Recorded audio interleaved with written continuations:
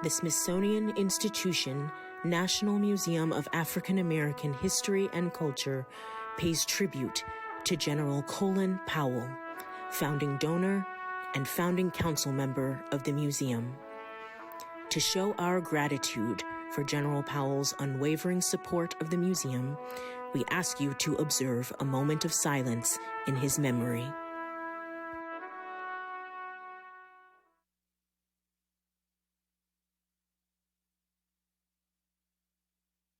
Welcome to the National Museum of African American History and Culture's Fashion Symposium.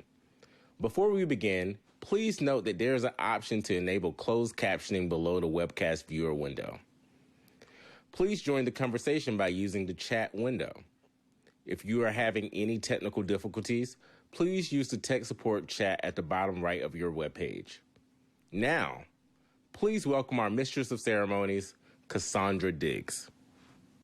Greetings and welcome to the Fashion Culture Futures African American Ingenuity, Activism, and Storytelling Symposium, brought to you today by the National Museum of African American History and Culture and Cooper Hewitt.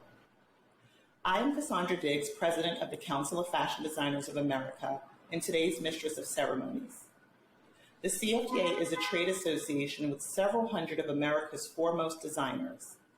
We exist to support the expansion and global recognition of American fashion designers worldwide. Thus, I am delighted to share in today's seminar that spotlights the ingenuity, activism, and storytelling of African Americans through fashion. Both the work of the CFDA and the National Museum of African American History and Culture aim to provide awareness and acknowledgement of the pivotal role African Americans play in the American culture. Today's series of panels that each include a Q&A will have insights from an array of experts and thought leaders. But before we enjoy the panelists, please allow me to introduce messages from the 14th Secretary of the Smithsonian Institution, Lonnie G. Bunch III, the Andrew W. Mellon Director of the National Museum of African American History and Culture, Kevin Young, Editor-in-Chief of The Cut, Lindsey Peoples-Wagner, and the National Museum of African American History and Culture Senior Curator of Culture, Elaine Nichols. Hello, I'm Lonnie Bunch, Secretary of the Smithsonian Institution. Welcome to today's Fashion, Culture, and Future Symposia, hosted by Cooper Hewitt, Smithsonian Design Museum, and the National Museum of African American History and Culture. We're thrilled you're joining us today to explore new perspectives on how African American ingenuity, activism, and storytelling manifests through fashion. The history of fashion and the history of race are closely intertwined. I think of that George C. Wolfe quotation, "God created black people and black people created style." Black style, black culture, black design, black creativity, all these have changed the trajectory of our country's relationship to fashion. Yet, despite the enormous influence of communities of color, we still see a pervasive lack of representation across race, gender, and body type in the fashion industry. Negative stereotypes persist in media, advertising, and design. And the fashion industry itself includes a troubling lack of diversity, especially in its positions of power.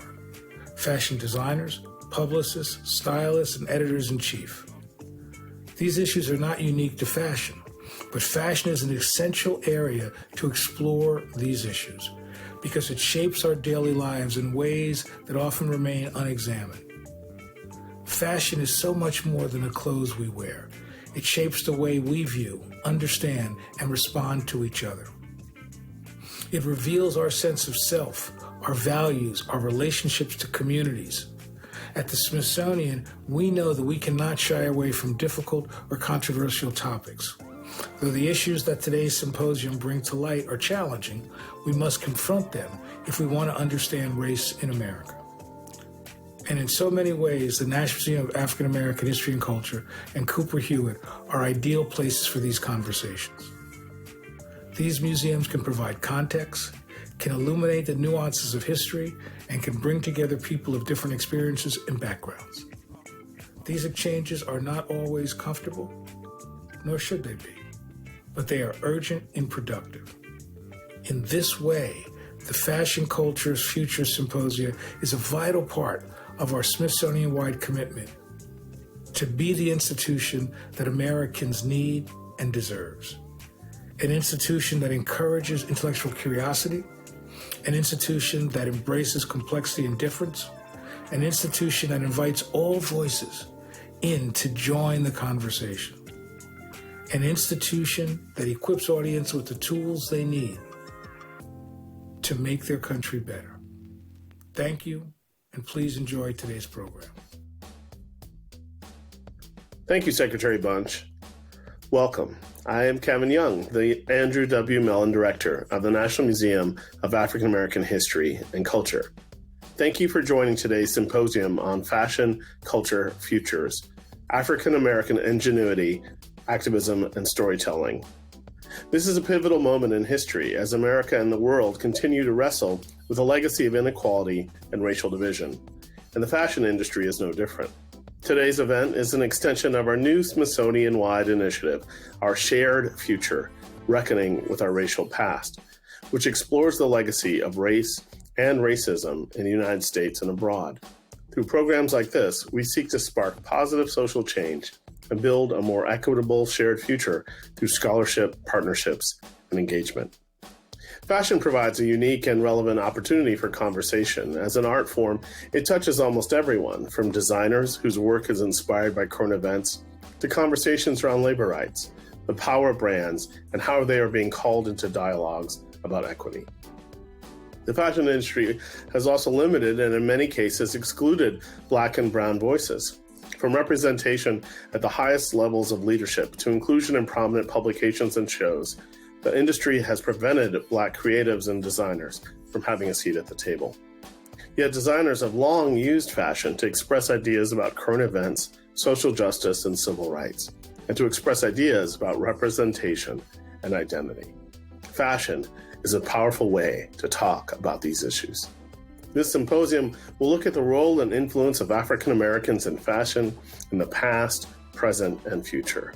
Our panelists consist of an interdisciplinary community of scholars and activists, stylists, designers, authors and entrepreneurs, and thought leaders who are redefining the world of fashion. At the National Museum of African American History and Culture, we remain committed to having meaningful conversations about race and strengthening our connections to each other. Thank you for joining today in that conversation. Hi, everyone. My name is Lindsey Peoples-Wagner. I am incredibly honored to give some short remarks today, and I just wanted to say that I am super excited for this 2021 Fashion, Culture, and Futures African American Ingenuity, Activism, and Storytelling Symposium. I'm so sad that I can't be with you all in real life, but I really wanted to just say that I am super honored and so excited for everyone to be part of this, as it's such an important part, an integral moment for people of color, and specifically Black people, to understand our culture, where we've come from, and our progress and where we're going.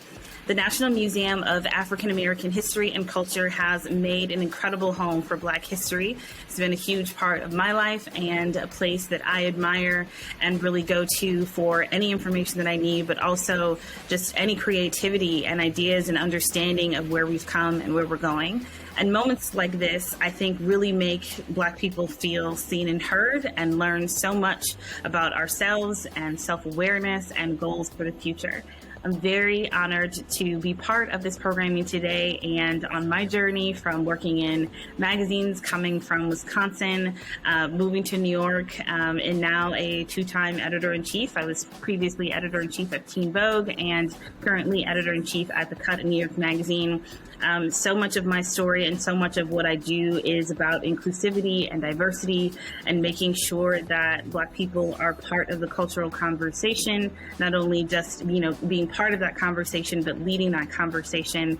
And I really believe that events like this, make that possible. And so I hope you enjoy today, and thank you all so much. Dr. Carolyn Mazlumi, noted quilter and quilt scholar, says, "Art has the capacity to touch the spirit, engage, educate, and heal in ways that words alone cannot. And I would add that fashion is one of the most powerful and popular art forms in global culture.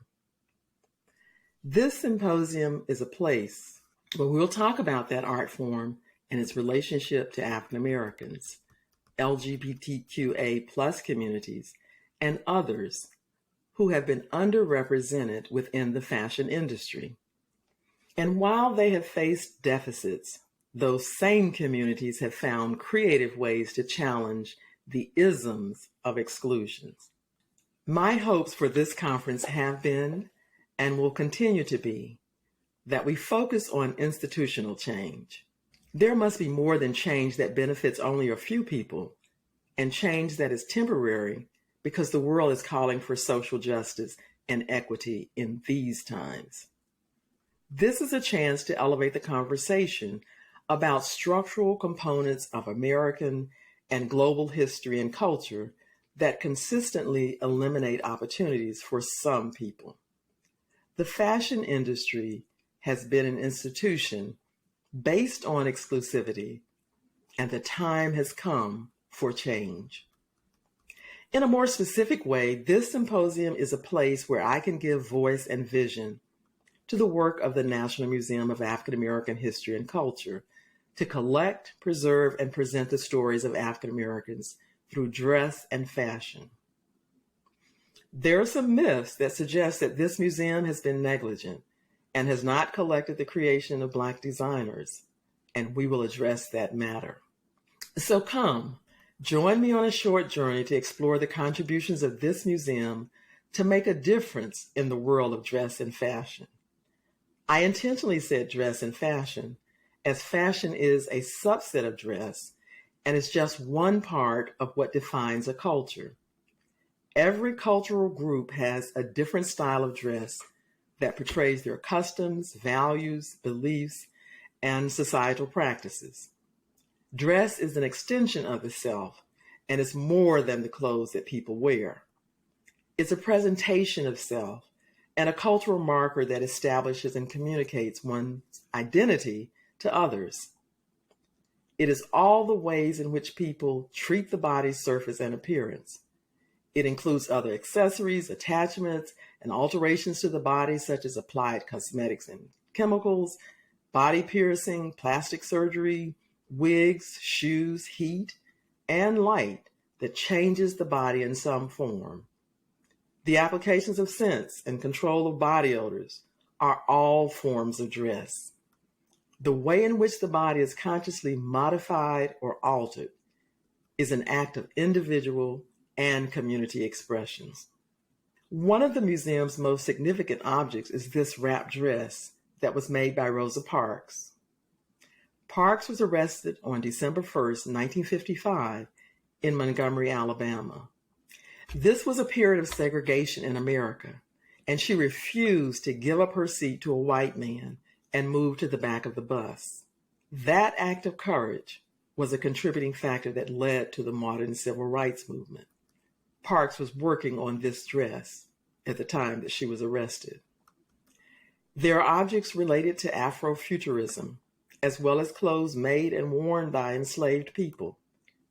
And there is jewelry created by Art Smith and his mentor, Winifred Mason.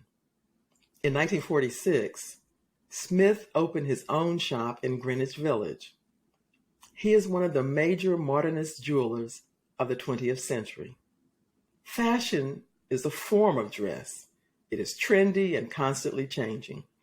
It tends to be more dynamic than practical and leans towards the dramatic and unusual rather than the understated and everyday. Fashion is temporary and usually created by a designer or by a manufacturer. It plays a role in most people's lives as it expresses their personality and style, and it helps them fit in or stand out. Fashion speaks to what is popular in clothes, accessories, furniture, and more. It is about change and innovation and different modes of adornment during a particular time. While it focuses on prevailing trends of the present, it projects a vision for the future and what is to come. We have incorporated dress and fashion throughout the museum, in our exhibitions, and on our website. Our museum has been collecting and talking about dress and fashion since 2007, when we acquired the Black Fashion Museum collection, which was founded by Lois Alexander Lane in New York City in 1979. It contains over 2,000 fashion and dress-related objects that we're currently processing. I'll say more about Lois Alexander Lane in just a moment. The National Museum of African American History and Culture has a number of important African American designers in our collections, from Arthur McGee, Zelda Wynn, Stephen Burrows, Patrick Kelly, and Willie Smith, just to name a few. But I would like to stop and say a little bit about Willie Smith. Willie Smith's impact on the business of fashion was groundbreaking and really created a major shift in the industry. In 1983, his Street Couture collection presented stylishly tailored, gender-neutral silhouettes of loose, comfortable clothes that were designed for the masses.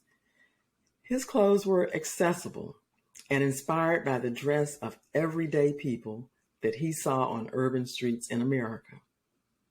The fashions of Willie wear were, as Smith described them, affordable luxury. Willie Smith helped to open doors for other designers who did not fit the mold of an American fashion designer. In addition to these and other Black designers, we have 4 major fashion collections related to African American women who transformed the fashion industry in America and abroad. They are Eunice Johnson, Ophelia DeVore, Lois Alexander Lane, and Anne Lowe. Through the Ebony Fashion Fair, Eunice Johnson created spaces for Black designers and models to exhibit their talents. By making others aware of these individuals, she subsequently contributed to greater economic opportunities for them. Johnson also made couture fashion available to a broader range of African American consumers.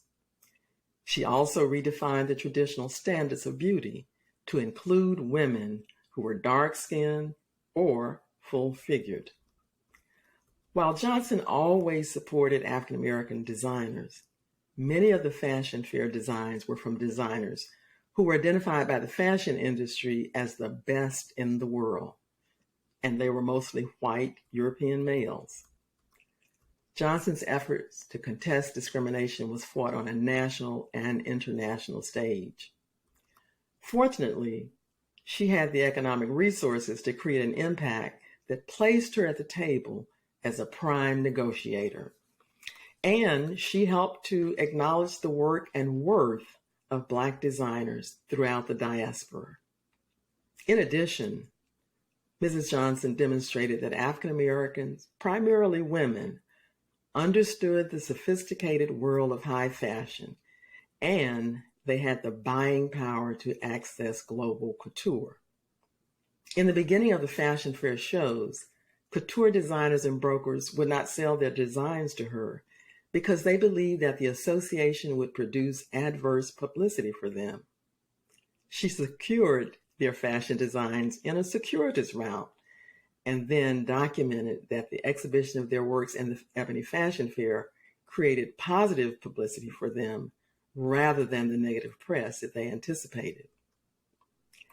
As a buyer, Johnson subsequently spent between $1 and $1.5 million each year on the fashion fair collections. Eventually, the world's top designers recognized her as a major contender, and they realized the significance of Black buying power. In 2015, the museum acquired more than 45 Ebony Fashion Fair garments from the Leslie Hyman auction in Chicago. In keeping with Mrs. Johnson's focus on exposing her audience to couture designers, there was a mix of Afro-diasporic, European, African American, and American designers, with 10 of those designers being Black: Stephen Burrows, Eric Gaskins, C.D. Green, Patrick Kelly, Byron Lars, B. Michael, Tracy Reese, Fabrice, Bruce Oldfield, and Kate Mack. Others included Pierre Cardin, Christian Dior, Anne Klein, Dolce & Gabbana, Halston, Yves Saint Laurent, Mary McFadden, and Issey Miyake. Ophelia DeVore was a very striking beauty who began her career as a model. It was unplanned and brief. The Edgefield, South Carolina native relocated to New York to further her education. Friends suggested that she try modeling as she enrolled in a modeling school where she took classes on modeling as well as charm. As one of the first recognized African-American models, she would go on to become a successful businesswoman when she established a school to provide women and men of color with the skills to enter the field of modeling. She wanted to make sure that when modeling opportunities became available to people of color, that there were models who were prepared to step into those roles. Both DeVore and Eunice Johnson founded cosmetic companies to provide models with appropriately colored cosmetics. It was difficult for people of color to find cosmetics that matched their many different skin tones. In 1946, she and 4 friends, Marie Mayo, Albert Murphy, Rupert Callender, and Charles Mayo, established the Grace Del Marco Modeling Agency. The company name was an acronym for their individual names, as well as the virtues that they wanted to be associated with African American style: grace and elegance. 2 years later, she founded the Ophelia DeVore School of Modeling, which lasted for more than 60 years. By 1959, she expanded her influence to Europe. 2 of her models, Cecilia Cooper in 1959 and LeJeune Hunley in 1960, won the Miss Festival Beauty Contest at the International Cannes Film Festival. It was a first for any American. Other graduates of the DeVore Modeling School included Diana Carroll, Richard Roundtree, Cicely Tyson, and Helen Williams. During the 1950s and 1960s, Williams was the most successful Black American model, appearing in ads for a number of major companies. Ophelia DeVore helped to change the global beauty standards that excluded people of color, and she helped to create new opportunities for African American models in the fashion industry. Lois Alexander Lane was determined to teach others about the presence of African Americans in the world of fashion, not in minor roles, but as influences from the 19th century forward. In addition, she wanted to train and create opportunities for young African Americans to enter the fashion business. She created the Black Fashion Museum, which was an extension of the Harlem Institute of Fashion. The museum was her way of proving that African American contributions were not an anomaly, but a consistent reality. A native of Little Rock, Arkansas, Lois Alexander Lane was a Renaissance woman with broad intellectual interests, and she excelled in many different areas. The Hampton University graduate worked for Housing and Urban Development, or its predecessor, from 1942 to 1978, when she retired. She was a fashion designer, a photographer, the owner of 2 boutiques, the founder, administrator, and instructor of a fashion school, and several national organizations. She was an events planner, fashion stylist, artisan of style, an innovator, wife, mother, and community leader. She was a confident and astute businesswoman who knew how to motivate others. Lois Lane dedicated her life to educating people about the contributions of Blacks in fashion and encouraging young African Americans to dream about and to realize their visions of becoming designers. In 2007, she and her daughter, Joyce Bailey, donated the Black Fashion Museum to the National Museum of African American History and Culture to preserve her work in developing this unique museum. Lois Alexander Lane left an important legacy that is a cultural and historical resource. It is the personification of her vision to inform people about the accomplishments of African American designers, dressmakers, milliners, and models. And one designer who was part of the Black Fashion Museum was Anne Lowe. The National Museum of African American History and Culture has a significant collection of Anne Lowe gowns and dresses, and a major portion of that came from the Black Fashion Museum. Our museum has continued building on that collection by acquiring other Anne Lowe dresses and gowns. Anne Lowe was one of the first African American fashion designers of note. She is perhaps best remembered for designing the wedding gown and bridal party dresses for Jacqueline Bouvier when she married the then Senator John F. Kennedy in 1953. Lowe did not receive formal credit for the work. When asked about the designer, Mrs. Kennedy acknowledged that it was made by a Negro. A native of Clayton, Alabama, Anne Lowe learned to sew from her mother and her grandmother. Both women were highly skilled dressmakers.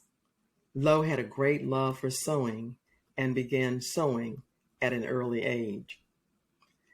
As a very young woman, she moved from Alabama to Florida, where she started her first shop, Annie Cone. In 1928, she moved to New York, where she initially struggled to establish herself as an independent couture designer. She worked on commission at some of America's best luxury department stores and design houses, including Neiman Marcus, Saks Fifth Avenue, Henri Bendel, and Chez Sonia. She designed clothes for America's most affluent families, the Rothschilds, the Rockefellers, the Auchincloss, the DuPonts, and the Vanderbilts. In 1946, Olivia de Havilland wore a gown designed by Anne Lowe to the Academy Awards. At the time, it was customary for the fashion house or shop, and in this case, Sonia Rosenberg, to be given credit and not the designer.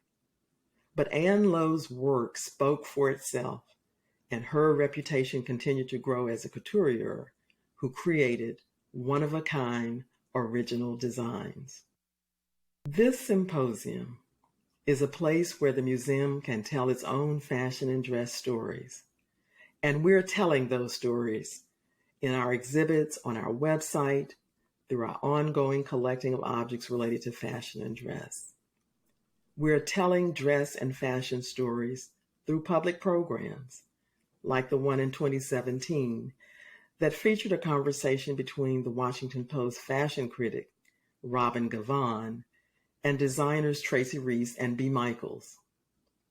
Today's symposium, Fashion, Culture, Futures, African American Ingenuity, Activism, and Storytelling, is a continuation and a compilation of the many dress and fashion stories that make up this museum. And now, we will begin with our first panel on the historical influence of Blacks in American fashion. It is moderated by Dr. Diana Baird Njai, with Elizabeth Way, Dr. Jonathan Michael Square, and Gary Lampley.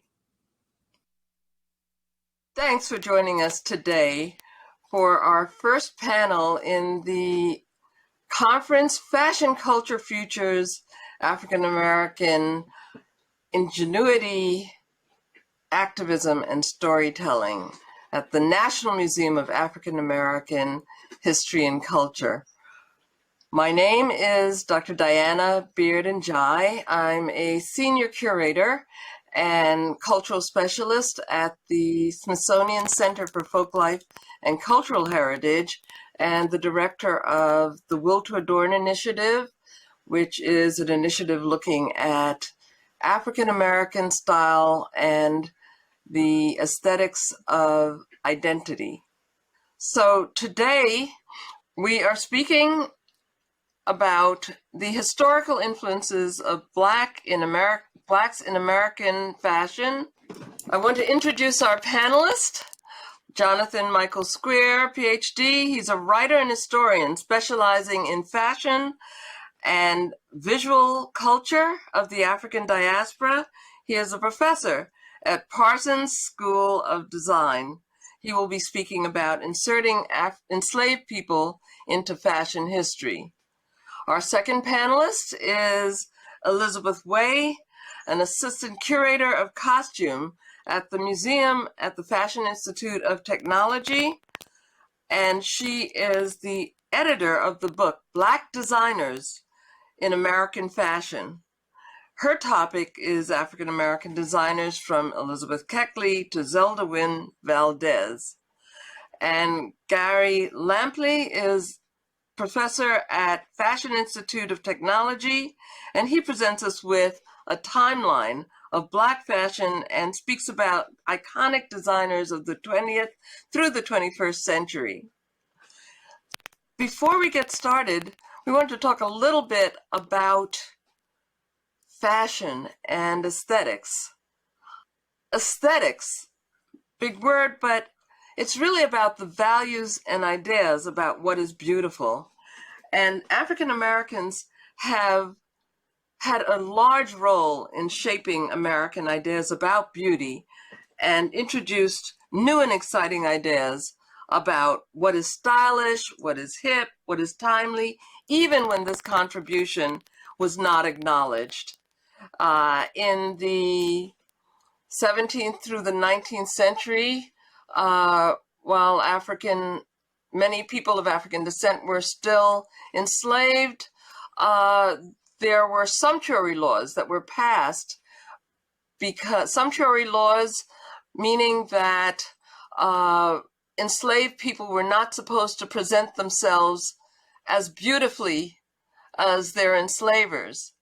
And one of the ways that African Americans have subverted the kind of discrimination against our bodies is by styling out, by presenting ourselves beautifully, innovatively, and it's part of the culture, that will to adorn. So what is an African American style? Where does it come from? And what have African Americans contributed to American fashion?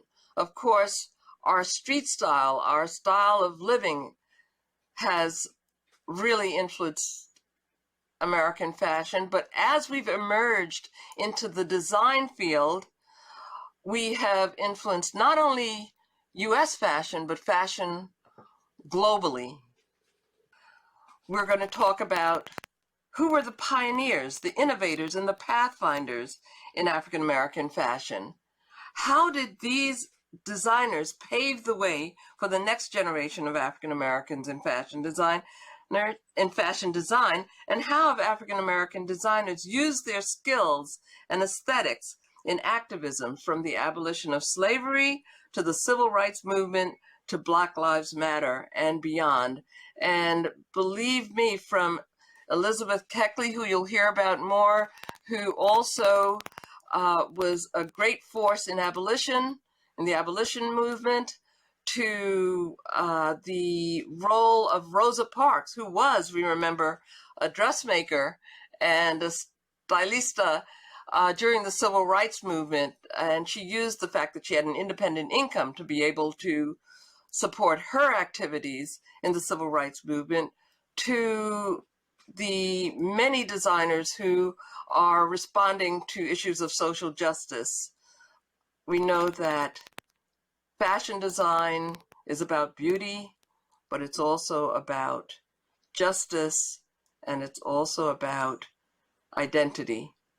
With that, I'm going to introduce again Dr. Jonathan Michael Square, who will talk to us about inserting enslaved people into fashion history.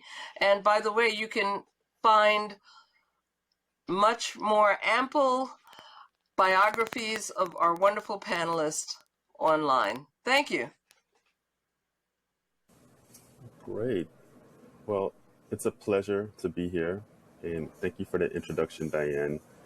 Today in my talk, I will argue that enslaved people's technical skills and creative ingenuity laid the groundwork for the genesis of the American fashion industry. So when I often talk about my research, the reaction that I get from people is that it's very niche or esoteric, but it's actually not hard to find examples of early Black fashion makers who used their sewing skills as a means of gaining more autonomy in slave societies.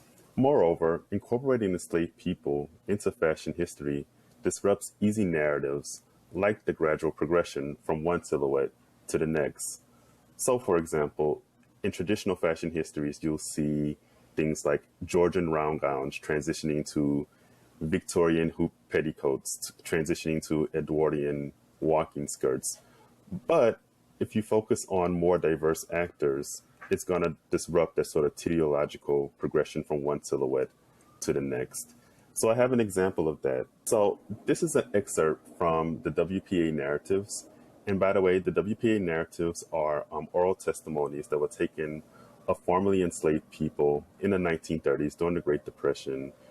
And they're free and available online. Anyone can access them. This excerpt is from a formerly enslaved woman named Hattie Thompson. It was taken in Whitener, Arkansas. She was 72 at the time. And I'm just going to read this really briefly. When I was a child, patching and darning was stylish. As soon as washing was brung in, the clothes had to be sorted out and every snag place patched nice. Folks had better made clothes and had to take care of them. Clothes don't last no long now. White folks had fine clothes, but they didn't have 9 as many as white folks do now. So what I want us to take away from this excerpt is that, she's talking about the 1860s and 1870s. During that time, the dominant style was Victorian gowns and suiting. Not exactly, a time when patching and darning was the dominant aesthetic. So again, it's considering enslaved people's dress sort of disrupts easy narratives about transition between silhouettes. So the next figure that I want to focus on is a slave woman named Charlotte. Charlotte was one of several seamstresses that worked at Mount Vernon, and her primary responsibility was making and maintaining Martha Washington's wardrobe. There's been a lot of work done on another enslaved seamstress at Mount Vernon. Her name was Ona Judge. There's a book by Erica Armstrong Dunbar. She's done a lot of work on her, but there's also a lot of documents on Charlotte. And there's one particular episode that I want to focus on.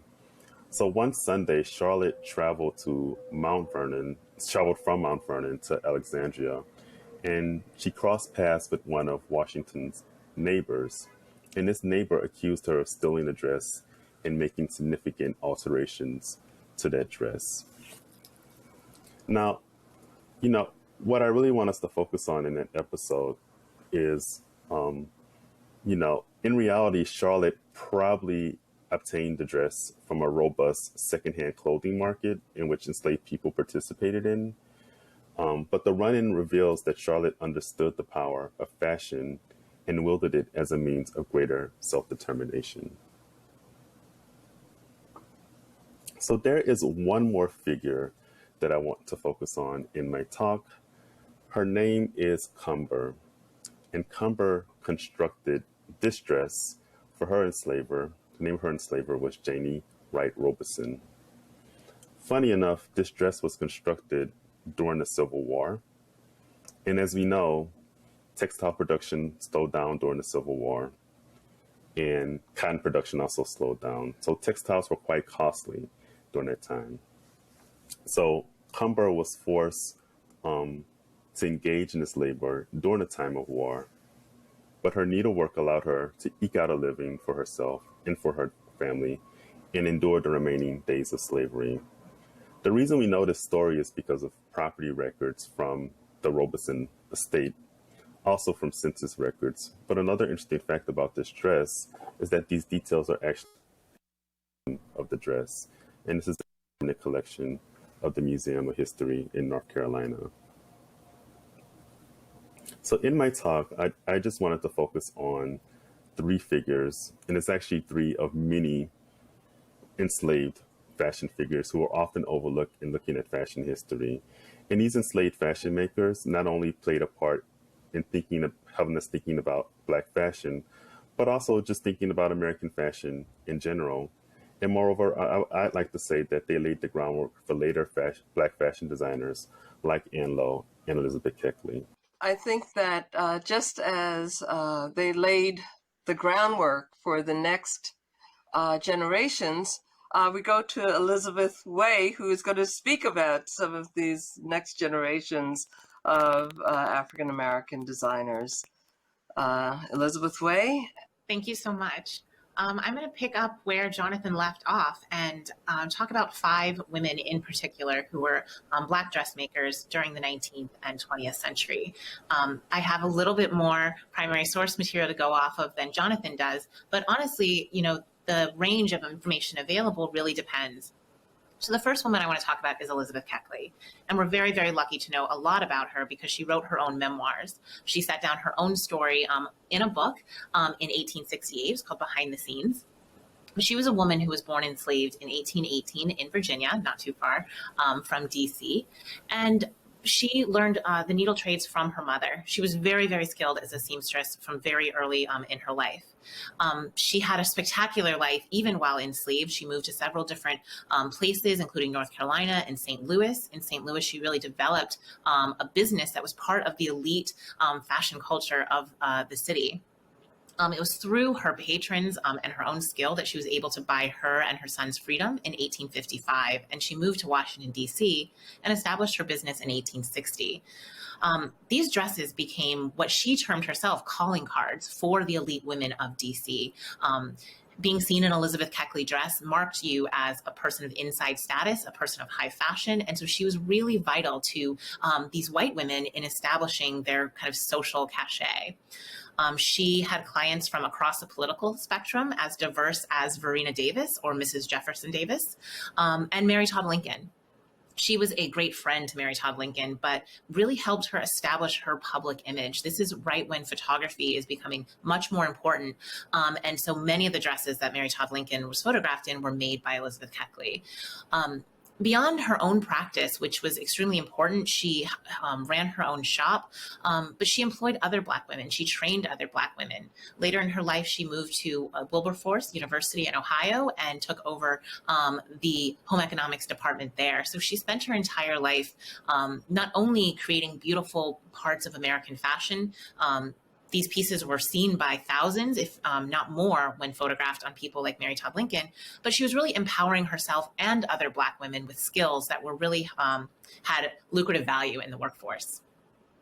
So another piece I'd like to discuss was donated to the National Museum of African American History and Culture through the Black Fashion Museum collection by Lucy Cordice, who herself was a fashion designer in Boston. Her grandmother, Lavinia Price, had been enslaved, had very advanced skills, and after her freedom and moving to Boston, she made this. So we think again about how important it is for Black people to adorn themselves, to participate in fashion. They're setting the trends, they're participating in the trends, they're lagging behind the trends, just like every other kind of person in America. But you see how women can fashion their own selves, their own identities. And while we don't know exactly who Lavinia Price is, she might have been a woman listed in the 1910 census who was born in Alabama in 1857. And she would have been about 53 years old if she is in fact this person at the turn of the century.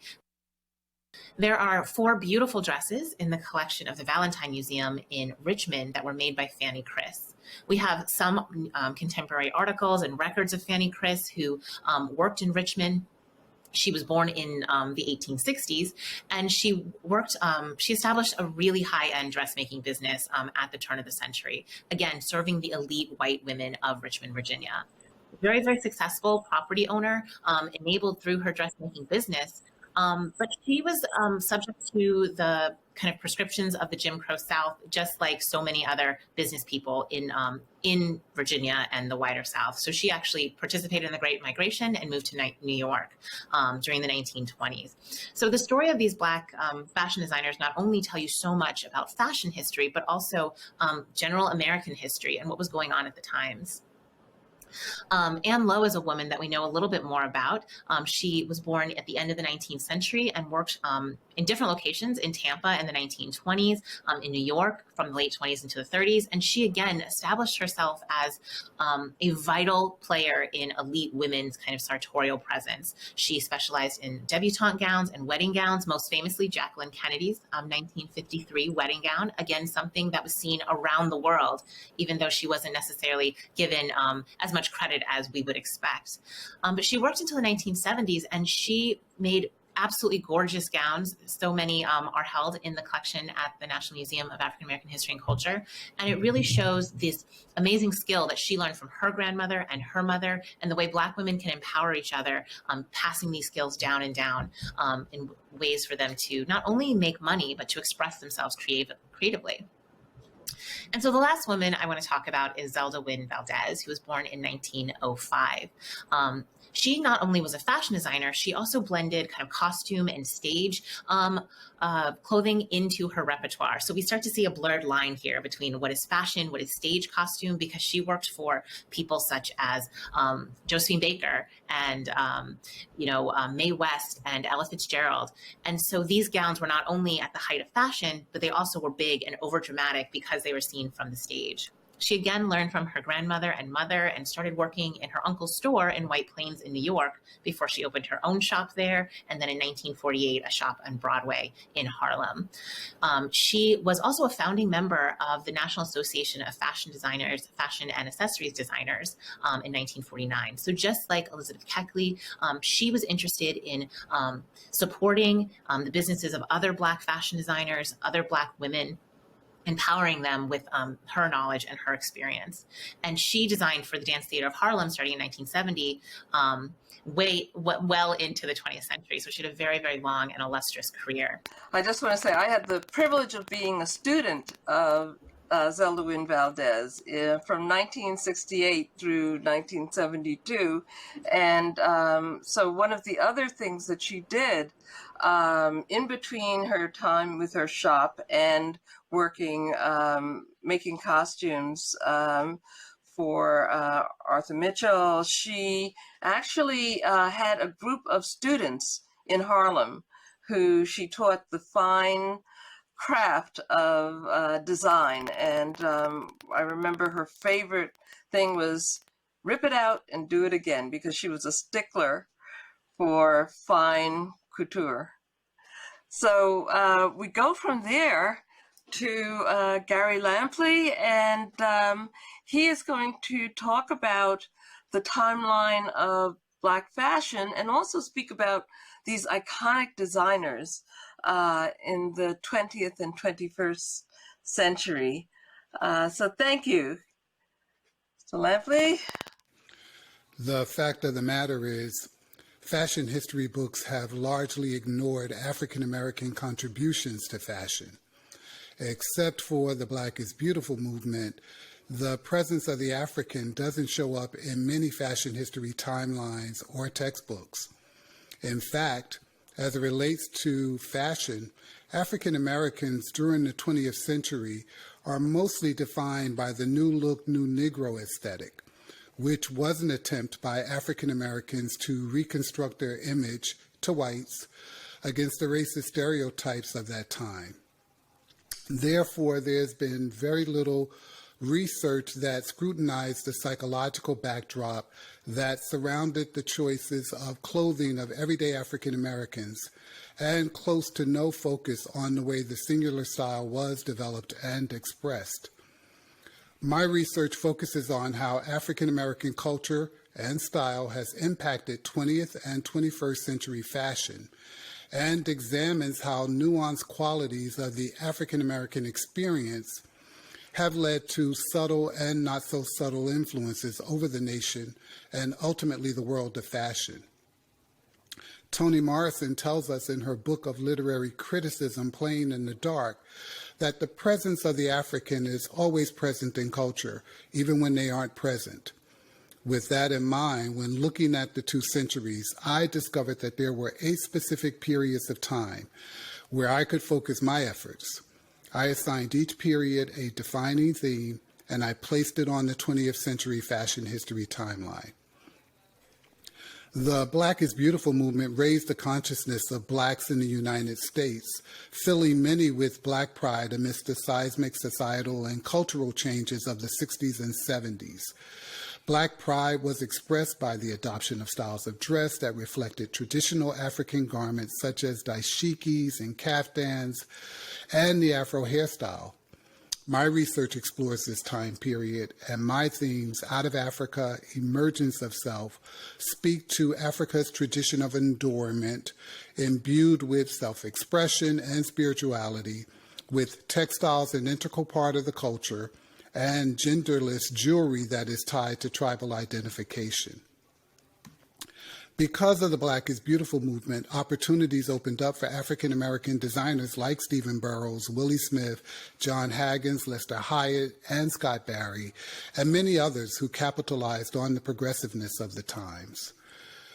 Newark, New Jersey native Stephen Burrows is the most celebrated African American designer of all time, and was one of 5 American designers invited to be a part of a collaborative fashion benefit that the United States and France held at the Palace of Versailles, where Burrows and American fashion became an international sensation.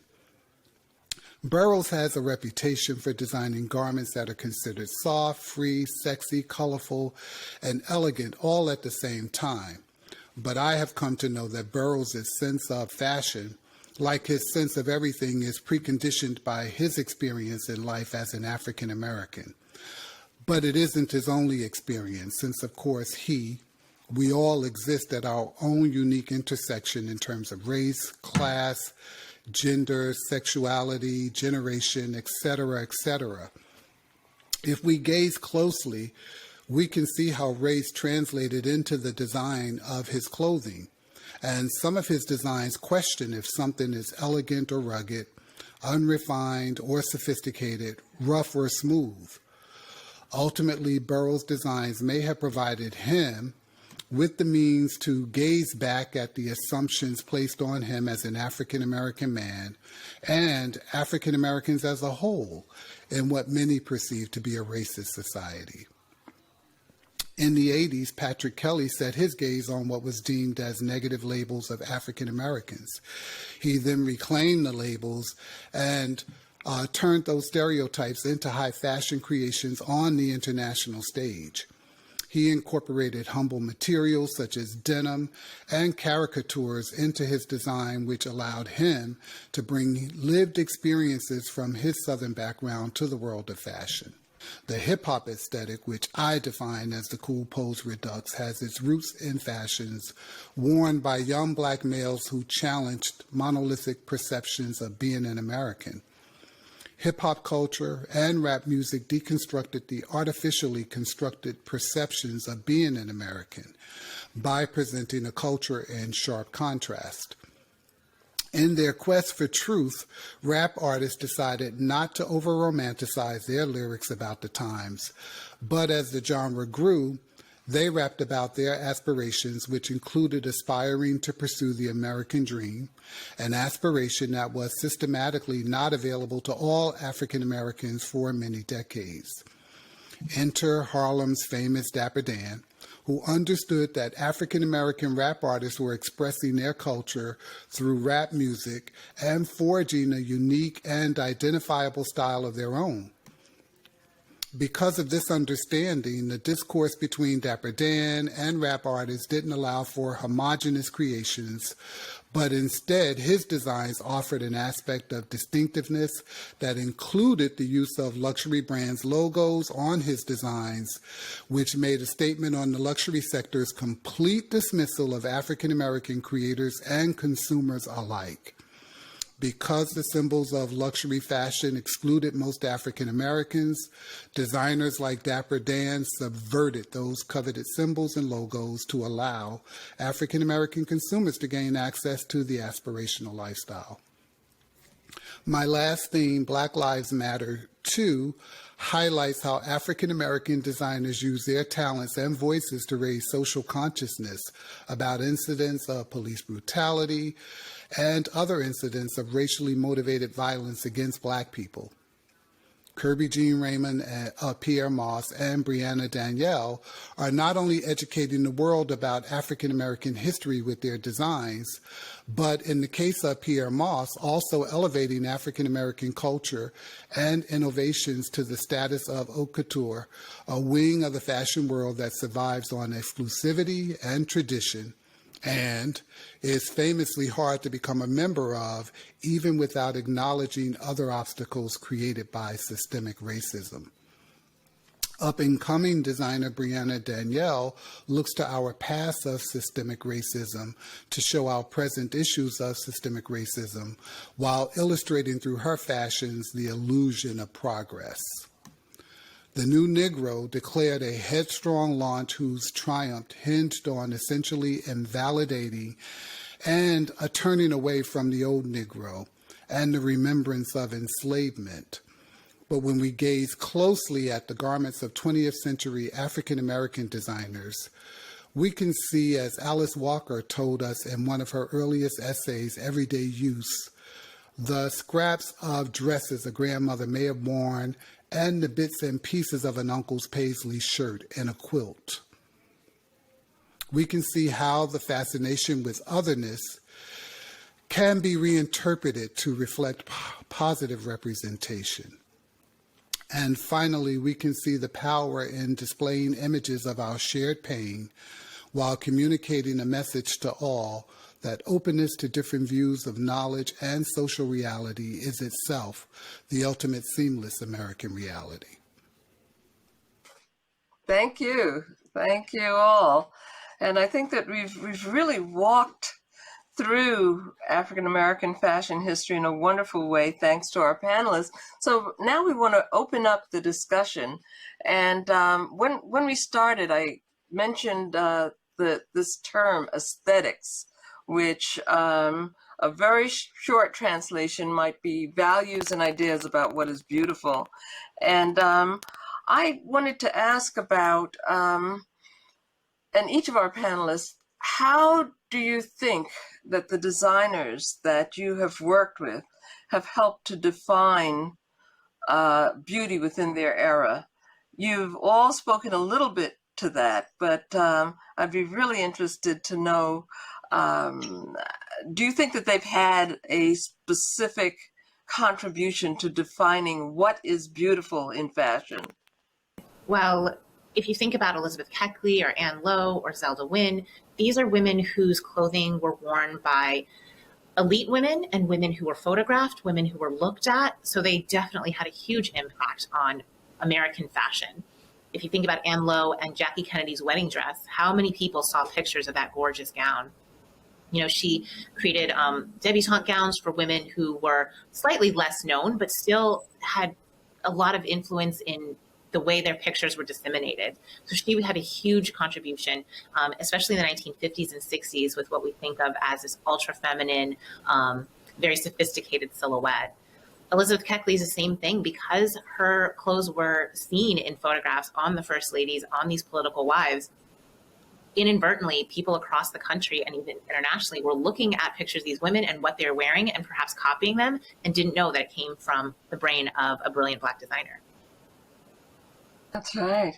Yeah, and even if we, thank you. And even if we look back further, I'm going to ask you, Jonathan, about, did you see or did you read in any of the narratives about some of these issues of African Americans? I noticed in your story about Cumber, and in many of your stories, you talked about how people would look at folks and say, oh, in essence, you're dressed too well, or, you know, you must have taken that from somebody.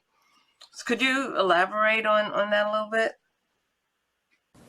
Absolutely. I feel like the condition of African Americans, or in my case, enslaved people, it all hinges on the visual, on how they look.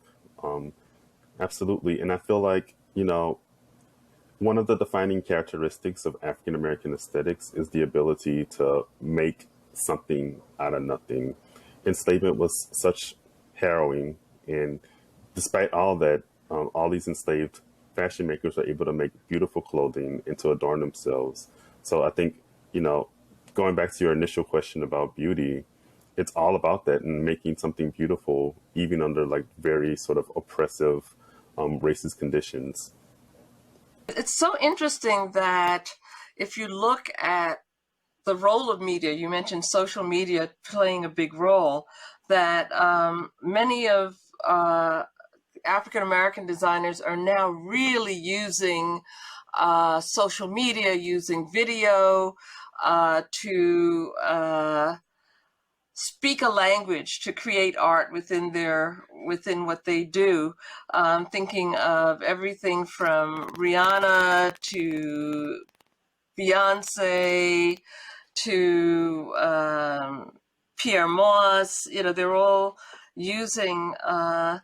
So my first question harkens back to what both Elizabeth and Jonathan were talking about way back at the beginning when, as you mentioned, Liz, these were public figures that were wearing the clothing at the birth of photography. So can you talk a little bit more about how visual culture, and I'd love to ask this of everyone, how visual culture helped to amplify the voices and the recognition of African American design, even though it wasn't being recognized as much as it should be? Well, as I said previously, these women were photographed, and these photographs were disseminated. Cabinet cards and the such. These were things that were passed around almost in the same way that social media is used now. They were passed around for souvenirs. People bought photographs of famous women. But I also think it's important for women like Keckley and later Lowe is that they themselves were photographed. They were photographed and shown to be stylish. We can assume that they had a hand, if not completely made the clothing that they wore. And they projected themselves as women who were sophisticated, who were stylish, especially Anne Lowe played with a lot of the tropes of what we think of a fashion designer should look like. Very severe in her chic black dresses and her hats. So these women, their clothes weren't just photographed. They weren't just benefited in that way. They harnessed the power of the visual image to market themselves as fashion designers. So Jonathan, would you like to talk about that a little as well, even during enslavement? Yeah, just thinking about your question, I'm thinking about Sojourner Truth and how she sold carte de visite of herself and how she sort of wielded the power of photography to really, one, fight for abolition, but also sort of shape her identity as a public intellectual and abolitionist. The same is true for Frederick Douglass, who, as many of us know, was the most photographed man in the 19th century, more so than any American president in the 19th century. He understood the power of his visual presence and sort of used that to his advantage. And I even think about someone like W.E.B. Du Bois. Like, he was photographed throughout his life. Like, his photographic archive is vast. So all these early civil rights leaders and abolitionists understood the power of fashion and the power of photography and used it as a tool to fight for more freedom and greater self-determination. Well, we have one more question, and I'm going to ask Gary Lampley to start this one out. And this is about the future, that we've talked about the basis and the beginnings of African Americans in fashion. And what's the trajectory? Where do you see the future? If you're following these lines, of fashion history towards the future, what are the themes that have been the through lines, and where do you see them going in the future? And these will be your closing statements. I think the answer to that question is perhaps twofold. First, I would say that as it relates to the consumer aspect of purchasing product, I think that obviously African American consumers are much more concerned with the DNA of a product today and are obviously looking for products that have been designed by people who look like themselves. And so that's good news for the trajectory of any brands that are launching today headed by African Americans. I would also add that with that concern about the DNA of a product, many consumers are also leveraging their buying power by making sure that they vote with their dollars and that they are also placing those dollars with those brands that are headed up by African Americans. And then the second point that I want to touch upon would be the fact that even as we move forward and we are looking for, where we are going from this point on, I think that it's really important to look back and to make sure that we have cultural institutions who are telling our story. For the most part, it's been pretty non-existent in this industry. As I mentioned in my presentation, many fashion history books really don't speak much about the contributions of African Americans in fashion.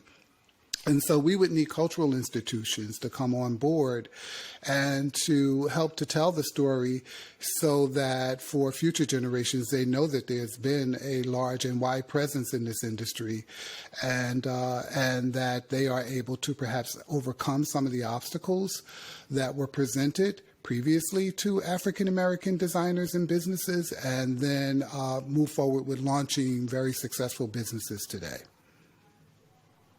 Jonathan, would you, I said basically the same question about where do you see this trajectory leading from the skills and the artistry and the presence of African Americans in design and in dressmaking? Where do you see that in the 21st century? Yeah, that's a great question. I'm very much a historian, someone who thinks about the 18th and 19th centuries, but I'm also someone who's very much interested in the 21st century and social media. So the same way, as Liz mentioned, Elizabeth Keckley sort of, had images of herself. She was crafting an identity using photography, or same with Frederick Douglass or Sojourner Truth or W.E.B. Du Bois. Present day designers are doing the exact same thing, but they're using different mediums. They're using Instagram, they're using Twitter, they're using their social media followings. And so you can think of an Instagram post as being like a 21st century calling card or carte de visite. So someone like Pierre Moss or Telfar Clemens or Aurora James wield social media in the same way that someone like Sojourner Truth or Frederick Douglass might have used a carte de visite or cabinet card. Thank you. And unfortunately, some of the challenges have not gone away. We're still, in some ways, living out the social truths and the social challenges that were available, that were around even then, unfortunately, in looking at our identities and the honor and dignity and respect for people of color. Elizabeth. Well, like Jonathan, I'm a historian and a curator, so I like to focus on the objects that we still have from these great designers and how we can incorporate them into contemporary society through exhibitions, but also through social media. Because one of the things that women like Zelda Wynn, Elizabeth Keckley, and Anne Lowe knew was that they come from a very long lineage of Black fashion. They knew it because, the dressmakers that Jonathan talked about, those were women in their families. And so the more we can spread this history, which everyone on this panel is working so hard to do, the more that current designers know that they are standing on the shoulders of giants, and they have just as much talent, just as much motivation to be a great designer as anyone else, because they do come from a very long, very rich legacy of fashion design that has had an enormous impact, not only on American fashion, but internationally as well. Thank you so much. And it's time that we're coming to a close now, but we want to first of all thank our wonderful panelists, because they've really given us an incredible perspective with which to look at African American fashion. We also want to thank the organizers of the symposium, especially our curator, Elaine Nichols, as well as the African American Museum as a whole, the National Museum of African American History and Culture as a whole, for giving us this very special look at the fashion industry and on the role of African Americans in fashion. And with that, I think we'll close out. Thank you. So, as we've heard from these wonderful speakers, we want to now turn to some questions that we have from our audience. And the first one is for Elizabeth Way. And we wanted to ask about whether you can touch on the importance of millinery and haberdashery in the Black community. And I want to remind the audience that this is being recorded and can be enjoyed later. Elizabeth? Millinery is, it was vastly important to women's fashion in the 18th and 19th century. It's not really until the mid 20th century that we see kind of hats play a lesser role in kind of everyday mainstream fashion. That being said, millinery has continued to be important in the African American community, especially around kind of church going. There's a very, very rich kind of ongoing culture of hat wearing among women, Black women. And so milliners have been really important as fashion designers. And they're women like Mildred Blount and others who had really important hat making shops. Millinery has not only contributed to the visual culture of fashion, but also, just like dressmakers, been means for employment, means for creating wealth, means for training other Black women. So definitely millinery is something very, very important. Not my kind of absolute specialty, but I definitely know that it is such an important part of fashion in the 18th and 19th century and continues to be today. Thank you very much. And so the next question is about the sumptuary laws, and how did American sumptuary laws of the 19th century impact the work of Black dressmakers and seamstresses and tailors? I'm going to ask Jonathan Michael Screer to talk to that. Absolutely. Enslaved makers were constantly working up against legal strictures to shaping the way they shape their fashion. So there were a lot of sumptuary laws that were passed in the 18th and 19th centuries that really sort of defined the contours, the way in which Black people were sort of dressing and adorning themselves. The one that jumps out at me, and I've done work on, is a law that was passed in the late 18th century in Louisiana that legislated Black women wearing head coverings.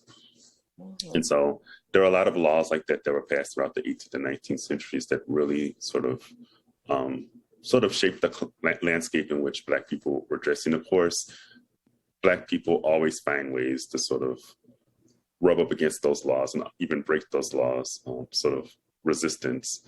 I even think about sort of anti-sagging laws that were passed in the 90s and early 2000s, how Black men, the way they wore their pants was legislated, and how the ways in which Black men find ways to sort of navigate those laws. So yeah, Black folks, even from the 18th, 19th, 20th, 21st centuries, are sort of navigating all these different laws to sort of shape the way we can or cannot dress. Thank you. Anyone else? Gary, would you like to elaborate on that? Or Elizabeth? Gary? I think that Jonathan covered that topic really well. We do know that those sumptuary laws did exist, in fact, to prevent perhaps a unique aesthetic display for African Americans, but they did certainly find ways around them, creating something from nothing. That's right. That's right. And I'll just add, because we have these sumptuary laws on the books, if the law exists, it means that people were breaking it. And so it really does speak to the creativity and self-expression and how fashion was such an important tool for Black people. Yeah, that's right. And in fact, there's a version of those sumptuary laws that still exists. How many Black men especially have been pulled over because they're dressed too well or because they have a fancy car or so on, and the assumption is that they didn't get that legally, so and as well as the Army, and in many places there's a lot of regulations about how women are going to wear their hair at the workplace. So these things are not historical in that sense. So the other thing I have, this is a question for, all of you again. What are some of the good resources for finding information about early Black dressmakers, tailors, and seamstresses, besides those that we've mentioned here, of course? I will make a short plug for my own book, Black Designers in American Fashion, because Jonathan Michael Square and Katie Knowles both wrote excellent chapters that go over their own research that focuses on the 18th and 19th century. So not only are both of those chapters really, really excellent sources, but looking at their biographies will give you a lot of really amazing information. I'll also say that Jonathan has a digital humanities project called Fashioning the Self in Slavery and Freedom, which you can find online and on Facebook and Instagram and Twitter. And he posts a lot of really amazing information about those early periods. Oh, great. And actually there's a follow-up question. Can you, this is a follow-up question to actually Gary about where can your timeline be found? It's a work in progress. Obviously, we are taking a look at what the historical timeline looks like and trying to certainly insert the presence of the African into that timeline and updating that timeline and the information that's in it so that people are certainly aware that we have had a major influence on fashion as a whole. So it's not available specifically anywhere. But there have been articles written about specific periods during the 20th and 21st century that relate to some of the topics that I list on my timeline. Thank you. So it's a work in progress. Correct. Great. Diane, can I actually go back to the previous question about resources? Yes, please. And thank you, Liz, for that plug. But there's so many great resources that are out there that are really untapped. I would say runaway slave ads have a lot of interesting information in it that people really don't consider. Slave narratives, like narratives written by enslaved people, are really helpful. There are a lot of travelers' accounts and newspaper articles. I'm speaking specifically about the 18th and 19th centuries. In the case of the 19th century, there's also photography and drawings that were published in books and newspapers. That's right. And with photography, those of us who are privileged enough to have some old photographs from our families, we ought to look at those, because that was a major way of within the family documenting the style, and so don't throw them out and digitize them and make sure that they're available. So we actually had a question again about specific examples of how enslaved Africans circumvented being forbidden to outdress their owners. This is back with the sumptuary laws again. Yeah, I mean, that question is related to the first question about sumptuary laws. I mean, there were laws that were passed that sort of said that enslaved people had to wear particular textiles, that they weren't allowed to wear like fine textiles. They had to wear what's often referred to as Negro cloth, which was like shoddily made textiles specifically for enslaved people. Also, I mean, there was social policing.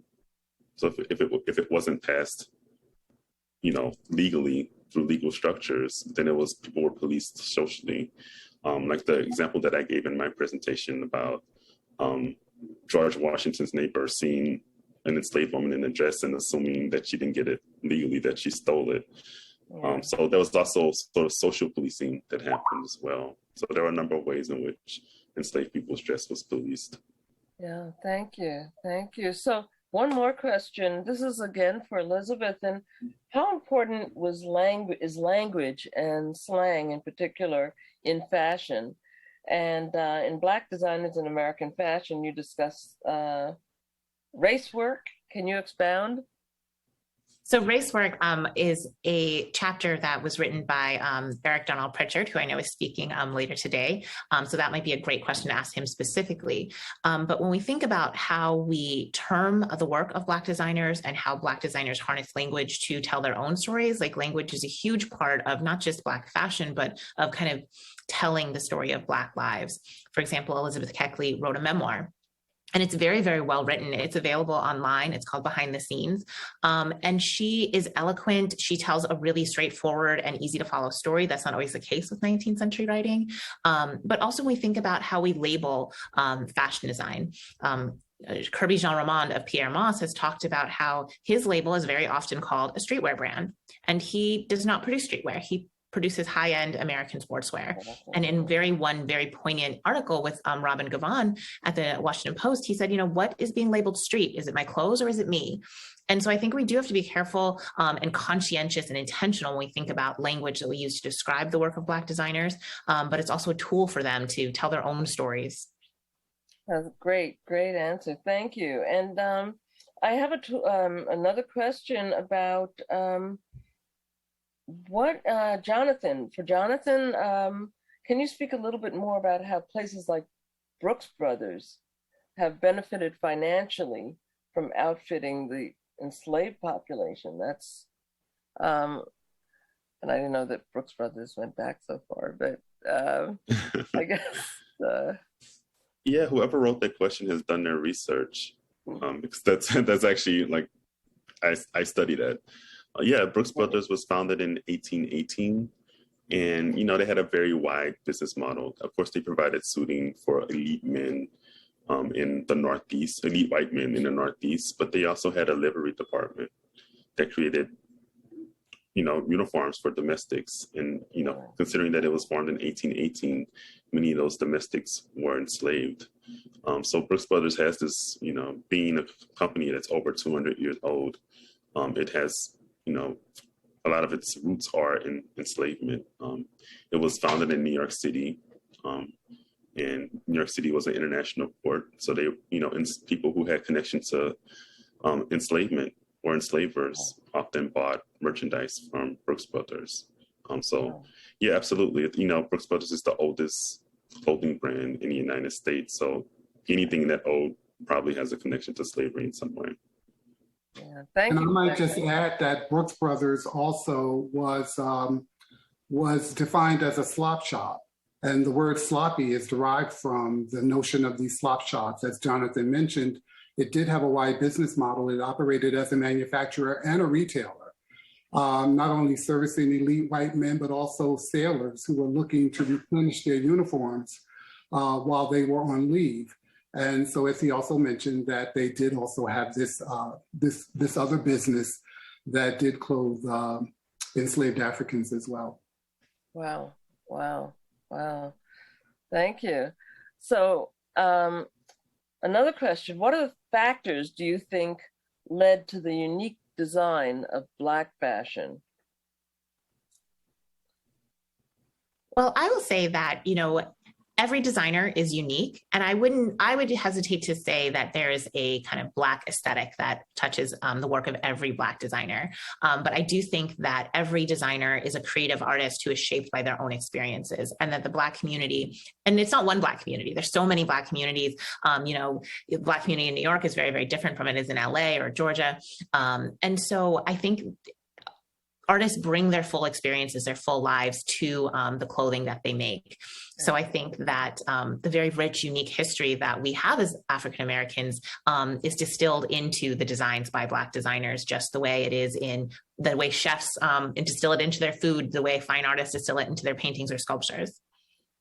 That's right. That's right. Actually, in the research that we've been doing at the Smithsonian on the Will to Adorn, which is on African American narratives, the idea of a Black aesthetic is not that there's one aesthetic, but that these aesthetics are related to the idea of freedom and self-expression, and are very much like the visual version of the way that Black oratory or music or so on, and the way that there's so many wonderful ways that we express ourselves and our individuality, but as a whole, as a community. So we have another question, which is for Gary. And how do you think Black mainstream designers have co-opted African-American culture and style? That's a good one. Well, we certainly have seen examples of it on both sides of the Atlantic, where we've seen designers who have appropriated Harlem Cool, who have certainly taken a look and reinterpreted hip hop, who have also offered up Sunday Best, who have perhaps looked at Hollywood starlets, Black Hollywood starlets, and co-opted those looks as well too.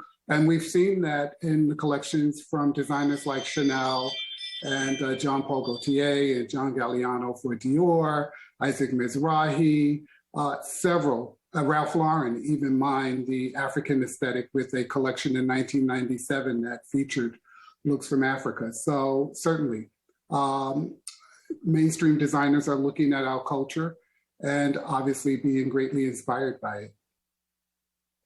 That's right. That's right.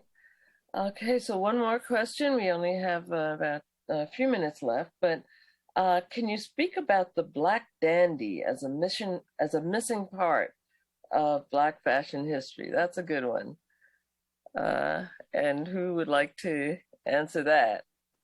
Well, I'll just say briefly that Monica Miller wrote an amazing book called Slaves to Fashion that focused on dandyism, not just male dandies, but female dandies as well. There's books, Dandelion is another book that focuses on more contemporary.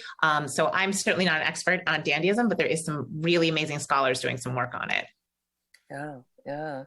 And I think that Black dandyism also is a part of the performance culture of African-American style, African-American fashion, which is really important. You know, one of the things that we realize is that, you know, every church, every community has its fashion show. And whether it be an informal fashion show or whether it be actually a fashion show, which is sort of like a visual concert. And you see it, interestingly, across the spectrum of geography and culture and gender and all sorts of ways. So that's a really interesting thing to look at. So I think that is, these are some of the questions that we have here.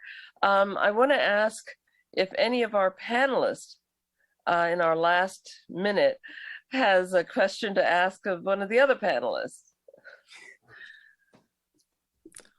I'm on the spot now. I will take a couple seconds if no one has anything else to say to name another really great resource available online is the Fashion and Race Database. So if you're looking for more information, that's also another great place to look for more information on Black designers and other designers as well. That's right. Thank you so much. And we're just about a minute out. And so we want to thank everyone again who has been a part of this wonderful, wonderful beginning to, it's going to be an exciting day. And also to remember to keep styling for all of you guys out there, and, you know, recognize and keep looking for more. Black fashion is here, it's expanding, it's wonderful, and it has very strong origins that we've seen here. So thank all of you, Gary, Elizabeth, Jonathan, for this wonderful start to our day and this incredible symposium. Thank you so much, Diana, for moderating us this morning. Thank you. Thank you, Diana. So we're going to move back into our next presentation, which is going to be coming up in the next few seconds here.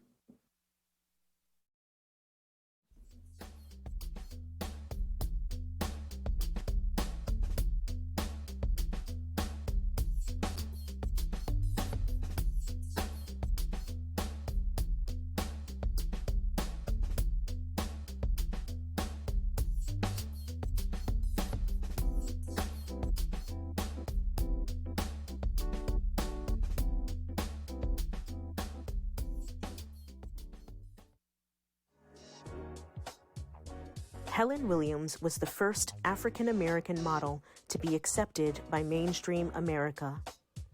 In 1960, she was considered America's most successful Negro model.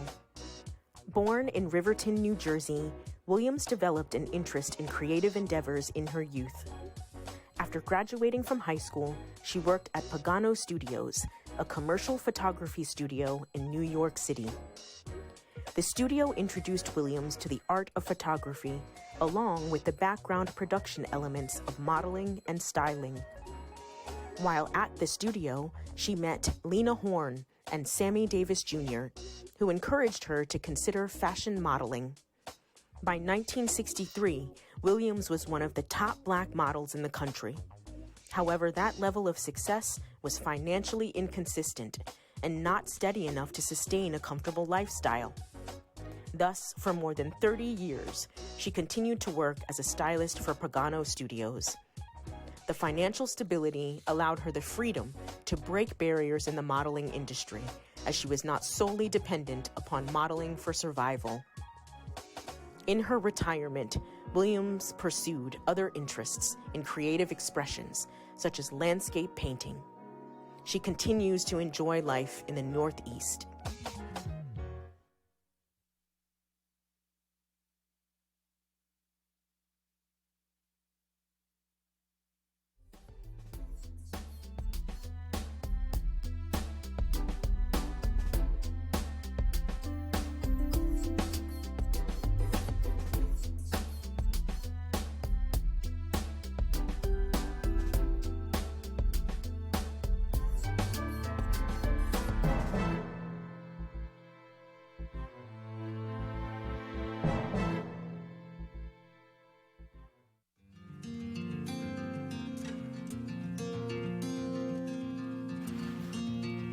For more than 30 years, Lillian Rogers Parks worked in the White House as chief maid and seamstress. She officially began working in 1929 during Herbert Hoover's administration and continued until she retired in 1960 under the Dwight D. Eisenhower administration. Parks's association with the White House began long before her employment. When she was just 12, she accompanied her mother, Margaret Maggie D. Williams Rogers, to the executive mansion.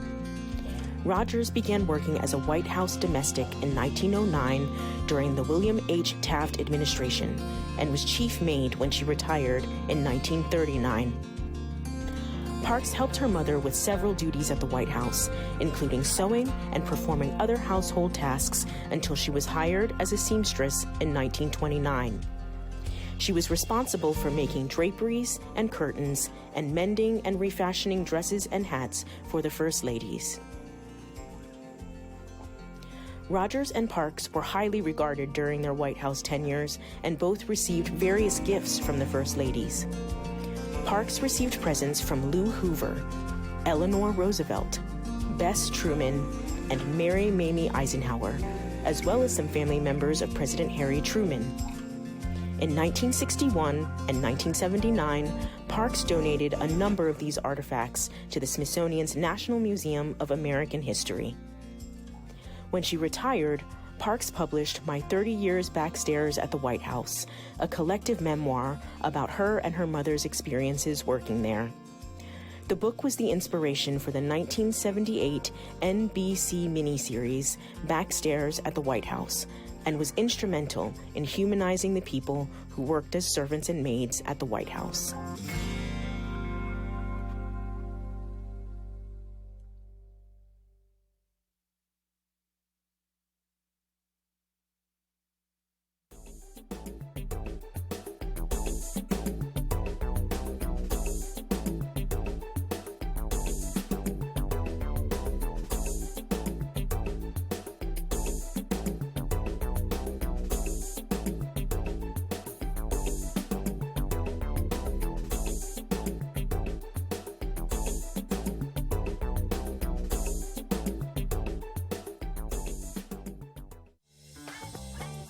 During the disco and mambo dance eras in the 1970s, the bold, contrasting, color-blocked designs of Stephen Burrows were highly popular. When he was just 8, his grandmother, Beatrice Simmons, a seamstress, taught him how to sew, although being a fashion designer was not part of his initial career plans. While in high school, Burrows made comfortable and fashionable clothes for his friends to wear to local dances and nightlife events. With a strong passion for the arts and creativity, Burrows enrolled in the Philadelphia Museum College of Art, planning to become an art teacher. By his second year, he headed to New York City to attend the Fashion Institute of Technology. Burrows graduated from FIT in 1966, and 2 years later opened the O Boutique at 19th Street and Park Avenue South. Around the same time, Geraldine Stutz, president of Henry Bendel, a New York City luxury department store, discovered Burrows' work and invited him to present a show in the store. In 1970, Burrows partnered with Bendel and opened the Stephen Burrows World Boutique at the store. His signature color block style attracted celebrity clients such as Diana Ross, Barbara Streisand, and Lauren Bacall. In 1977, the New York Times described him as the brightest star of American fashion. Burrows pioneered the use of jersey fabric to construct free-flowing, body-clinging designs that required minimal fabric and little to no seams. He is credited with the creation of the lettuce edge hem, an apparent result of a sewing accident by one of his staff. Burrows liked the crinkled effect and used it to create hems and layered designs. Among the many outstanding career highlights, Burrows is probably best remembered for his participation in the historic Battle of Versailles fashion show in 1973. The event, a collaboration between American fashion publicist Eleanor Lambert and Palace of Versailles curator Gerald Vanderkamp, was created as a fundraiser featuring top French and American designers to help restore the deteriorating palace. The show was held in the theater of the 17th Century Palace and included competition between French designers Yves Saint Laurent, Pierre Cardin, Emmanuel Ungaro, Marc Bohan, and Hubert de Givenchy, as well as American designers Oscar de la Renta, Halston, Bill Blass, Anne Klein, and Burrows. The distinctive high-caliber show produced by the Americans changed the historical narrative that French designers were the world's fashion trendsetters. They brought a fresh, highly charged presentation with music and models, several of them women of color, voguing across the stage. This overwhelmingly won the admiration and support of the attendees. In addition to Burrows' creative designs, his presence was groundbreaking. He was the youngest and the only African-American designer participating in this event.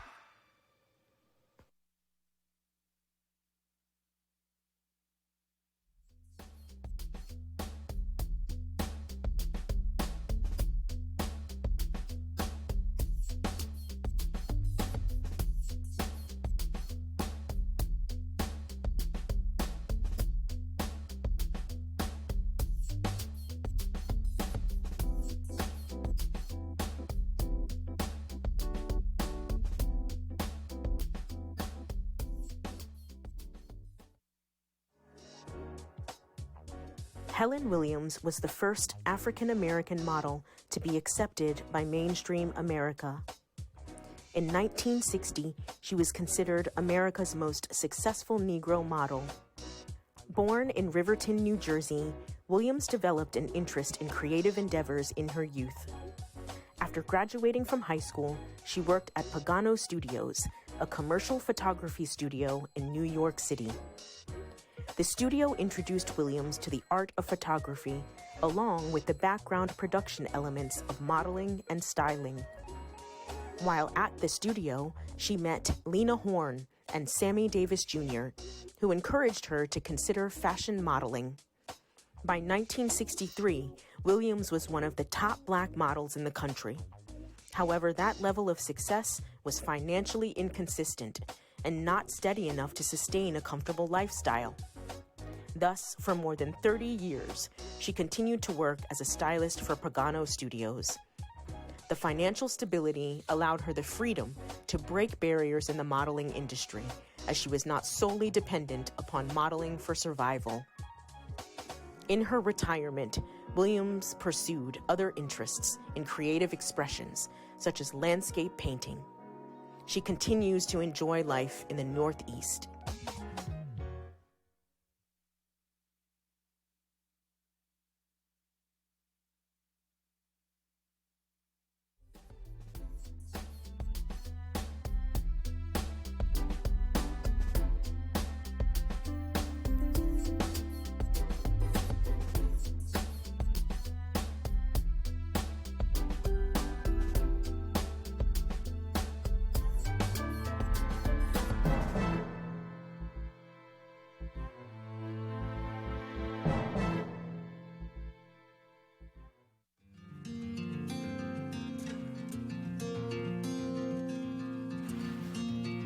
For more than 30 years, Lillian Rogers Parks worked in the White House as chief maid and seamstress.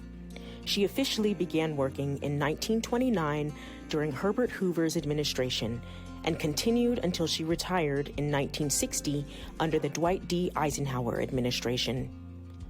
Parks's association with the White House began long before her employment. When she was just 12, she accompanied her mother, Margaret Maggie D. Williams Rogers, to the executive mansion.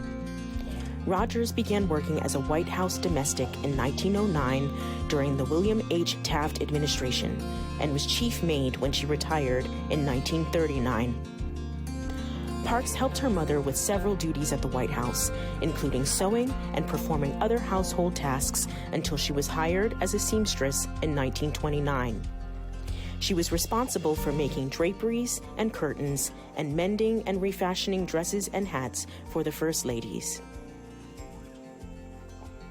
Rogers and Parks were highly regarded during their White House tenures and both received various gifts from the First Ladies.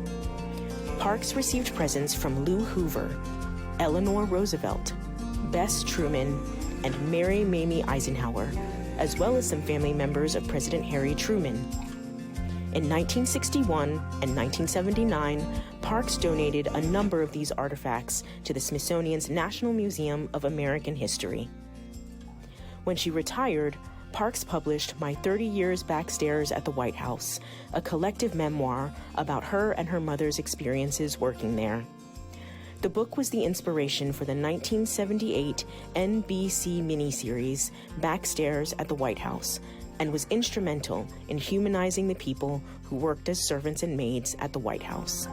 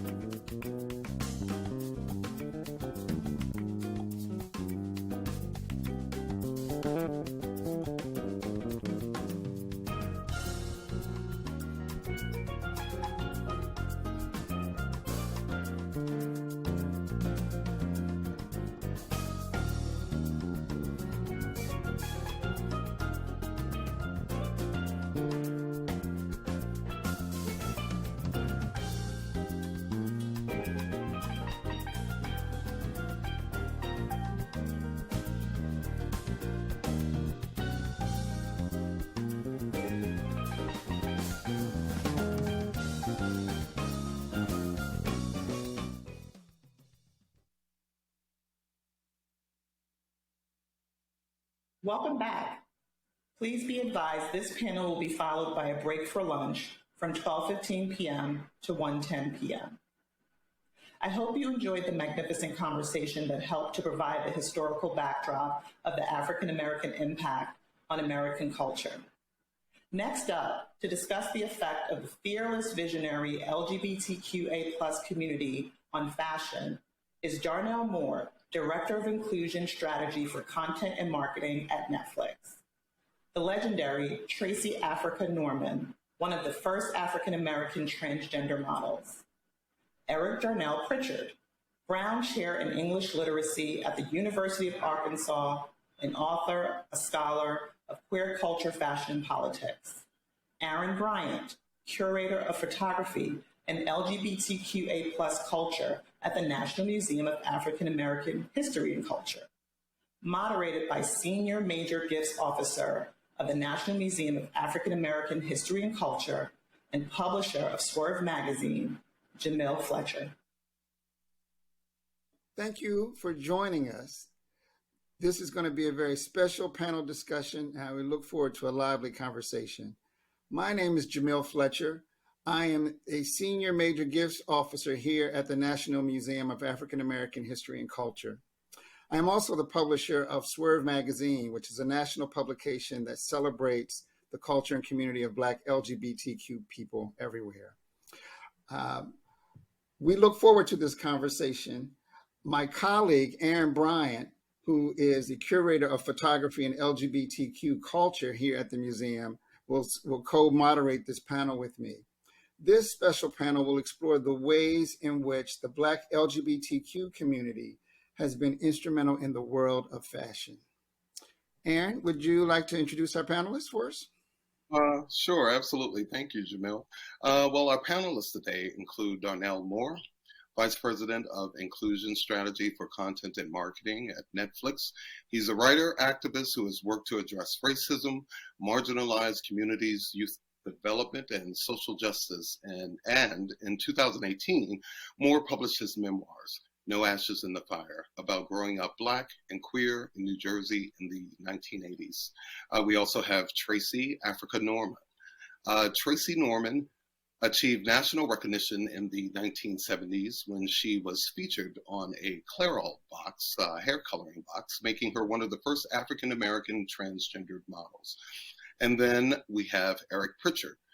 Eric Pritchard is a scholar of Black history, queer culture, and fashion politics, and author of Fashioning Lives, Black Queers and the Politics of Literacy. In January 2001, he became the Brown Chair in English Literacy at the University of Arkansas. And welcome to everyone. And thank you for joining us today. All right, thank you, Aaron. So let's jump right into it, folks. So members of the Black LGBT community have been heavily influential in fashion. One of the most obvious ways is through the work of Black gay male designers. Eric, since you're writing this wonderful book on Patrick Kelly, which I can't wait to read, why don't you start off and let's talk about the impact of the artistry of these individuals on fashion. Yeah, thanks so much. And it's so, I think, important to start really in thinking about Patrick, I think first and foremost always of his grandmother. And so what I would want to start with is, before I talk about designers, to talk about those grandmothers, those aunties, those mamas, those home ec teachers who taught Black queer and trans designers how to sew, how to make patterns. The Black women, who were muses, right, in Black households and Black churches and other faith spaces, who really transformed the industry through their signature style, right? Sort of like, manifested through the young people who they, held. And so I think of Patrick and his grandmother Ethel. I think of Willi Smith and his grandmother Gladys. And of course, Andre Leon Talley has written quite a bit about his grandmother, Benny Francis Davis. And so I think that's always a really great place to start. I also think, as a fashion historian and critic, it's always really difficult to talk about, not difficult, challenging to talk about the contributions of Black queer and trans designers, because so many of them lived in a time where they didn't necessarily always feel safe, right? To, be their full selves in terms of their, identities. And in some cases, even if they did feel safe, maybe they just didn't feel that people, should be welcomed into that part of their lives. And so what I try to do in thinking of a question like this is focus on people who made an impact that allowed for Black, queer, and trans people to do their work. And so I'm thinking, for example, of someone like Arthur McGee. Arthur McGee, I don't know, who was a Black designer, but I don't know about his sexual identity. But what I do know is that Arthur McGee was a champion of Black designers. He was in 1957 the first African American to run a studio on 7th Avenue in the Garment District in New York, which was called Bobby Brooks. And, he dressed Lena Horne, he dressed Cicely Tyson, he dressed Phyllis Hyman. And by the 70s, he had enough clout to support what was then a new generation of designers and really a big critical mass that were coming out around in the 70s. So he mentored Willi Smith. He, also supported Jeffrey Banks. He supported B. Michael. He supported Scott Berry, right? And so, I think that he's a really important place to sort of start there, though it's often, as I said, very complex to sort of, fit him into the frameworks that I think some histories allow us to talk about the contributions of Black, queer, and trans people. That being said, I think that the contributions that Black, queer, and trans designers have made to fashion are manifold, but some that I would call to mind, and I'll give you some examples, are, in expanding gender, the ways we think about gender in relationship to dress, thinking about, sexuality in relationship to dress, thinking about, how to censor our stories as Black people, as Black, queer, and trans people in the designs that get made, how those designs are photographed, right? Where the images are shown. So I think of someone like Stephen Burrows, right, who was known for his color blocking, and also, really known for the lettuce edge hem, which I think is like one of the most copied, fashion innovations, right, which actually started as a mistake. But he, in the late 60s and 70s, were doing designs that were called anti-sex designs. And so he was making, all of these, suits and tunics and pants and coats that, were meant to be gender neutral, right? And this is long before, what then for some people was seen as later on like a trend, right? The same is true for Willi Smith, who I would talk about next. Willi Smith also in 1984 did a collection where he showed menswear and women's wear as they were traditionally known, but also showed a gender neutral part of that collection, right? And again, this is all preceding fashion as an industry, turning in that direction. Willi Smith's also a good representative of some other contributions that Black, queer, and trans designers made, thinking about how he centered street style in the fashion, work that he was creating, which he called street couture. Now you look at fashion and what do we have? People are often taking ideas from street fashion and bringing it into haute couture and into the highest, levels of, fashion labels. And lastly, I would say Patrick, right, who I think has made so many contributions, which I'll talk about, in my book. But I think the thing that I most think about with him that I think is true of all Black, queer, and trans designers is the ways that he centered Black memory, both those things that are joyful for us, but also those things that are, painful for us, and reappropriated some of those things and blended them all together to create a unique fashion vocabulary that really centered race and ethnicity as a part of design, and really just showing people that Black fashion designers are artists. Well, Jamil, I was wanted to respond. As you were talking, I was thinking about, the impact of ball culture, for example, on high fashion, and thinking about even the Met Gala, and you're looking at some of the costumes, and to what extent are those costumes informed by queer cultures. And then along those lines, you've mentioned a number of pioneers that I think are just absolutely incredible, and we all should know. I thought, oh, how wonderful it is to have Tracy here on this panel with us as well. And so, Tracy, I just kind of wanted to ask you, and I know you've told the story 1,000 times, but could you talk a bit about how you got involved in the fashion industry? How did you get involved? Some people saw me and thought that after my transition from high school, thought that I was pretty enough to become a model. And I was like, okay, because my dream was deferred. I thought that I was going to grow up to be the first Black female race car driver because I was excited and interested in cars at that time.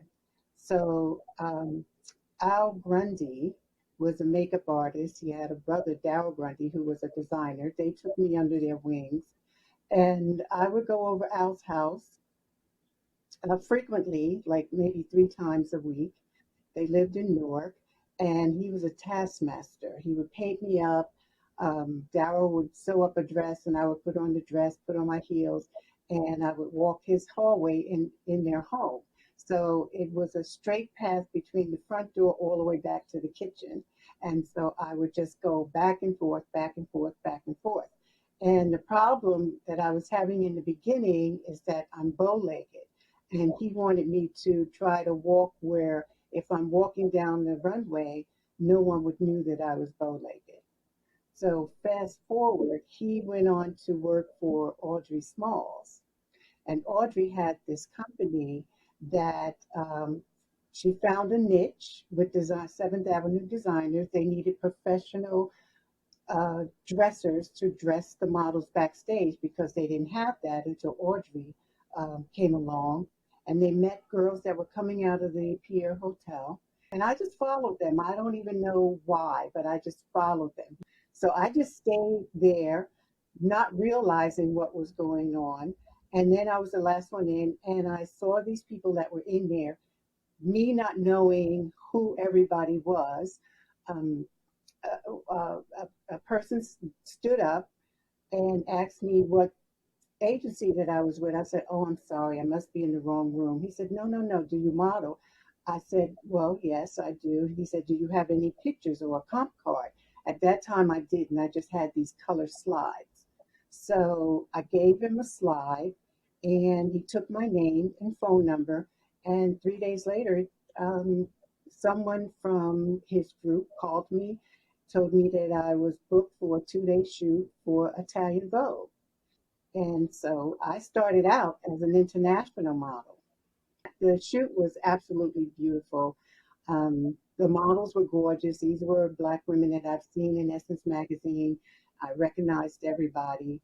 And Peggy Dillard came into the room, and she had just did the cover of Vogue. So she was the 3rd Black woman to ever grace the cover of Vogue. And so I said hello to her. She said hello back to me. And it was just her aura. It was welcoming. You know, she had this big, beautiful smile on her face, and she was welcoming me as a new model into the group. And so they dressed us in this African garb and sat us down. And the designer was Basile, Italian designer. He had went on a vacation to Africa, and it inspired him for his new summer collection. And so they set us all up, and the photographer was Irving Penn.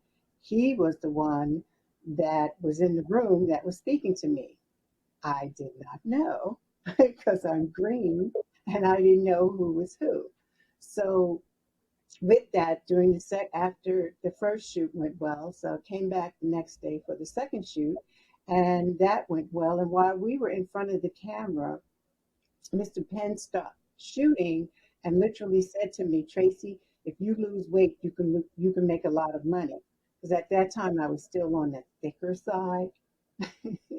So after the photo shoot, he called me over to his desk and he said, I'm going to call an agent and have you go by there. He literally called the agency Zoli Management in front of me and told them that they had a young Beverly Johnson, that he had a young Beverly Johnson standing in front of him. And I'm going to send her to you. I mean, that's an amazing story. That just so, and also that shows the impact of destiny. You were destined to do this. I mean, everything came together to make that happen. And that goes also towards, how you're bringing, you brought all of your life experiences, and you brought, your culture to fashion, because you're bringing, and your friendships, you brought all of that to the table. And it'd be curious, and also, you're part of the ballroom community, which is another extension into fashion. Let's talk about how culturally, how our community has impacted fashion. What are your thoughts, Darnell? First, I want to just say how much of an honor it is to be in conversation with you, Tracy, and you, Dr. Pritchard. Like, just listening to your story is inspiring, to say the least. And so many of us owe you thanks and gratitude for all that you've done. And in a time right now where we're celebrating trans visibility and all of the sort of ways that trans representation is breaking new ground, you are owed much love and celebration for what you've done decades ago. So thank you. But I think about your story, and it is a perfect example of the way that Black, queer, trans, and non-binary people have and are in many ways mavericks and trendsetters, right? And trend turners and shape shifters, and the ways that we've managed both within sort of mainstream culture, within subcultures, within our communities, whether we're on a glossy page or in the sweaty club where balls are held or where we're dancing and getting our life, right? We've always had an impact not only on fashion and culture, but also sartorial aesthetics. I think about, you mentioned ballroom scene and pageants and drag shows. And I think about the girls that are there, right? Like these women, these non-binary folk, femme folk that are in these spaces who may not have access to the money to get the thing, but they sewing their own gear. They're sewing their own dresses. They are getting makeup artists or doing their own makeup and applying like a type of sartorial practice, high culture, low culture, street culture, all manner of culture to their work, and how all of that signifying finds itself located within popular culture in such a way that now all of us, many people are looking at RuPaul's Drag Race as if it is a type of gospel. Can't unpeel their eyes from it, right? We remix the fashion that all of what the sort of fashion houses are doing, and now and always find resonances of their very practices and aesthetics in fashion lines. And yeah, there are people that they're on the pages. There are designers that are designing, and we're looking at their wares. And do you know how many Black, queer, trans, and non-binary folk who are doing work behind the scenes, setting things up?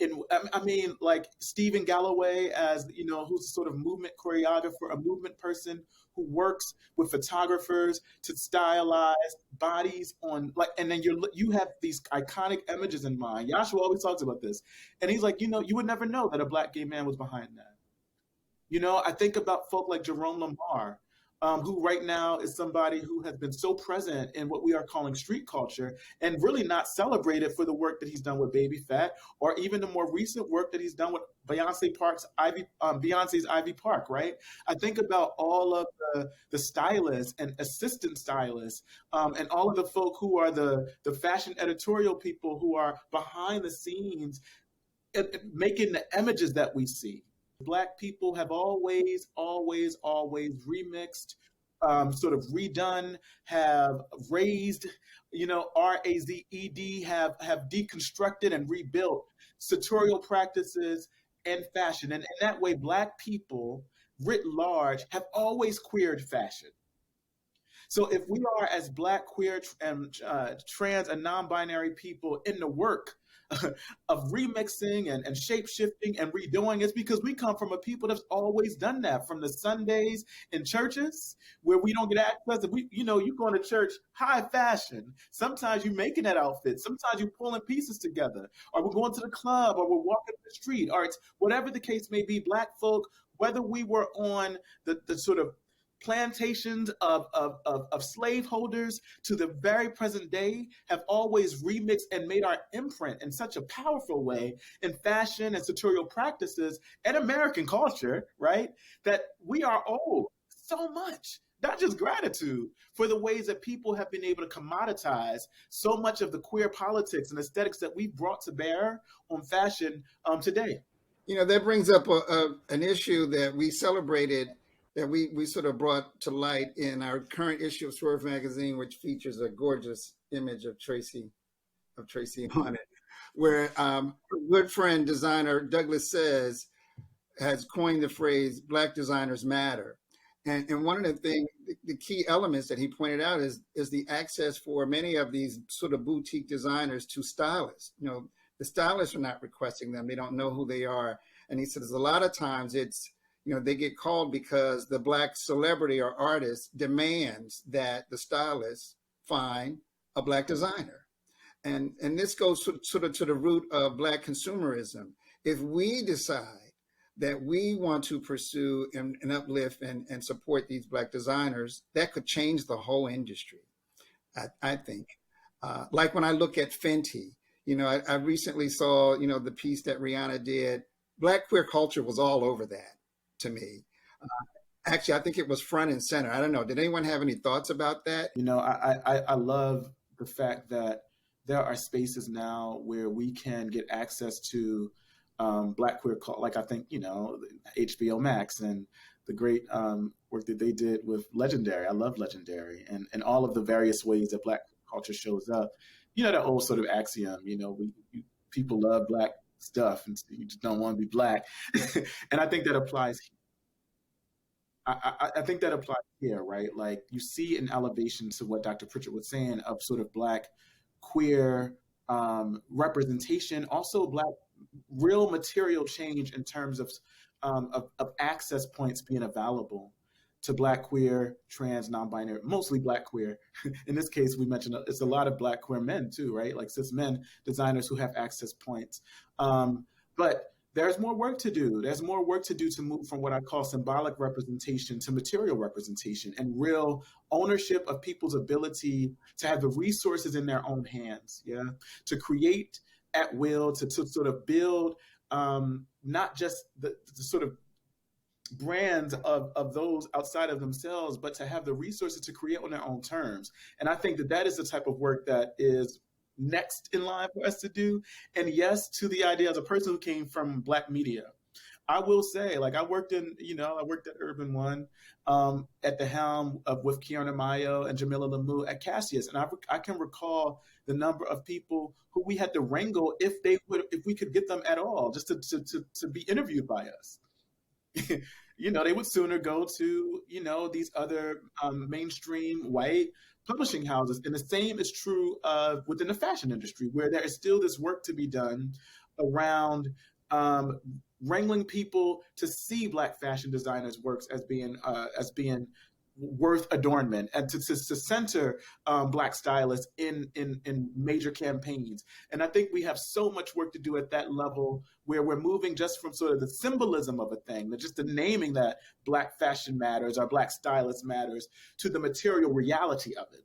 Mattering to me means resourcing, building of institutions, the building of long trajectories of work, such that we don't have to overly rely on nobody to do what we know, what we can do well for ourselves. I'm just curious as to whether or not, you know, given the center stage that queerness has taken in general in pop culture, whether or not being queer or alternative is advantageous. Is it what separates us in the marketplace, like Tracy? Is it advantageous for her? She's beautiful regardless, but when you bring her story to the forefront, it even elevates her beauty and her impact. So is being queer, does it offer some sort of differential that sets us apart in the industry? I'm just curious. As far as the ball community is concerned, in the 70s, when I was young, I wasn't well received in the ball community. I didn't know what I was doing. I had no sense of style. I was just wearing jeans and t-shirts, and then got introduced to high heels and high heel boots, and that was my look. My hair was always pulled back in a ponytail. I didn't even know how to put on makeup.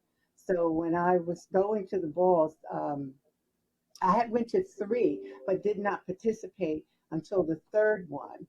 And the third one, the people that I came with pushed me out on the dance floor. That was a Paris Dupree ball. And that was my first one that I walked. I hadn't started modeling or did any of the above. And I just walked up on the stage where the other breathtaking beauties were, because I was amazed at these Amazons that were like breathtaking to me. And they were all dolled up in gowns and glitter, and, you know, they had makeup on and the hair was done. And here I am in jeans and t-shirt with no makeup. So I go to the stage and I just grab a tissue that was on the table and start wiping my face, saying that I don't have any makeup on, you know, and showing that there's no makeup. And and so Paris was on the microphone and said, "Does anybody see her?" There's always a slang. Does anybody see her? So they wanted to know who I was. I said, "Well, my name is Tracy. I'm from New Jersey." And then I did another one, and it just caught on. And then it became, "Oh, there's that black from New Jersey, Miss Tracy." And I still had, you know, I hadn't done anything, but I just was not well received. I couldn't understand why. Maybe it was because I was from New Jersey. I don't know. But I left the ball community. The next time that I reappeared was back in the 90s. And then I was welcomed with open arms, because I brought my professionalism to the runway, and I had style, and I knew how to dress, and I knew how to put it together, and I knew how to do my own makeup and my own hair. So, and I always wore Black designers. And I've been Douglas says, muse. We've been friends for more than 30 years. So anytime that I'm on film, I always have Douglas says on. So, and even in the ballrooms, I introduced him to the ball culture, and all the girls loved his work because they were seeing me in his dresses. And he became very popular amongst the girls because he was designing dresses for them and making a lot of money from them. But then at some point, you know, when you can't find from the powers that be that has the money that can levitate your designs and put you in a position where your company can rise, it just wasn't there. It just wasn't there. So I think at that time in the 90s, they just wasn't ready for gay culture, you know, as far as that was concerned. And I knew that even when I was growing up in the 70s, I know that Black gay men did not appreciate trans beauty or the talent that trans people have. And we weren't known as trans. And personally, I've never identified as trans. I know for this purpose, you know, it was, and it is. But I've always identified myself as a woman because I grew up feeling that I was this young girl, and then I grew up to the woman that you see in front of you. So trans was attached to my name when I interviewed for New York Mag, the London Times, and Mary Claire, South Africa. And so it took me a minute to get it together why they did that, when I clearly explained to them that I don't identify as that, but then I knew why, because it drew interest. And with that interest, Clairol called me back. Other magazines have called me. I'm working part-time. I'm 68 years old and I'm still working. The other thing I'd be curious to hear about is the receptiveness within Black culture of queer culture. So, you know, just general Black culture, is it receptive to the impact and the importance and the influence of Black queer culture? I mean, because the children are obviously pushing the needle. And is the Black community ready for it? Have you ever watched, now there's a whole thing where people, the basketball and football players are taking these pictures when they're getting on and off their buses as they're traveling in their games. I don't know if y'all pay attention to this, but I'm looking at their style and I'm like, oh, wait a minute.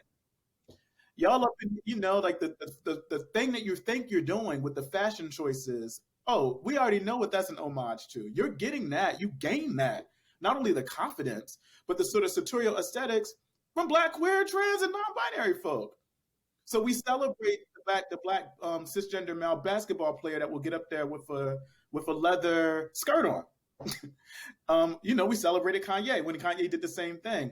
And we all know, right? And we all know where the sort of grounds for that confidence and for that ability to sort of radically shift has come from. So even in our spaces where queer and trans antagonism exist, you at the same time, whether that is in sartorial practices, the lingo that people use from, are you giving me shade? If you're a hip hop cisgender rapper saying that shit or not, like Black queer culture, trans culture, non-binary culture it is Black culture. It is insinuated within what we're calling Black culture. There is no easy removal of us from tutorials, from style, fashion, etc. And I think in so many ways, I see that as a positive framework of thinking about how we insinuate our practices, our style, or whatever into Black culture writ large. We know the story of Tracy Africa and all of those things. You could tell us about how you ended up on the cover of Clairol magazine. And I am very much interested in that. But also to hear the other side of that it wasn't easy. You didn't just show up and your life was just easy and golden. But before we talk more about that, could you talk a bit about how you ended up on the cover of Boxes of Clairol? They just gave me the name of the photographer and the studio I was supposed to go to. I'm thinking that it was a test, because I was testing a lot also, trying to familiarize myself with my facial expressions, my body, what my body can and can't do, what my angles were. So I was doing a lot of testing at the time too. So I thought this was just another test. So I get there and it was a photographer, a makeup artist, and a hairdresser. And what they just told me to go in the room and get your hair done. So I was like, okay. And then there was the makeup artist now. Luckily, I was able to bring my own foundation because it was a white makeup artist. And at that time in the 70s, they didn't know how to paint a girl of color. But it was a Black hairdresser, thank God, because a lot of girls have horror stories with their hair being burned out, tortured, because white hairdressers, stylists, they were hairdressers back then, they're stylists now. So they didn't know what to do with Black hair. So every girl had weaves to make sure that their hair is intact, and then they can burn the weave if they want to. But it was easier to manage with when a lot of the girls were getting weaves. So anyway, after my hair and makeup was done, they gave me a blouse to put on and sat me in front of a camera. And so I just started, it was a swivel chair. So I just started moving, left and right and smiling and doing that. And the next thing I know, Dolly tells me that you got the job. I said, what job? He said, Clairol. They want to put you on their hair color box because they were doing this campaign called Born Beautiful. They wanted the money from the Black community. So they created these hair colors for women of color. So I was dark auburn, box 512. And I was told from Zoli after I signed a 2-year contract with Clairol, and I was told after the second year they had the option to renew. And since my box was the most popular color because it worked on dark skin, it worked on light skin, it worked on medium skin, colored girls. So for some reason, a lot of girls were buying my box. And so they renewed my contract for another year. Wow, that's amazing and inspiring. But there is the other side of that. And Eric, I wanted to ask you, Tracy talked about how so many trans people today life has never been easy for, folks who are out and proud. And, it reminds me of that line from Beloved, to paraphrase. People don't like it when, folks are too smart or too proud. And, you know, and it made me think about some of the realities of what it's like to be Black and gay, or Black and queer, or Black and trans in the fashion industry. Can you talk a bit more about that? I mean, we have so many success stories, but, you know, I'm also thinking about some of the barriers, real barriers. I think, you know, one of the things that, you know, that I think often people face is that kind of, I guess we've been talking about it all along, like the kind of, you know, complexity of, you know, both being heralded, you know, people throwing laurels at you for what it is that you can do and what it is you can bring. But that is not the same as being seen, right? It's not the same as being seen. It's not the same as being heard. It's certainly not the same as being affirmed or welcomed, right? You know, we're in this kind of transactional relationship, this kind of like Faustian pact where, you know, we are, taken from, excavated from, right? But not necessarily, given back to, right? Fed, right? Nurtured, given sustenance so that we can continue to do the creative, work that we, are here to do. And, so I think that is a very real, when I look at, the work I do, is primarily, writing about the 70s and 80s and 90s. But, when I look at designers now who are doing so well, what it looks like is that they, have a really great support system and, lots of friends and, people around them. But, I have to be honest and say I do also worry, right? Because I know that, is not necessarily always the case. And so what I hope, for them is that, unlike so many of, their ancestors in the industry, that, what, it appears to be, which is that they have, very, communities of support that are like protected, that are feeding them and giving back to them, right? Because they deserve that. And not just because of the work that they do, but because of who they are, right? It's just being humane. And so I think about that is a really, big barrier for people. And I think everyone wants to be, I don't think it's a matter of ego for people to want to be seen and appreciated and say, we saw that you did this thing, you contributed this thing, right? Just think about it. Like the fact that we really don't even have a vocabulary to talk about fashion, to say something looks good without Black, queer, trans, and non-binary people. Slay, fierce, right? Like, she turned it. Like, you can't even say that someone looks good in a way that is understandable, right? In any communicative form without, the language we had to give, to, describe our things.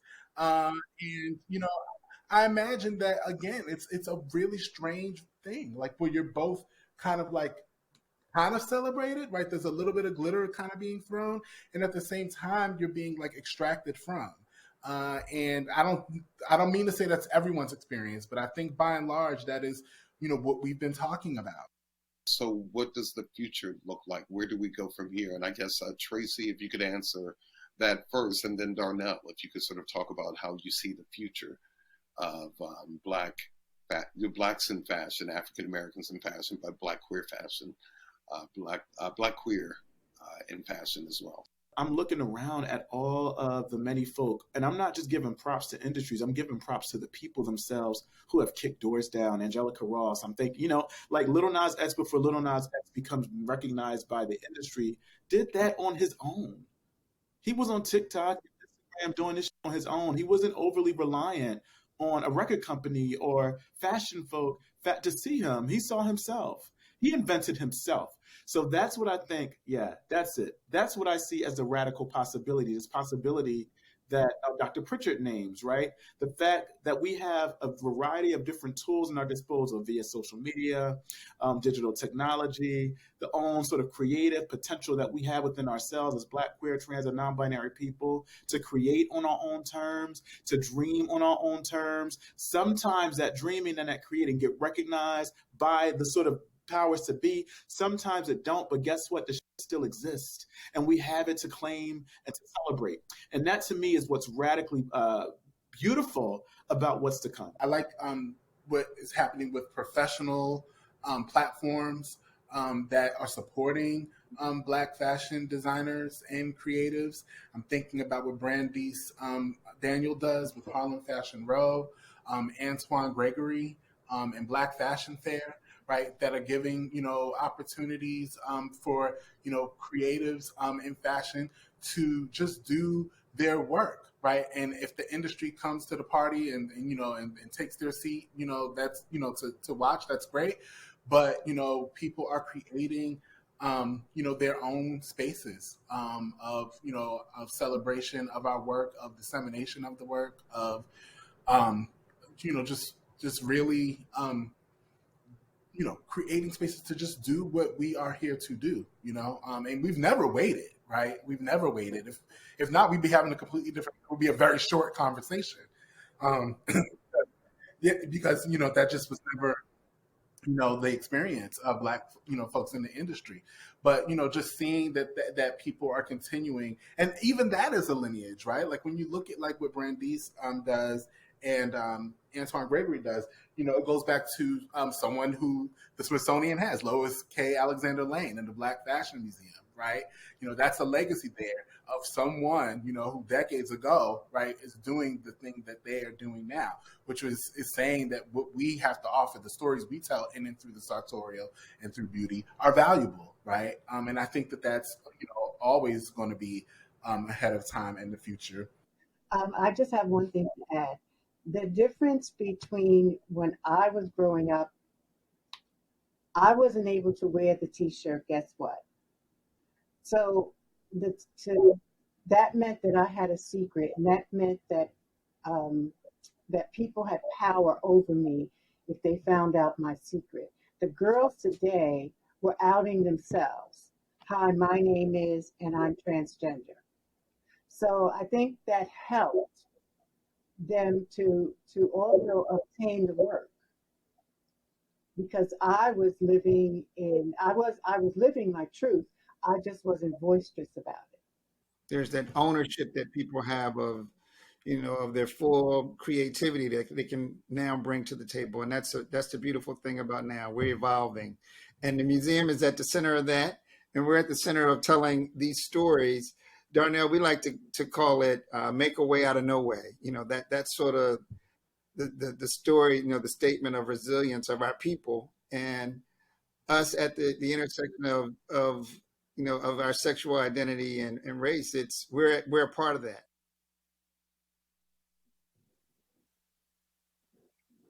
All right. I want to thank everyone. Thank the panelists for that invigorating conversation. That was a very powerful discussion. And also I want to thank my colleague, Elaine Nichols, for putting this together. Great job, Elaine. So we got some questions coming in from the crowd, from the attendees. And why don't we start with this one? It looks like we got quite a few here.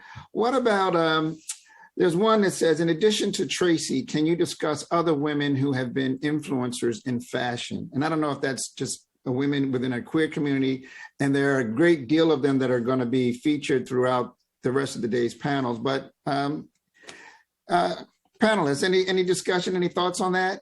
Tracy, let's start with you. Well, one woman that comes to mind right now for me was Audrey Smalls. When I met her, she was just an encyclopedia of knowledge. And I just sat there in amazement because I was still young and absorbing everything around me. Of course, I looked up to the models of the day. Peggy Dillard, when I met her on set, she was very warm and welcoming to me. So I was able to just, feel a vibe from her. So I didn't really have that much interaction with a lot of the models that was in the community. But as far as women are concerned, I mean, from your childhood, your mom, your grandparents, your teachers, they all influenced you in one way or another. And Tracy, I recall a story you told me about Audrey Smalls dragging you to a fashion fair audition. Yeah, she bought a plane ticket for me, wanted me to be involved in the fashion fair, that the troupe that goes across country with the fashion shows. It was very popular back there in the 70s. And she introduced me to the Johnson family. I auditioned for them, but whatever reasons, I didn't get picked. And we came back on the plane and she told me, don't worry about it, because what's meant for you, you will get. Gotcha. Yeah. Were there any other queer women that we could think of that were influencers in fashion, that were openly queer? I guess that. Well, in the 70s, you know, me learning the different houses, they were all managed by women, like Pepper LaBeija, Doreen Corey, Avis Pendavis. You know, I kind of admired them because when you see them, they were all elegant and they had it's like the videos that I'm seeing today. We've done that back in the 70s where everything was exaggerated. Feathers and beads and hair and makeup and bodies were exaggerated. So all of that was happening in the 70s is what I'm witnessing in music videos today. Yeah, along those lines, Eric, would you like to add to the list to talk about perhaps some of the queer women who are influencers in fashion? And then I had a follow-up question for you. Yeah, sure. I'm thinking, especially in terms of models, a couple of people who Miss Norman, paved the way for. Connie Fleming, who modeled for Mugler, who was a favorite model of Stephen Meisel. Even a pathbreaker now, trailblazer now today, like Lena Bloom, who is the first Black trans woman on the cover of Sports Illustrated. I think that we're just still seeing so many trails being blazed that it's incredible. And I really love the intergenerational nature of that, right? That we still see Tracy, still out here killing it on the cover of Swerve, right? At the same time that we have someone who she paved the way for, like Lena Bloom, doing the same on Sports Illustrated. Yeah. And what about the role of lesbians? The lesbian trailblazers who are out there and who have forged a path. Yeah, I mean, the most immediate that comes to mind for me, Tracy already spoke to, which is, Audrey Smalls, right, who we'll hear from later. I mean, I just think that, we can't underestimate the significance of the contribution of just, her singular, contribution to fashion history. Not as someone who, did so much work behind the scenes, mentoring, teaching people how to put a show on. But, if you just go down the list and talk to anybody in fashion, whether they do hair, whether they do, nails, makeup, they're a designer, right? She did something, right, to make a way for someone else to, get an opportunity in the industry. So I think she most immediately comes to mind for me. And the question, I'm not sure if they were asking specifically about just, lesbian contributions to fashion, but women generally. But, I would be remiss in terms of women generally if I didn't mention Tracy Reese, Carly Cushnie, Grace Wells Bonner, just so many other, Black women in fashion who, have really, really set the table in such a way that have allowed designers of today, to have the opportunities that they do. And at the same time, right, are still working, right, themselves and making big inroads in matters of sustainability and tailoring and so on and so forth. And I think Lena Waite is evolved into a fashion icon in her own right. I mean, I look to see what she's wearing, whether she's acting or just walking, the Met Gala or something. So she's sort of brought her life experience to the world of fashion as well. Let's see. Let's go to another question. How about our dear friend Billy Porter? He's a friend to the museum, and he's really been on the forefront of pushing the envelope in terms of gender and fashion. What are your thoughts on that? Who wants to take that? I think what Billy is doing is very brave and daring, and why not? I mean, he's enjoying fashion. Whoever his stylist is putting him in the right stuff, and he's showing it, and he's showing it off, and he's showing how to wear it. I think it's absolutely wonderful what he's doing. I mean, it's very inspirational also what he's doing, because he's proud of who he is, and he's expressing that.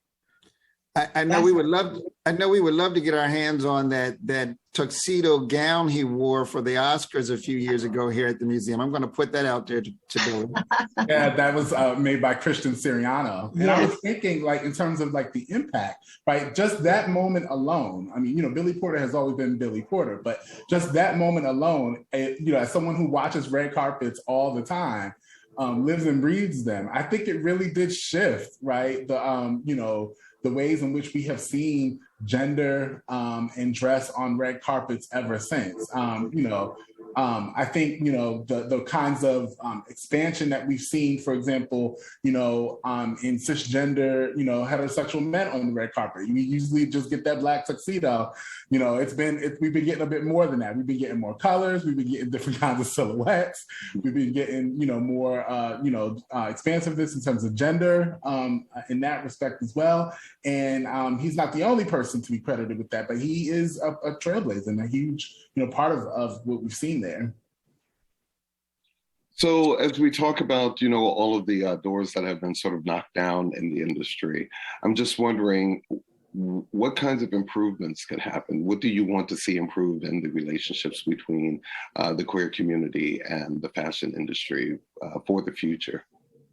I personally would like to see more women of color involved in the fashion industry, because I'm seeing my counterparts, which are my white sisters, who are working in magazines and traveling and doing the shows around the world, but I'm not seeing any of my women of color girls out there, you know, doing the same things that I've done, you know, advertisement for products, runway.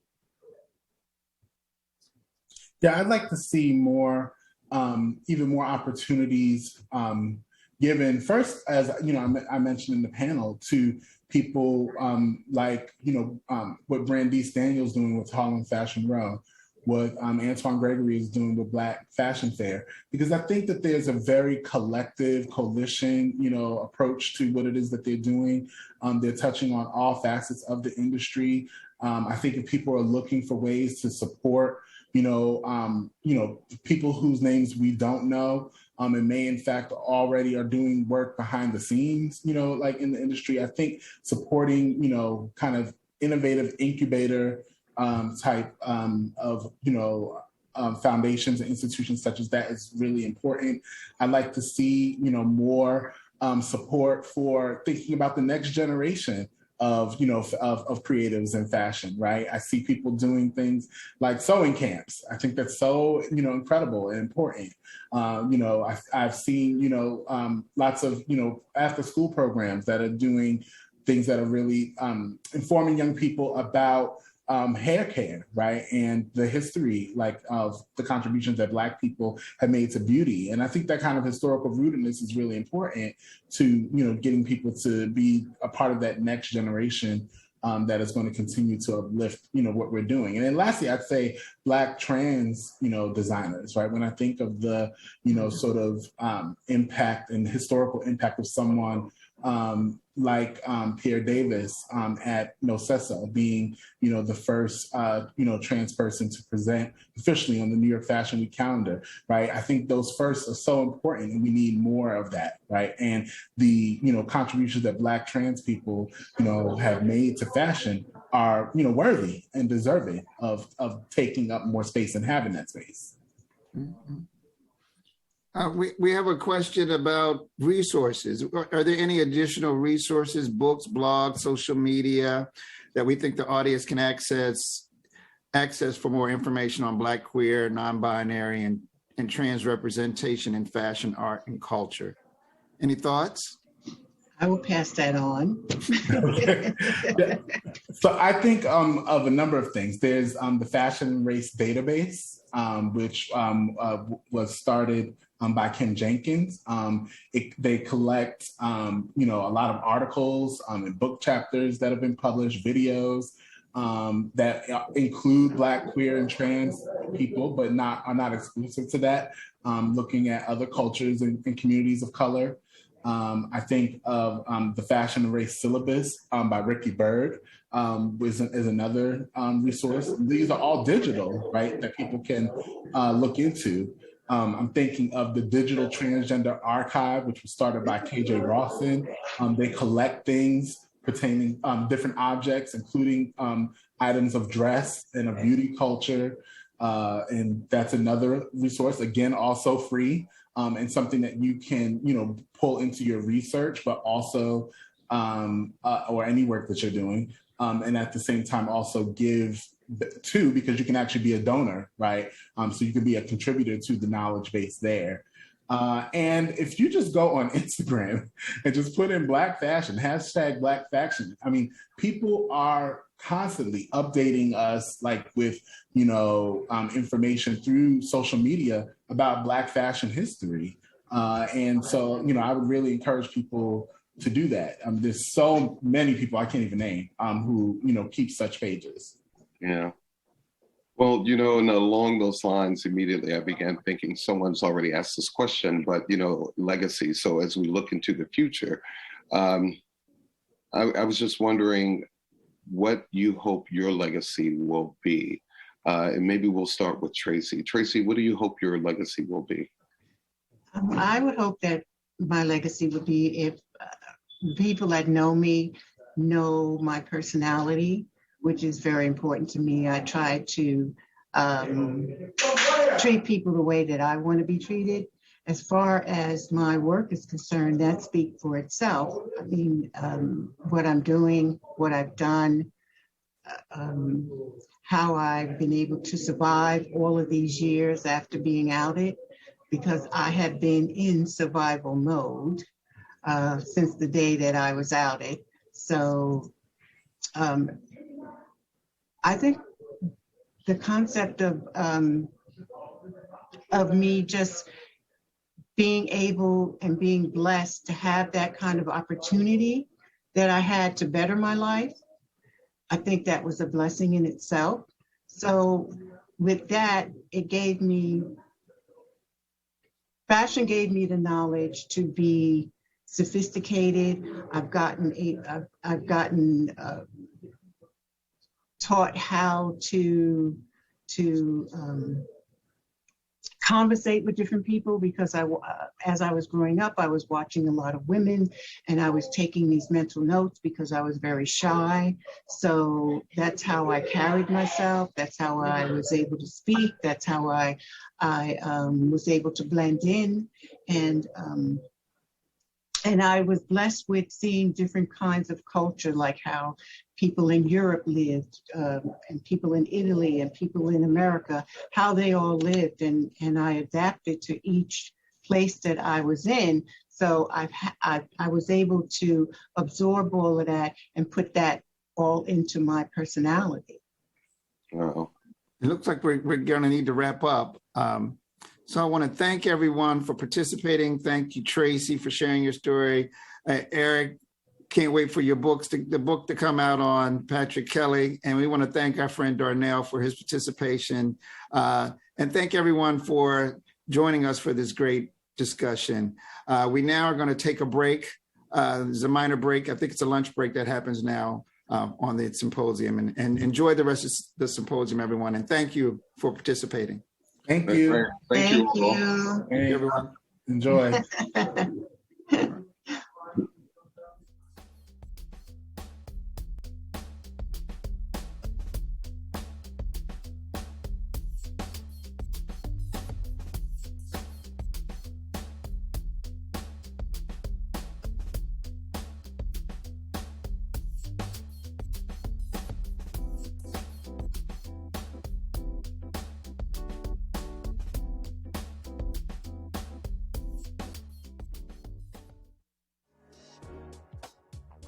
Helen Williams was the first African-American model to be accepted by mainstream America. In 1960, she was considered America's most successful Negro model. Born in Riverton, New Jersey, Williams developed an interest in creative endeavors in her youth. After graduating from high school, she worked at Pagano Studios, a commercial photography studio in New York City. The studio introduced Williams to the art of photography, along with the background production elements of modeling and styling. While at the studio, she met Lena Horne and Sammy Davis Jr., who encouraged her to consider fashion modeling. By 1963, Williams was one of the top Black models in the country. However, that level of success was financially inconsistent and not steady enough to sustain a comfortable lifestyle. Thus, for more than 30 years, she continued to work as a stylist for Pagano Studios. The financial stability allowed her the freedom to break barriers in the modeling industry, as she was not solely dependent upon modeling for survival. In her retirement, Williams pursued other interests in creative expressions, such as landscape painting. She continues to enjoy life in the Northeast.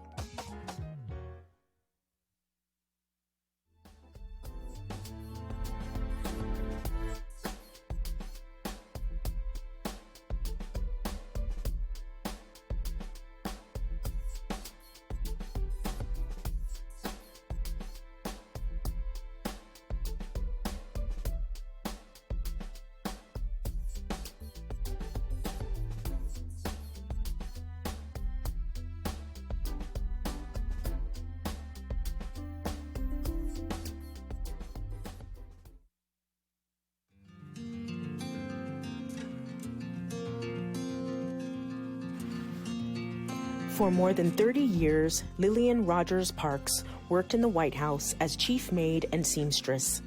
She officially began working in 1929 during Herbert Hoover's administration and continued until she retired in 1960 under the Dwight D. Eisenhower administration. Parks's association with the White House began long before her employment. When she was just 12, she accompanied her mother, Margaret Maggie D. Williams Rogers, to the executive mansion. Rogers began working as a White House domestic in 1909 during the William H. Taft administration and was chief maid when she retired in 1939. Parks helped her mother with several duties at the White House, including sewing and performing other household tasks until she was hired as a seamstress in 1929. She was responsible for making draperies and curtains and mending and refashioning dresses and hats for the First Ladies. Rogers and Parks were highly regarded during their White House tenures and both received various gifts from the First Ladies. Parks received presents from Lou Hoover, Eleanor Roosevelt, Bess Truman, and Mary Mamie Eisenhower, as well as some family members of President Harry Truman. In 1961 and 1979, Parks donated a number of these artifacts to the Smithsonian's National Museum of American History. When she retired, Parks published My 30 Years Backstairs at the White House, a collective memoir about her and her mother's experiences working there.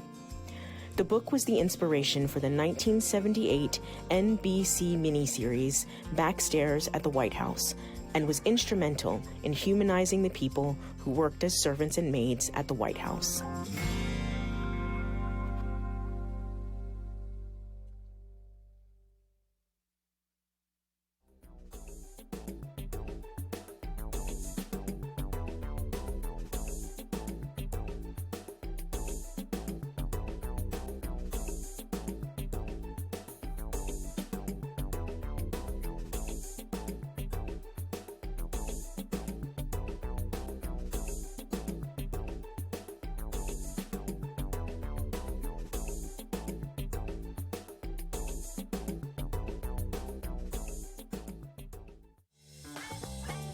During the disco and mambo dance eras in the 1970s, the bold, contrasting, color-blocked designs of Stephen Burrows were highly popular.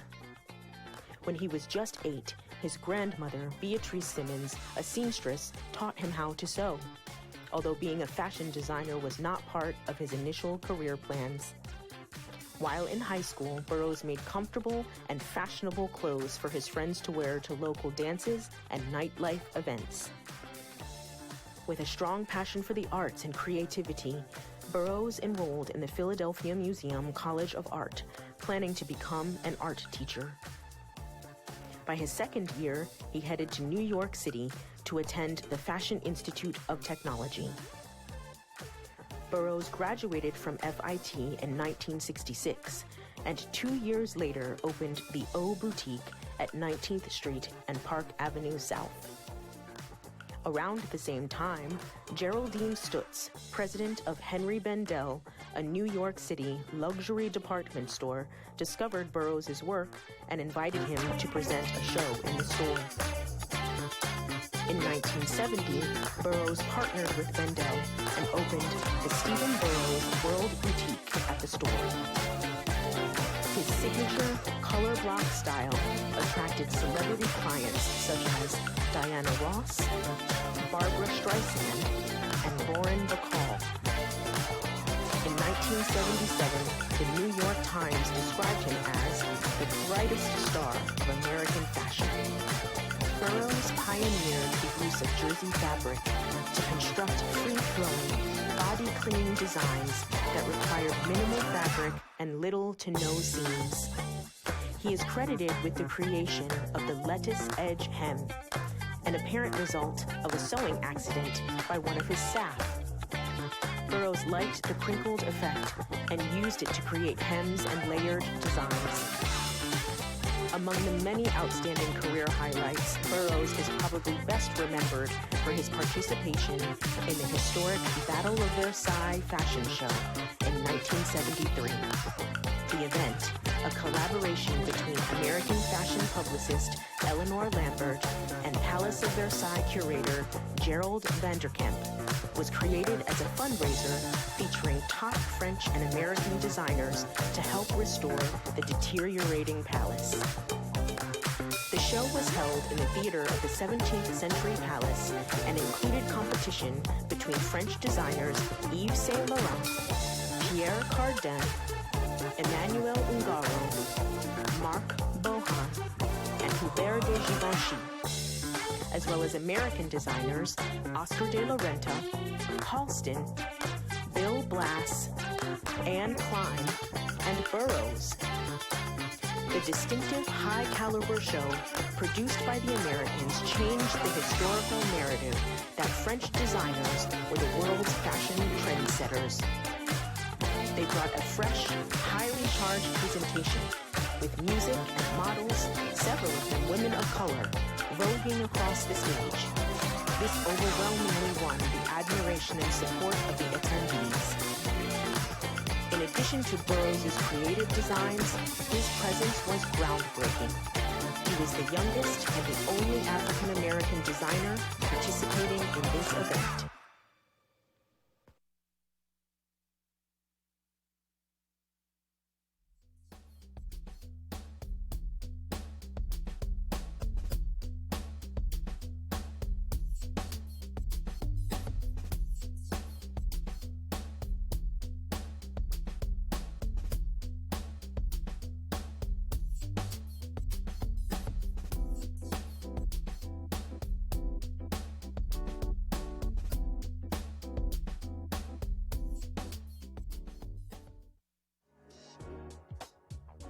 Helen Williams was the first African-American model to be accepted by mainstream America. In 1960, she was considered America's most successful Negro model. Born in Riverton, New Jersey, Williams developed an interest in creative endeavors in her youth. After graduating from high school, she worked at Pagano Studios, a commercial photography studio in New York City. The studio introduced Williams to the art of photography, along with the background production elements of modeling and styling. While at the studio, she met Lena Horne and Sammy Davis Jr., who encouraged her to consider fashion modeling. By 1963, Williams was one of the top Black models in the country. However, that level of success was financially inconsistent and not steady enough to sustain a comfortable lifestyle. Thus, for more than 30 years, she continued to work as a stylist for Pagano Studios. The financial stability allowed her the freedom to break barriers in the modeling industry, as she was not solely dependent upon modeling for survival. In her retirement, Williams pursued other interests in creative expressions, such as landscape painting. She continues to enjoy life in the Northeast.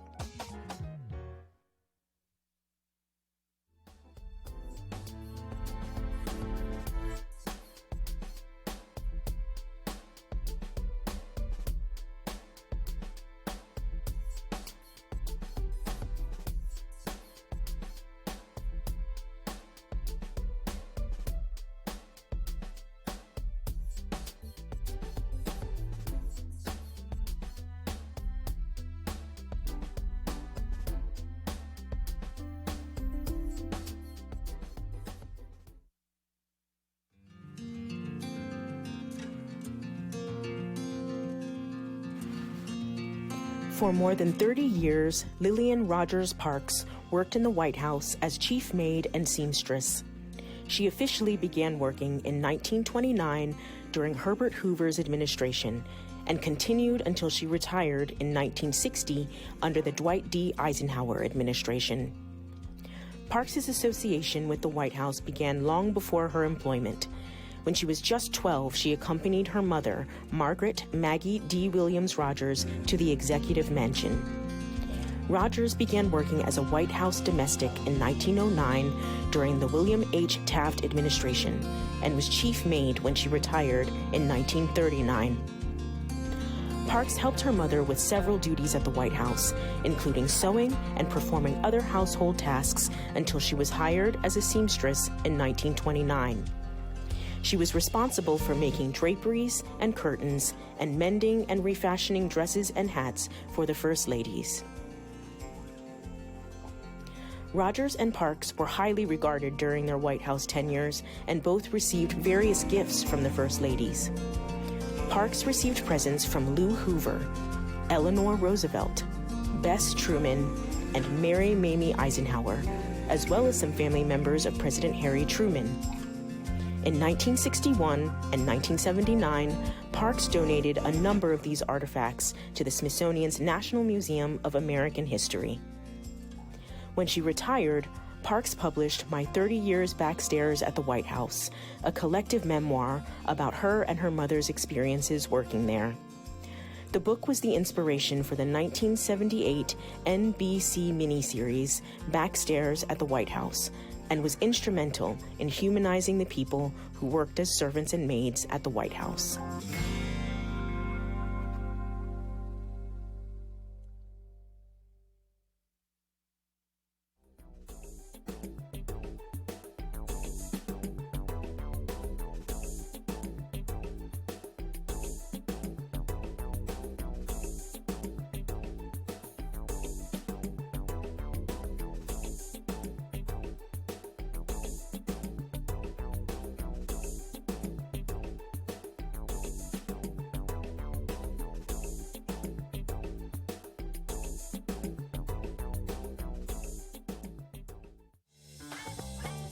During the disco and mambo dance eras in the 1970s, the bold, contrasting, color-blocked designs of Stephen Burrows were highly popular.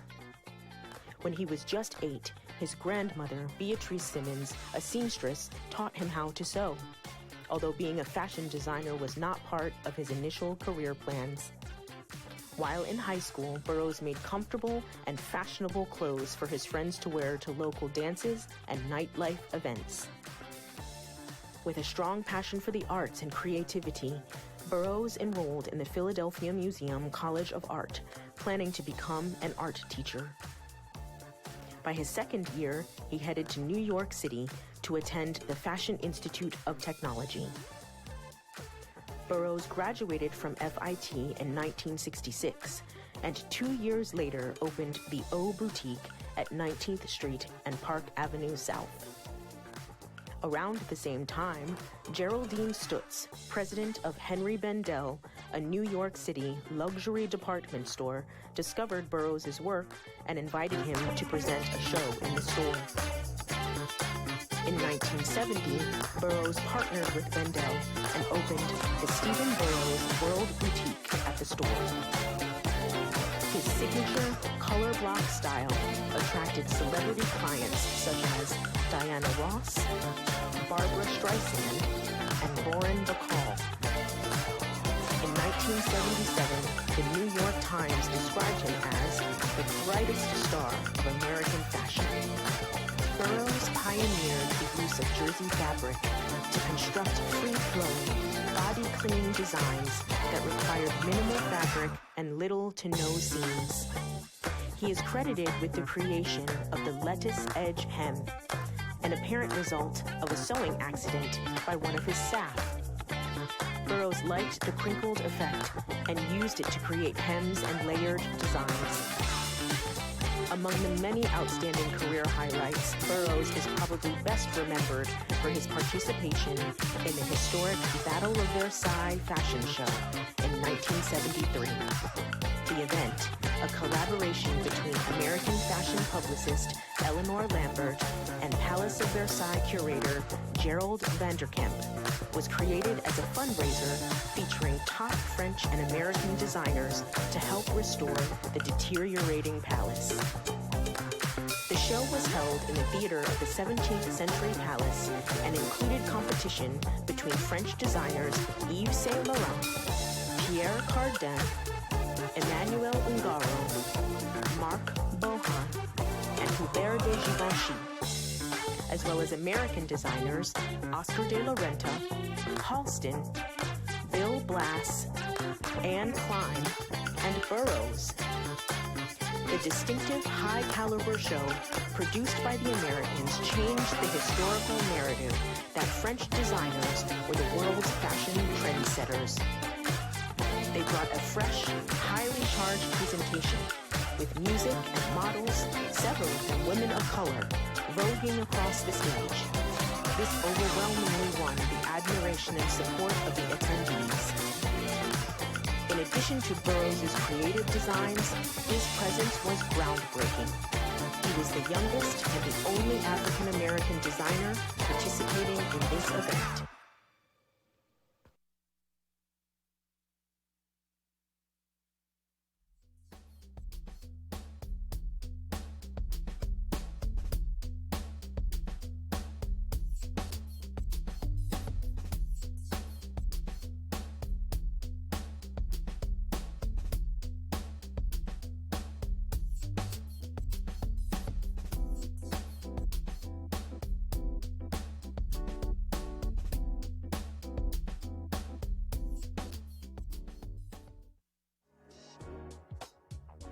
Helen Williams was the first African-American model to be accepted by mainstream America. In 1960, she was considered America's most successful Negro model. Born in Riverton, New Jersey, Williams developed an interest in creative endeavors in her youth. After graduating from high school, she worked at Pagano Studios, a commercial photography studio in New York City. The studio introduced Williams to the art of photography, along with the background production elements of modeling and styling. While at the studio, she met Lena Horne and Sammy Davis Jr., who encouraged her to consider fashion modeling. By 1963, Williams was one of the top Black models in the country. However, that level of success was financially inconsistent and not steady enough to sustain a comfortable lifestyle. Thus, for more than 30 years, she continued to work as a stylist for Pagano Studios. The financial stability allowed her the freedom to break barriers in the modeling industry, as she was not solely dependent upon modeling for survival. In her retirement, Williams pursued other interests in creative expressions, such as landscape painting. She continues to enjoy life in the Northeast.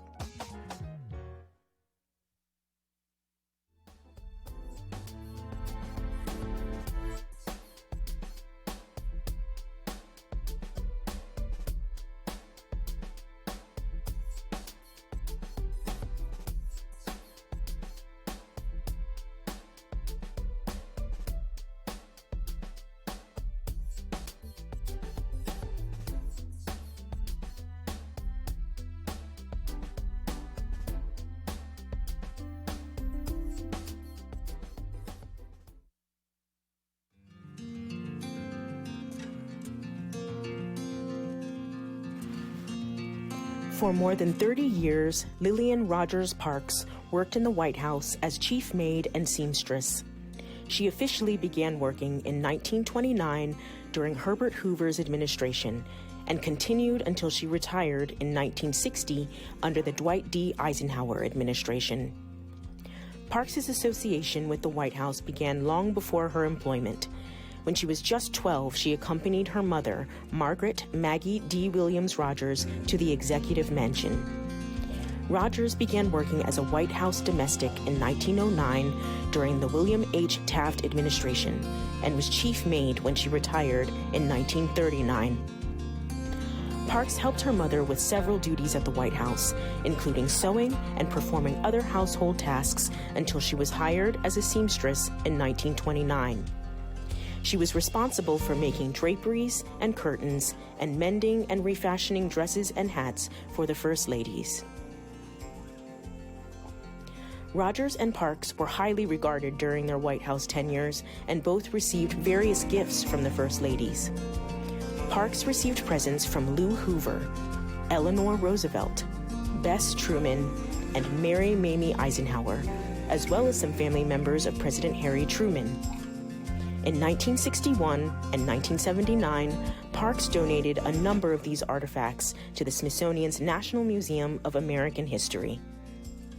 When she retired, Parks published My 30 Years Backstairs at the White House, a collective memoir about her and her mother's experiences working there. The book was the inspiration for the 1978 NBC miniseries Backstairs at the White House and was instrumental in humanizing the people who worked as servants and maids at the White House.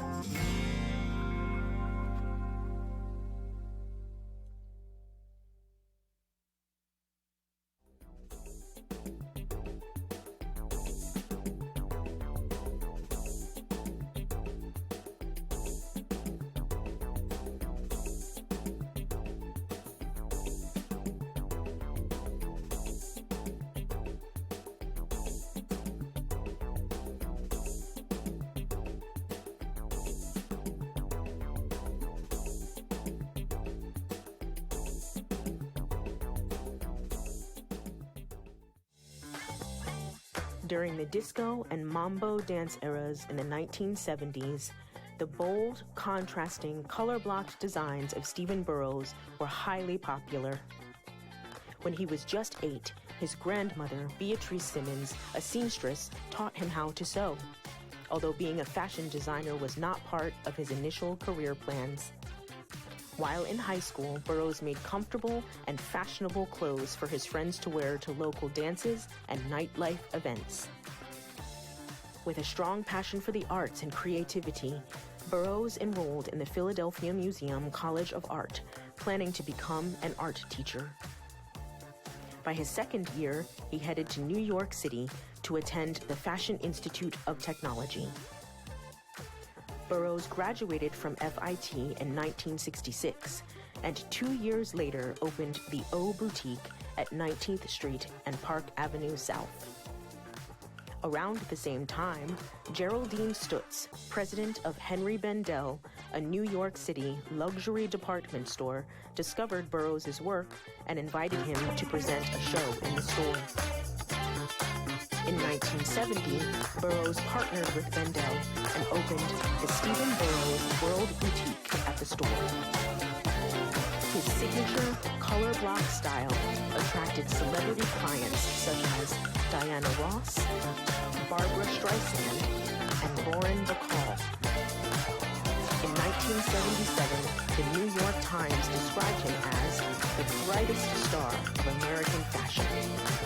Burrows pioneered the use of jersey fabric to construct free-flowing, body-clinging designs that required minimal fabric and little to no seams. He is credited with the creation of the lettuce edge hem, an apparent result of a sewing accident by one of his staff. Burrows liked the crinkled effect and used it to create hems and layered designs.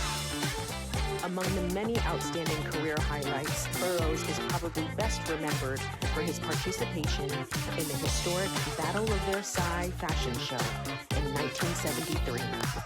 The event, a collaboration between American fashion publicist Eleanor Lambert and Palace of Versailles curator Gerald Vanderkamp, was created as a fundraiser featuring top French and American designers to help restore the deteriorating palace. The show was held in the theater of the 17th Century Palace and included competition between French designers Yves Saint Laurent, Pierre Cardin, Emmanuel Ungaro, Marc Bohan, and Hubert de Givenchy, as well as American designers Oscar de la Renta, Halston, Bill Blass, Anne Klein, and Burrows. The distinctive high-caliber show produced by the Americans changed the historical narrative that French designers were the world's fashion trendsetters. They brought a fresh, highly charged presentation with music and models, several of them women of color, voguing across the stage. This overwhelmingly won the admiration and support of the attendees. In addition to Burrows' creative designs, his presence was groundbreaking. He was the youngest and the only African-American designer participating in this event.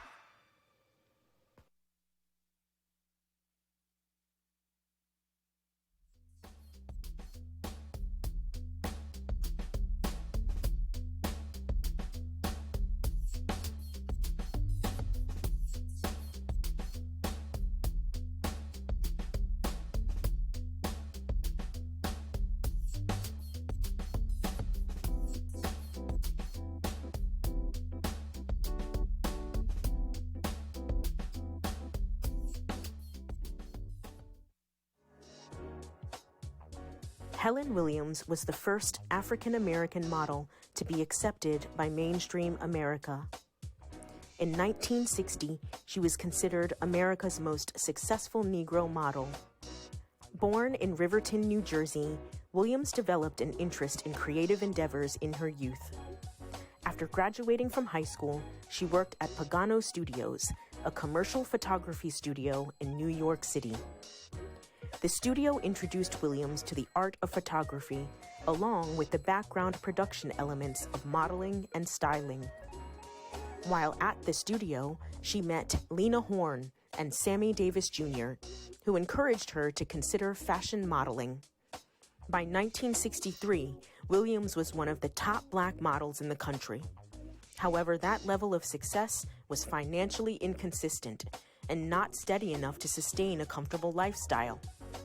Thus, for more than 30 years, she continued to work as a stylist for Pagano Studios. The financial stability allowed her the freedom to break barriers in the modeling industry, as she was not solely dependent upon modeling for survival. In her retirement, Williams pursued other interests in creative expressions, such as landscape painting. She continues to enjoy life in the Northeast.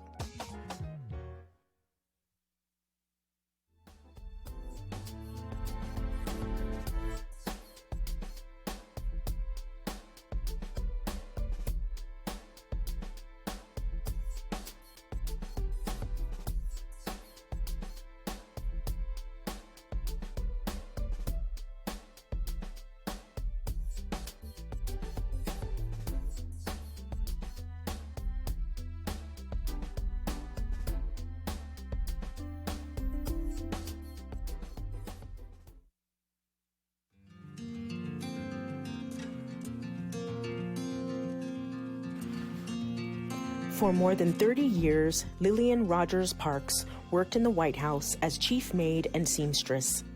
She officially began working in 1929 during Herbert Hoover's administration and continued until she retired in 1960 under the Dwight D. Eisenhower administration. Parks's association with the White House began long before her employment. When she was just 12, she accompanied her mother, Margaret Maggie D. Williams Rogers, to the executive mansion. Rogers began working as a White House domestic in 1909 during the William H. Taft administration and was chief maid when she retired in 1939. Parks helped her mother with several duties at the White House, including sewing and performing other household tasks until she was hired as a seamstress in 1929. She was responsible for making draperies and curtains and mending and refashioning dresses and hats for the First Ladies. Rogers and Parks were highly regarded during their White House tenures, and both received various gifts from the First Ladies. Parks received presents from Lou Hoover, Eleanor Roosevelt, Bess Truman, and Mary Mamie Eisenhower, as well as some family members of President Harry Truman. In 1961 and 1979, Parks donated a number of these artifacts to the Smithsonian's National Museum of American History. When she retired, Parks published My 30 Years Backstairs at the White House, a collective memoir about her and her mother's experiences working there. The book was the inspiration for the 1978 NBC miniseries Backstairs at the White House, and was instrumental in humanizing the people who worked as servants and maids at the White House.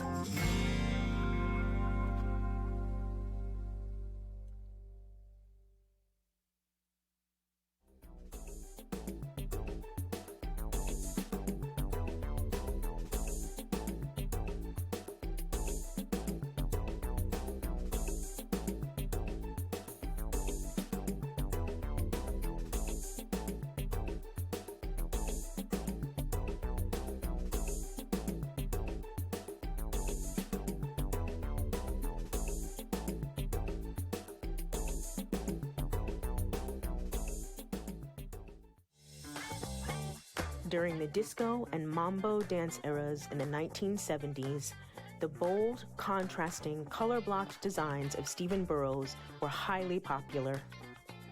When he was just 8, his grandmother, Beatrice Simmons, a seamstress, taught him how to sew, although being a fashion designer was not part of his initial career plans.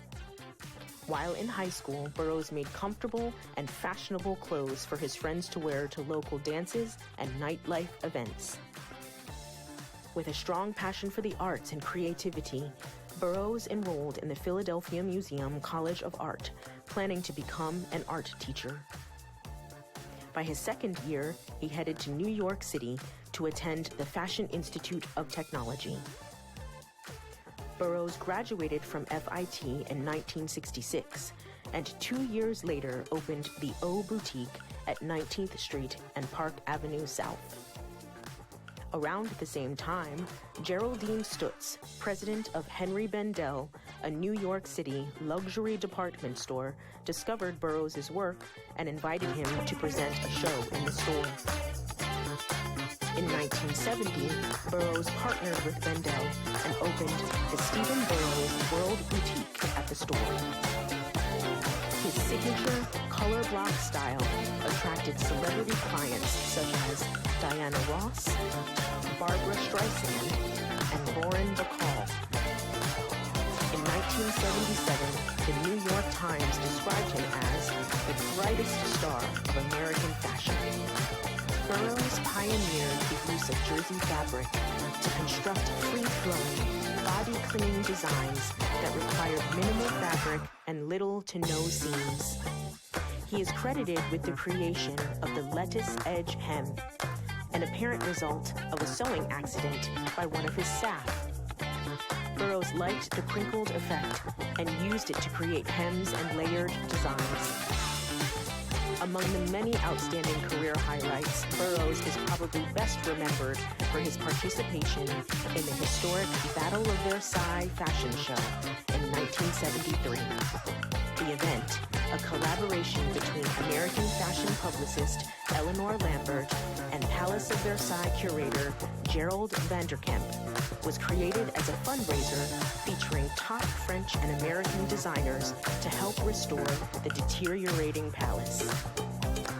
The show was held in the theater of the 17th Century Palace and included competition between French designers Yves Saint Laurent, Pierre Cardin, Emmanuel Ungaro, Marc Bohan, and Hubert de Givenchy, as well as American designers Oscar de la Renta, Halston, Bill Blass, and Klein, and Burrows.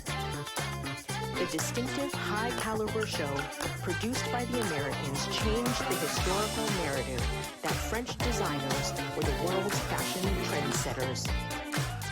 They brought a fresh, highly charged presentation with music and models, several of them women of color, voguing across the stage. This overwhelmingly won the admiration and support of the attendees. In addition to Burrows' creative designs, his presence was groundbreaking. He was the youngest and the only African-American designer participating in this event.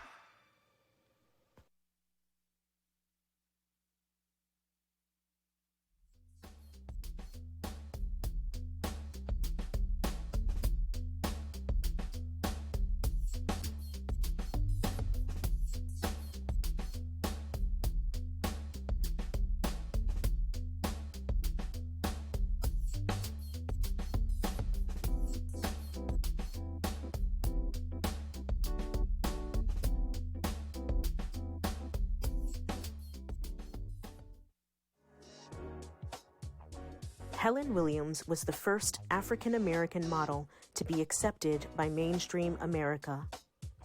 In 1960, she was considered America's most successful Negro model. Born in Riverton, New Jersey, Williams developed an interest in creative endeavors in her youth. After graduating from high school, she worked at Pagano Studios, a commercial photography studio in New York City. The studio introduced Williams to the art of photography, along with the background production elements of modeling and styling. While at the studio, she met Lena Horne and Sammy Davis Jr., who encouraged her to consider fashion modeling. By 1963, Williams was one of the top Black models in the country. However, that level of success was financially inconsistent and not steady enough to sustain a comfortable lifestyle. Thus, for more than 30 years, she continued to work as a stylist for Pagano Studios. The financial stability allowed her the freedom to break barriers in the modeling industry, as she was not solely dependent upon modeling for survival. In her retirement, Williams pursued other interests in creative expressions, such as landscape painting. She continues to enjoy life in the Northeast.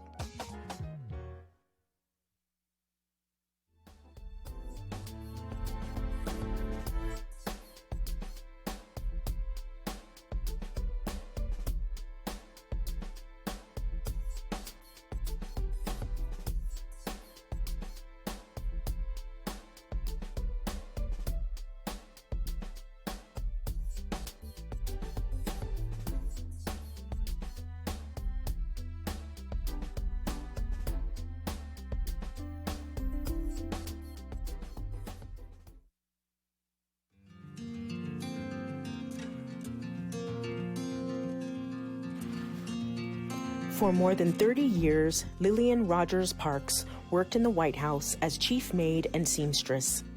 She officially began working in 1929 during Herbert Hoover's administration and continued until she retired in 1960 under the Dwight D. Eisenhower administration. Parks's association with the White House began long before her employment. When she was just 12, she accompanied her mother, Margaret Maggie D. Williams Rogers, to the executive mansion. Rogers began working as a White House domestic in 1909 during the William H. Taft administration and was chief maid when she retired in 1939. Parks helped her mother with several duties at the White House, including sewing and performing other household tasks until she was hired as a seamstress in 1929. She was responsible for making draperies and curtains and mending and refashioning dresses and hats for the First Ladies. Rogers and Parks were highly regarded during their White House tenures and both received various gifts from the First Ladies. Parks received presents from Lou Hoover, Eleanor Roosevelt, Bess Truman, and Mary Mamie Eisenhower, as well as some family members of President Harry Truman.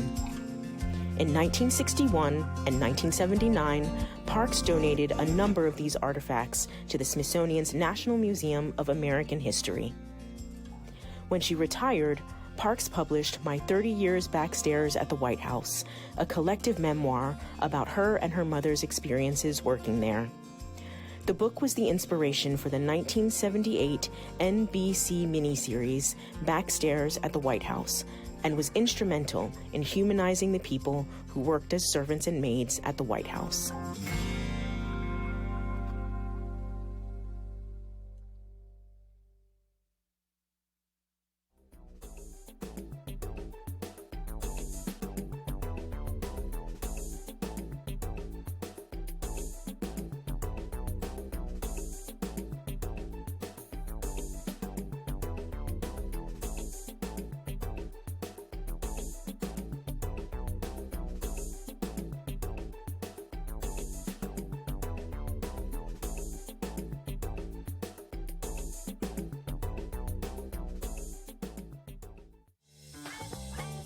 During the disco and mambo dance eras in the 1970s, the bold, contrasting, color-blocked designs of Stephen Burrows were highly popular. When he was just 8, his grandmother, Beatrice Simmons, a seamstress, taught him how to sew, although being a fashion designer was not part of his initial career plans. While in high school, Burrows made comfortable and fashionable clothes for his friends to wear to local dances and nightlife events. With a strong passion for the arts and creativity, Burrows enrolled in the Philadelphia Museum College of Art, planning to become an art teacher. By his second year, he headed to New York City to attend the Fashion Institute of Technology. Burrows graduated from FIT in 1966, and 2 years later opened the O Boutique at 19th Street and Park Avenue South. Around the same time, Geraldine Stutz, president of Henry Bendel, a New York City luxury department store, discovered Burrows' work and invited him to present a show in the store. In 1970, Burrows partnered with Bendel and opened the Stephen Burrows World Boutique at the store. His signature color block style attracted celebrity clients such as Diana Ross, Barbara Streisand, and Lauren Bacall. In 1977, the New York Times described him as the brightest star of American fashion. Burrows pioneered the use of jersey fabric to construct free-flowing, body-clinging designs that required minimal fabric and little to no seams. He is credited with the creation of the lettuce edge hem, an apparent result of a sewing accident by one of his staff. Burrows liked the crinkled effect and used it to create hems and layered designs. Among the many outstanding career highlights, Burrows is probably best remembered for his participation in the historic Battle of Versailles fashion show in 1973. The event, a collaboration between American fashion publicist Eleanor Lambert and Palace of Versailles curator Gerald Vanderkemp, was created as a fundraiser featuring top French and American designers to help restore the deteriorating palace. The show was held in the theater of the 17th Century Palace and included competition between French designers Yves Saint Laurent, Pierre Cardin, Emmanuel Ungaro, Marc Bohan, and Hubert de Givenchy, as well as American designers Oscar de la Renta, Halston, Bill Blass, Anne Klein, and Burrows. The distinctive high-caliber show produced by the Americans changed the historical narrative that French designers were the world's fashion trendsetters. They brought a fresh, highly charged presentation with music and models, several of them women of color, voguing across the stage. This overwhelmingly won the admiration and support of the attendees. In addition to Burrows' creative designs, his presence was groundbreaking. He was the youngest and the only African-American designer participating in this event.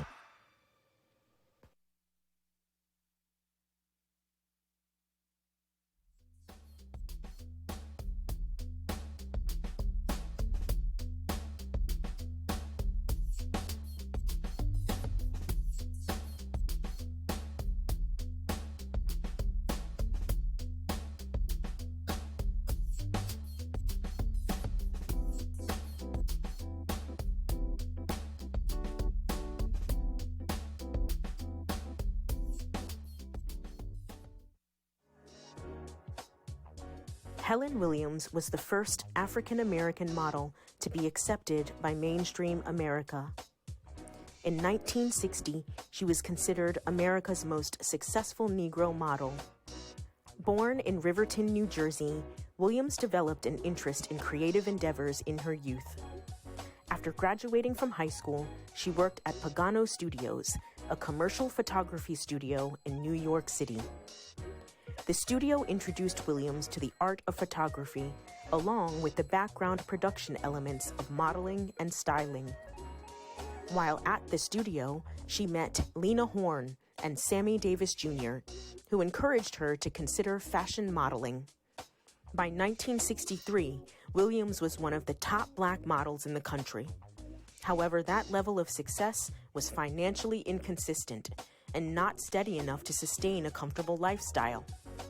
Thus, for more than 30 years, she continued to work as a stylist for Pagano Studios.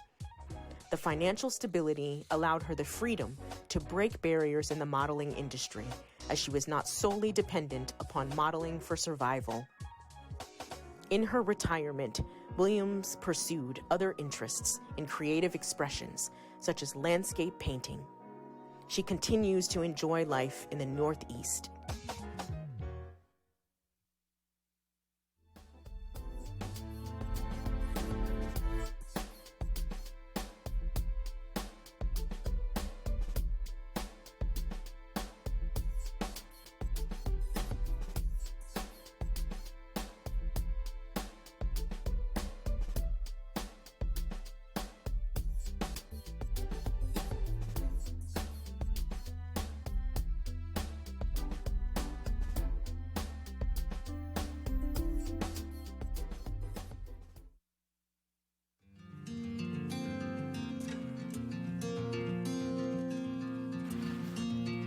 For more than 30 years, Lillian Rogers Parks worked in the White House as chief maid and seamstress. She officially began working in 1929 during Herbert Hoover's administration and continued until she retired in 1960 under the Dwight D. Eisenhower administration. Parks's association with the White House began long before her employment. When she was just 12, she accompanied her mother, Margaret Maggie D. Williams Rogers, to the executive mansion. Rogers began working as a White House domestic in 1909 during the William H. Taft administration and was chief maid when she retired in 1939. Parks helped her mother with several duties at the White House, including sewing and performing other household tasks until she was hired as a seamstress in 1929. She was responsible for making draperies and curtains and mending and refashioning dresses and hats for the First Ladies. Rogers and Parks were highly regarded during their White House tenures and both received various gifts from the First Ladies. Parks received presents from Lou Hoover, Eleanor Roosevelt, Bess Truman, and Mary Mamie Eisenhower, as well as some family members of President Harry Truman. In 1961 and 1979, Parks donated a number of these artifacts to the Smithsonian's National Museum of American History. When she retired, Parks published My 30 Years Backstairs at the White House, a collective memoir about her and her mother's experiences working there. The book was the inspiration for the 1978 NBC miniseries Backstairs at the White House, and was instrumental in humanizing the people who worked as servants and maids at the White House.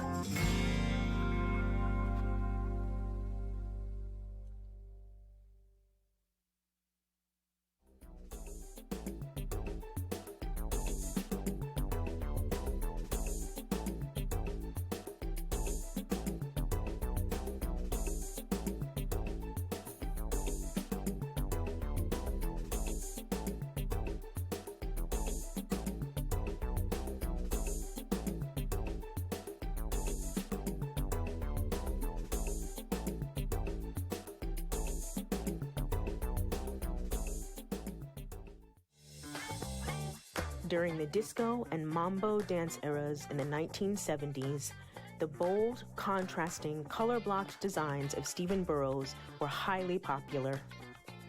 When he was just 8, His grandmother, Beatrice Simmons, a seamstress, taught him how to sew, although being a fashion designer was not part of his initial career plans. While in high school, Burrows made comfortable and fashionable clothes for his friends to wear to local dances and nightlife events. With a strong passion for the arts and creativity, Burrows enrolled in the Philadelphia Museum College of Art, planning to become an art teacher. By his second year, he headed to New York City to attend the Fashion Institute of Technology. Burrows graduated from FIT in 1966, and 2 years later opened the O Boutique at 19th Street and Park Avenue South. Around the same time, Geraldine Stutz, president of Henry Bendel, a New York City luxury department store, discovered Burrows' work and invited him to present a show in the store. In 1970, Burrows partnered with Bendel and opened the Stephen Burrows World Boutique at the store. His signature color block style attracted celebrity clients such as Diana Ross, Barbara Streisand, and Lauren Bacall. In 1977, the New York Times described him as the brightest star of American fashion. Burrows pioneered the use of jersey fabric to construct free-flowing, body-clinging designs that required minimal fabric and little to no seams. He is credited with the creation of the lettuce edge hem, an apparent result of a sewing accident by one of his staff. Burrows liked the crinkled effect and used it to create hems and layered designs. Among the many outstanding career highlights, Burrows is probably best remembered for his participation in the historic Battle of Versailles fashion show in 1973. The event, a collaboration between American fashion publicist Eleanor Lambert and Palace of Versailles curator Gerald Vanderkemp, was created as a fundraiser featuring top French and American designers to help restore the deteriorating palace. The show was held in the theater of the 17th Century Palace and included competition between French designers Yves Saint Laurent, Pierre Cardin, Emmanuel Ungaro, Marc Bohan, and Hubert de Givenchy, as well as American designers Oscar de la Renta, Halston, Bill Blass, Anne Klein, and Burrows. The distinctive high-caliber show produced by the Americans changed the historical narrative that French designers were the world's fashion trendsetters. They brought a fresh, highly charged presentation with music and models, several of them women of color, voguing across the stage. This overwhelmingly won the admiration and support of the attendees. In addition to Burrows' creative designs, his presence was groundbreaking. He was the youngest and the only African-American designer participating in this event.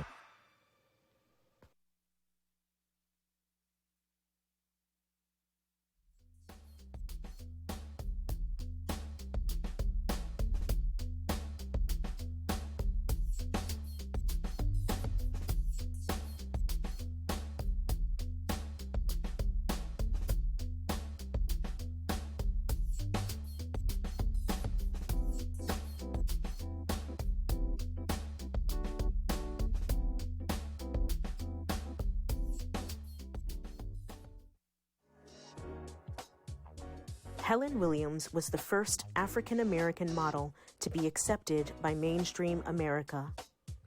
In 1960, she was considered America's most successful Negro model. Born in Riverton, New Jersey, Williams developed an interest in creative endeavors in her youth. After graduating from high school, she worked at Pagano Studios, a commercial photography studio in New York City.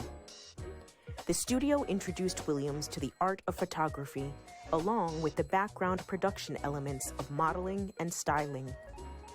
While at the studio, she met Lena Horne and Sammy Davis Jr., who encouraged her to consider fashion modeling. By 1963, Williams was one of the top Black models in the country.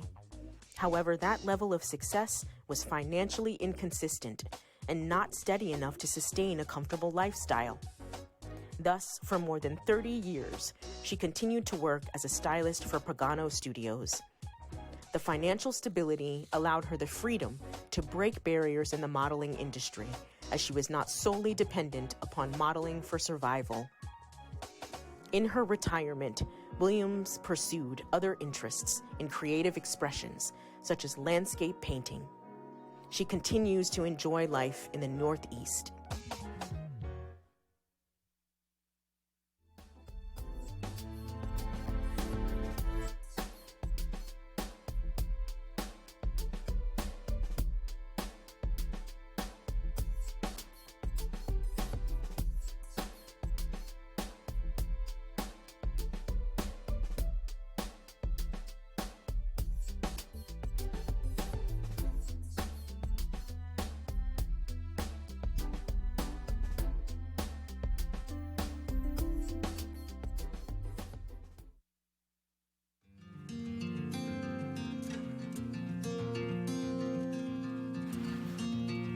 For more than 30 years, Lillian Rogers Parks worked in the White House as chief maid and seamstress.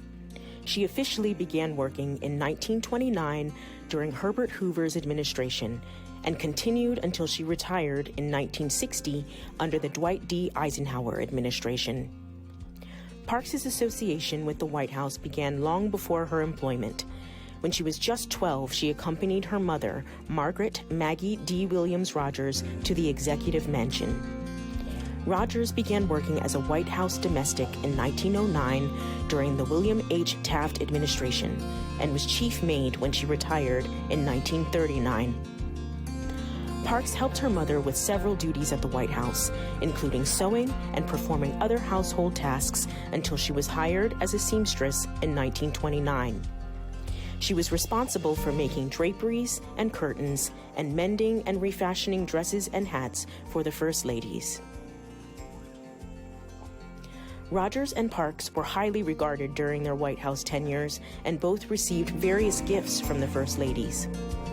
Parks received presents from Lou Hoover, Eleanor Roosevelt, Bess Truman, and Mary Mamie Eisenhower, as well as some family members of President Harry Truman. In 1961 and 1979, Parks donated a number of these artifacts to the Smithsonian's National Museum of American History. When she retired, Parks published My 30 Years Backstairs at the White House, a collective memoir about her and her mother's experiences working there. The book was the inspiration for the 1978 NBC miniseries Backstairs at the White House, and was instrumental in humanizing the people who worked as servants and maids at the White House.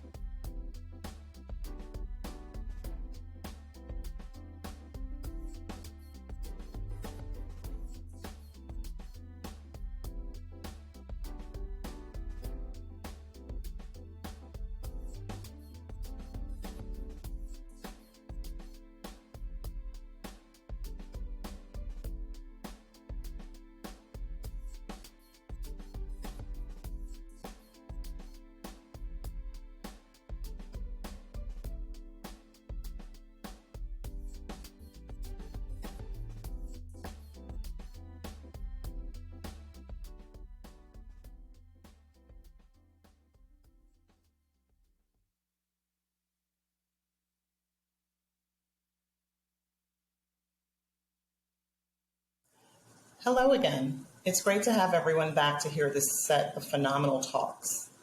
The model of color is a muse and a maverick, opening doors and raising the bar for those that come behind them. They're the ultimate American fashion pioneers. Here today to talk about the transformative impact of the American model of color on style is Caitlin Brookins, Pat Cleveland, Joshua Simmons, and moderated by Audrey Smaltz. Immediately followed by part 2 with Beverly Johnson, Peggy Dillard-Toone, moderated by Adrienne Jones. Hi, everyone. My name is Audrey Smaltz, and I'm so happy to be here this afternoon with fabulous friends of mine. And I want to start off, and I'm going to introduce you to Pat Cleveland. Pat started with the Ebony Fashion Fair when she was 15 years old, and 55 years later, she's still designing, modeling for the top designers of the world. And next to Pat is my good friend, Shayla Simpson. Shayla was a model in the Ebony Fashion Fair in 1975 to 1977. And then she took over from 1977 to 1991 as the commentator. That's 16 years in the Ebony Fashion Fair. Cover girl, Caitlin Brookins, is a top Ford model and a Howard University alum. And Joshua Simmons, fashion editor. That's who we have today on our conversation. It's so nice to be here. I want to start a question with my good friend, I'll say Pat Cleveland. Pat. Hi, Audrey. I'm so proud to be on this call with all of you because this is history being made and our legacy is about all the people that we love and all the people who have created platforms for us, maybe listening because also the new babies coming up, we want them all to know that everything is possible, dreams can come true, and keep on strutting your stuff like a peacock in your mind, your heart, and stay structured in your vision. That's what I think we're here to talk about. I think it's very important. Mm-hmm. Pat, what prompted you to choose a career in fashion? I have been a child model, not in the public eye, but my mother is a painter. Her name is Lady Bird Cleveland. And as a child, I sat before her easel and I realized the romance that artists have about visionary sights, about other people creating beauty. What made me want to model is to carry on the tradition of showgirl because my auntie was a dancer with Catherine Dunnan, and the girls in my family were single women. My mother raised me alone, but they dressed very beautifully. And I grew up with feathers and bangles and bows and all kinds of creative, creating fashion at home. So I grew up in a creative mess. And that's the fashion world for me, is putting on out attire and changing and changing yourself through dressing. And I wanted to model because I always loved designers. I started out as a young designer. I created for Henry Bindel's. And when Mrs. Johnson gave me the opportunity to model, I thought, this is how I'm going to wear these beautiful clothes and be in fashion and walk in these clothes. And it was a desire, a dream come true to feel beautiful in that way. When you dress in a dignified way and you feel good in your clothes, it just makes the world seem like a beautiful place to be in.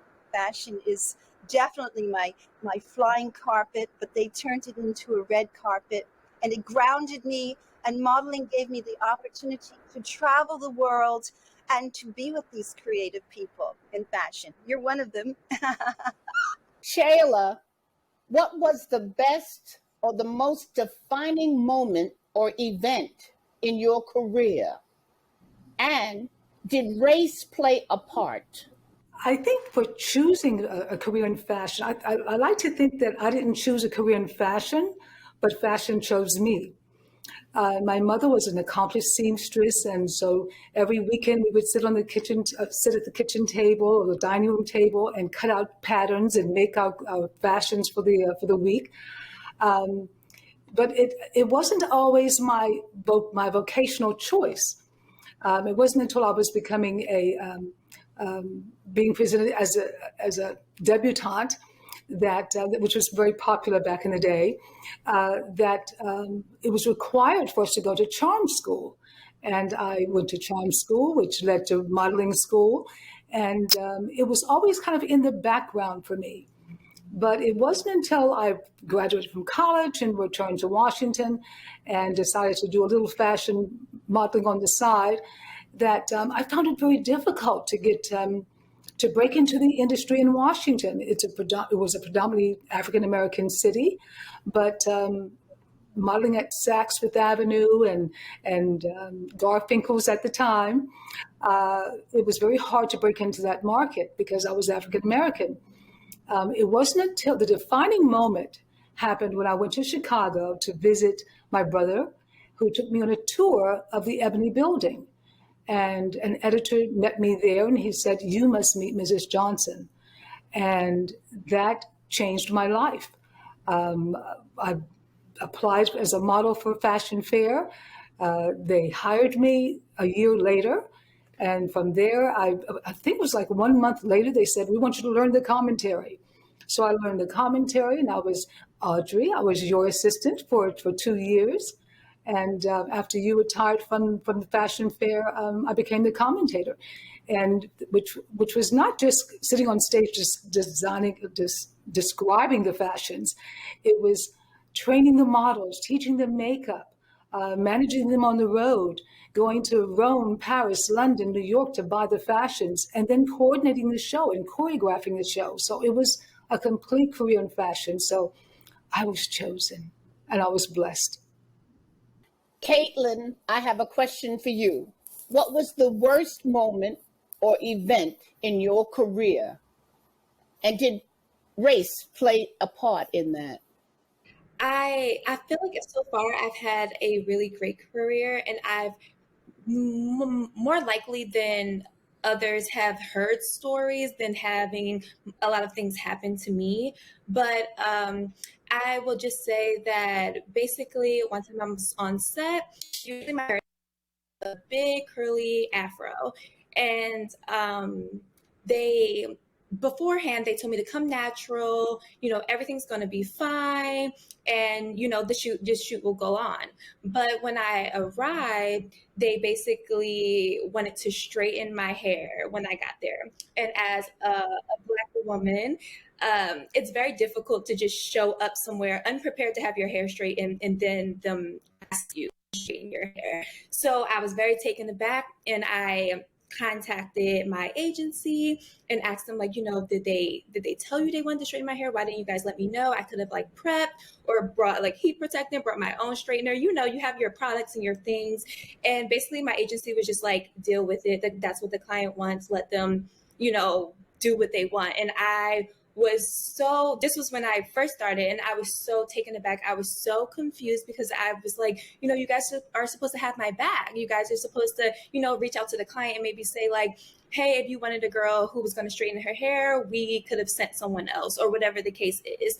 But that is when I really realized that you have to be your own advocate. You have to stand up for yourself, and you have to pick and choose things that you will and will not do. And for me, having my hair straightened is something that I usually don't do. And I don't do it for a particular reason, because I want to put out the statement that Black hair is beautiful, no matter what condition it is, whether it's curly, whether it's an afro, or whatever the case is. But that particular day, when they were being so aggressive about me having my hair straight, it really just changed my mind about a lot of things.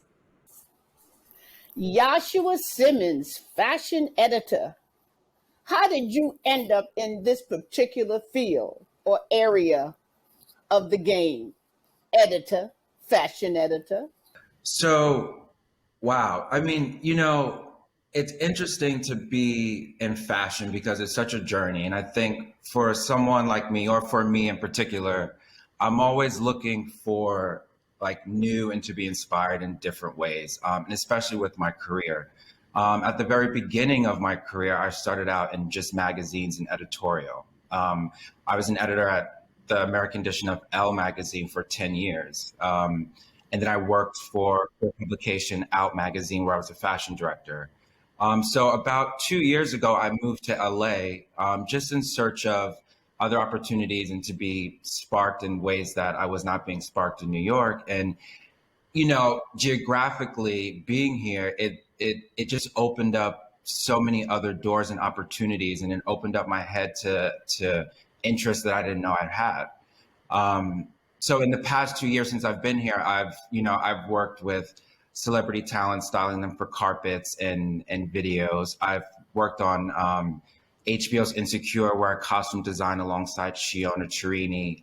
I still work and contribute to magazines, and, you know, as an editor, where I'm styling stories for Harper's and Vogue and other international publications. So, you know, I think, how did I get here? It's been like a journey. You know, I always say I'm not really sure what I like, but I know what I don't like.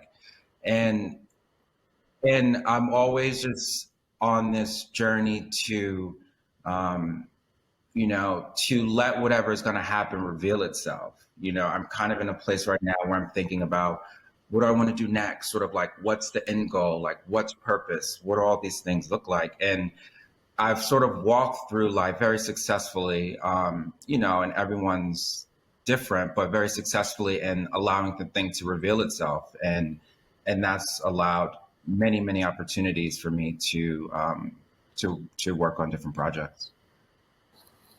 Wow. Great. Pat, for you, which historical figure do you most identify with? Oh, I love Josephine Baker. I love Josephine Baker because she can dance and sing. Oh la la, chérie, mon petit tonkinoise. Makes you want to speak French, eat, live, wear furs, have a dog. All those lovely, joyous things. Have a spirit of bravery, get medals, save people, adopt children, all those lovely things. And my great aunt was her Sunday school teacher, so she's been in our family story. My aunt used to dance in her one of her things. U.B. Blake. I knew U.B. Blake as a child, and he knew Josephine, and my mom and Josephine, and oh my God, she's in our history, and I love her so much. Even now, she's never gone from my heart. Oh, absolutely not gone. Great. I love her. And for you, Shayla, the question is, which talent would you most like to have? Oh, that's a good one. That's one of my favorite questions. I love that question. You like that one? I think I would love to be able to sing. I know when I hear music, it just moves my soul. So if I could sing, it would be most fulfilling to me. Believe it or not, I actually sang in a band when I was in high school. That voice kind of left me as I grew older, but it turned into a commentator's voice. But I think it would be to sing. Great. I like to play the piano. Caitlin, what is your motto? My motto is, if not me, then who? And that just gives me a little push, a little amp every single time to know that, like, it's me. Everything that I do has to do with me, whether I have a good day or a bad day or whatever the case is, because as a model, you don't necessarily always feel your best. Sometimes you might not feel well. Sometimes you might not look your best, or to you, you might not look your best, but to everyone else, they're like, you're great, you're great. But for me, it's basically just taking a look at myself and just saying, okay, like, you know, you booked this job or you're here for this opportunity. So if not you, then who else? Meaning, like, you know, you got to go and you have to kill it no matter what, no matter how you feel or what you're looking like. You got booked, you're here. This is your time all the time. So now, Joshua, going forward, how do you think issues of race and inclusion will affect how the business of fashion operates? How will it affect it? I mean, I think, I have a couple of ideas about this. I think, in the moment where it's all happening, I think it's seemingly performative. But I do think that it's important that it's happening because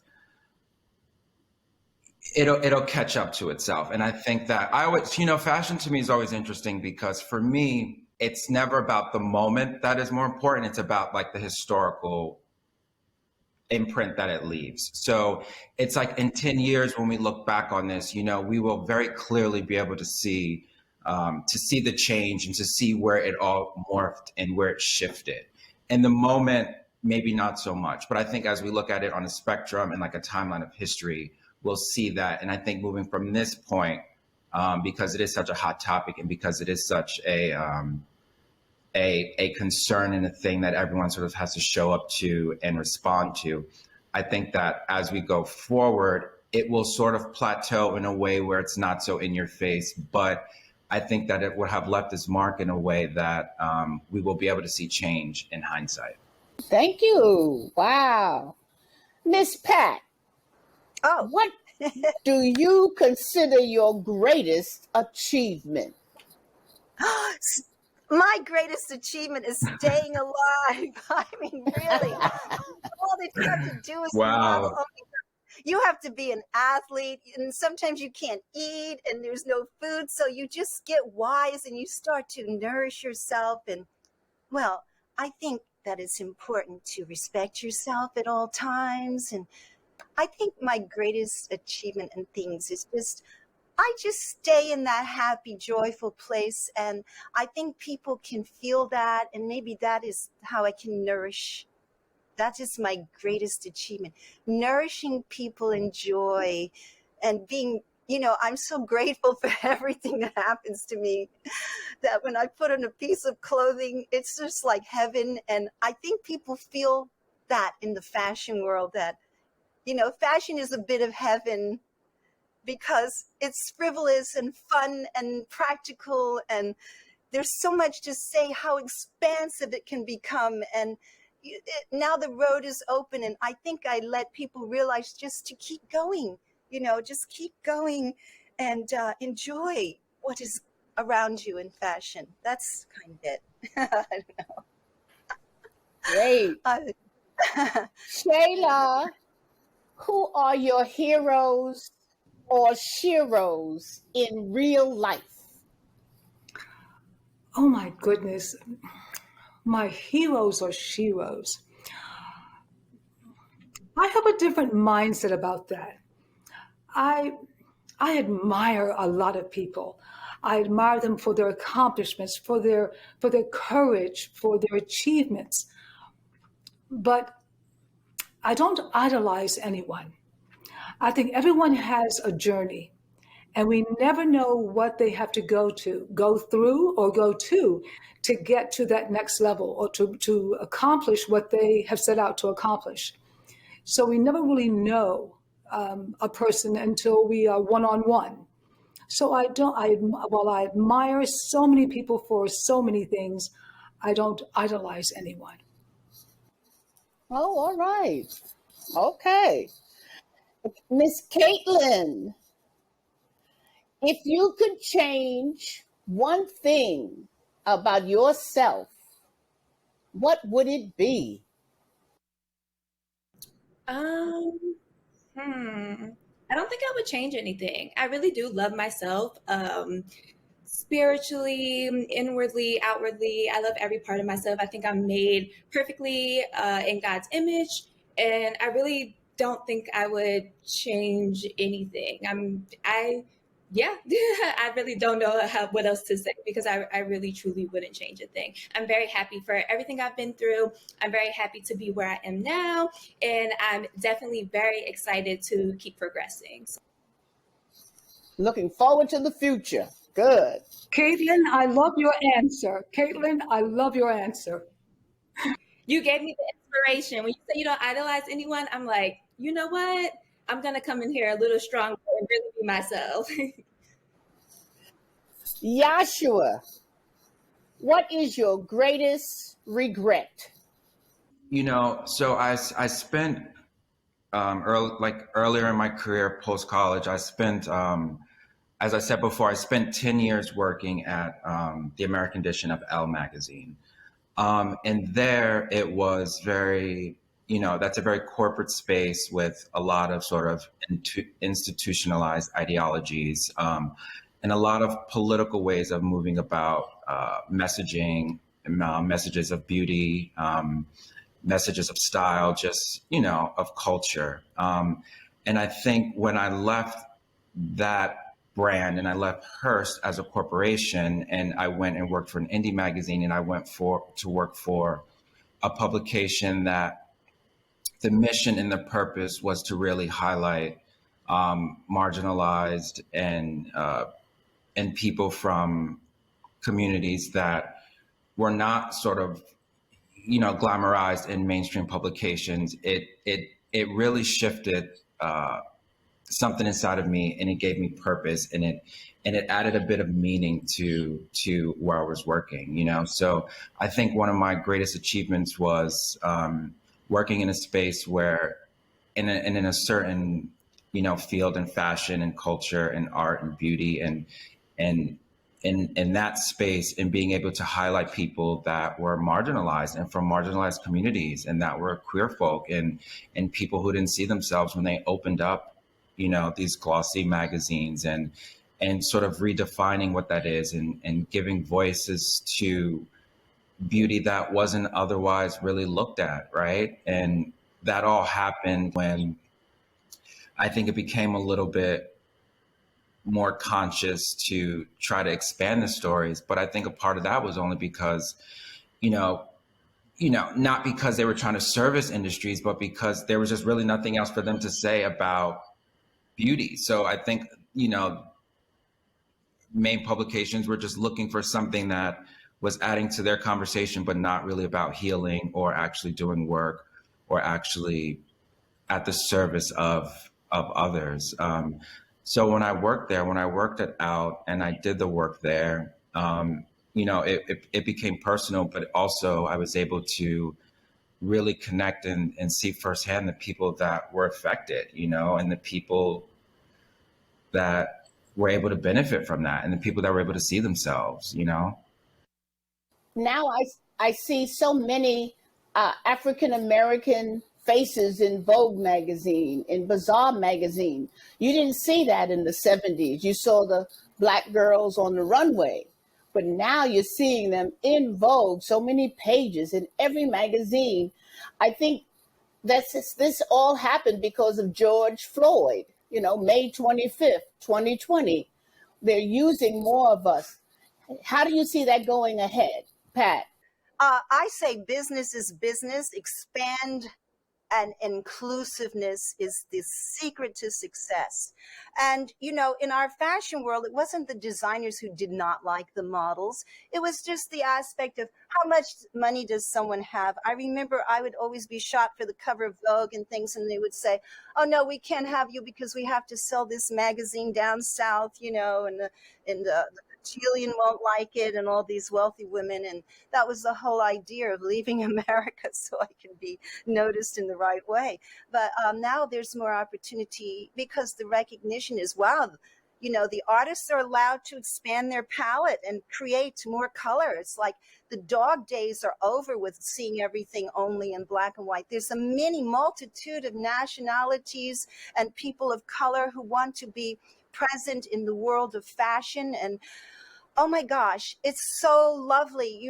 I just have such a good time with the new girls coming up. I used to own a model agency and in Milan, and I had all the Black girls because they were not getting paid enough, and I made sure their rates went up. And I had that agency for 20 years in Milan. I had Tyra, I had Naomi, I had all those girls, taught them how to walk. I had a good time. And I knew that this would make a difference because I was so offended sometimes when I went to the shows. I remember I went to Paris 71 and I only saw one Black girl in a fashion show. I was with Antonio Lopez. We went to see Yves Saint Laurent, and there was one girl from the Crazy Horse. And she was the only Black model in Paris. She was a dancer. And then after we got to Paris, me and Donna and the whole gang, in 73 after Versailles, then they started, like Givenchy and the other houses started having more of the girls of Black American girls because they could walk. And, it's sort of like in the DNA to present a kind of dignity. When you have that African soul, that you had kings and queens in your history. That these people our people have been abused for so long. It's time. Give us a break, please. I mean, this is a country we built on our backs. Architects, nurses, babysitters, everybody who added to the growth of this country, and we deserve a break, and we're going to take it and expand and never exclude anyone, because that's our soul. We always are inclusive, and that's the big deal. I mean, the big deal is designers need to always be inclusive. And I like seeing that embraced at this time, Very good. What do you think about that, Shayla? I think this is a wonderful moment in history. As you said, we're experiencing having our African American models on the covers of the what we call the mainstream magazines, the Vogue and Bazaar. But everything in life is cyclical. Everything goes around and comes back around. Who would have thought? I think of this example I gave to my son. I used to tell my son all the time, you have no idea what we went through to get you young people where you are today. We petitioned, we marched. I was at the March on Washington. I heard Martin Luther King deliver the I Have a Dream speech. This is how we were raised. We were advocates of change. And the young people today are benefiting from the change that we made back then.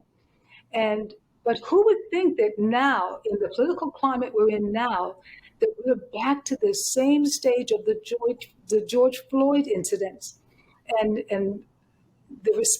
demanding respect as African Americans. So everything in life is cyclical. So we can't rest on our laurels. We can't take it for granted that it's always going to be this way. That now that we have African American models on the cover of Vogue and Bazaar, it's always going to be that way. We have to continue to create opportunities for ourselves. We have to create platforms for us to show our talents and not only expect the Caucasian magazines to validate us. And that's what Ebony Magazine did. They said, there's Life magazine that highlights the the Caucasian community. So John Johnson created Ebony Magazine to highlight the African Americans in the African American community. So we have to do this for ourselves and not wait to be validated by the Caucasian community. I think that it's a wonderful period in time, but we must press on. What we're doing is we have found the former Ebony Fashion Fair models. There are like 500 of us from the 50 years in existence. Not just models, commentators, wardrobe staff, bus drivers, the whole team that traveled on that Greyhound bus for 50 years. Stage managers, absolutely. So we created, from the leadership of Faye Clerk Mosley, who was driven with the passion of uniting all the former Fashion Fair cast, and created a foundation called FLAIR. FLAIR is an acronym for Fashion Legacy Association for Industry Recognition. And that's what we do. We recognize the people in our industry that have carved the way for us in the past. And not only that, we provide scholarships to aspiring fashion designers to inspire the new young people for the future. So we need more of that. We need to create platforms to highlight our own people and show our talents. And Audrey, you created a wonderful business, the Ground Crew, which actually hired people to work the shows in New York backstage.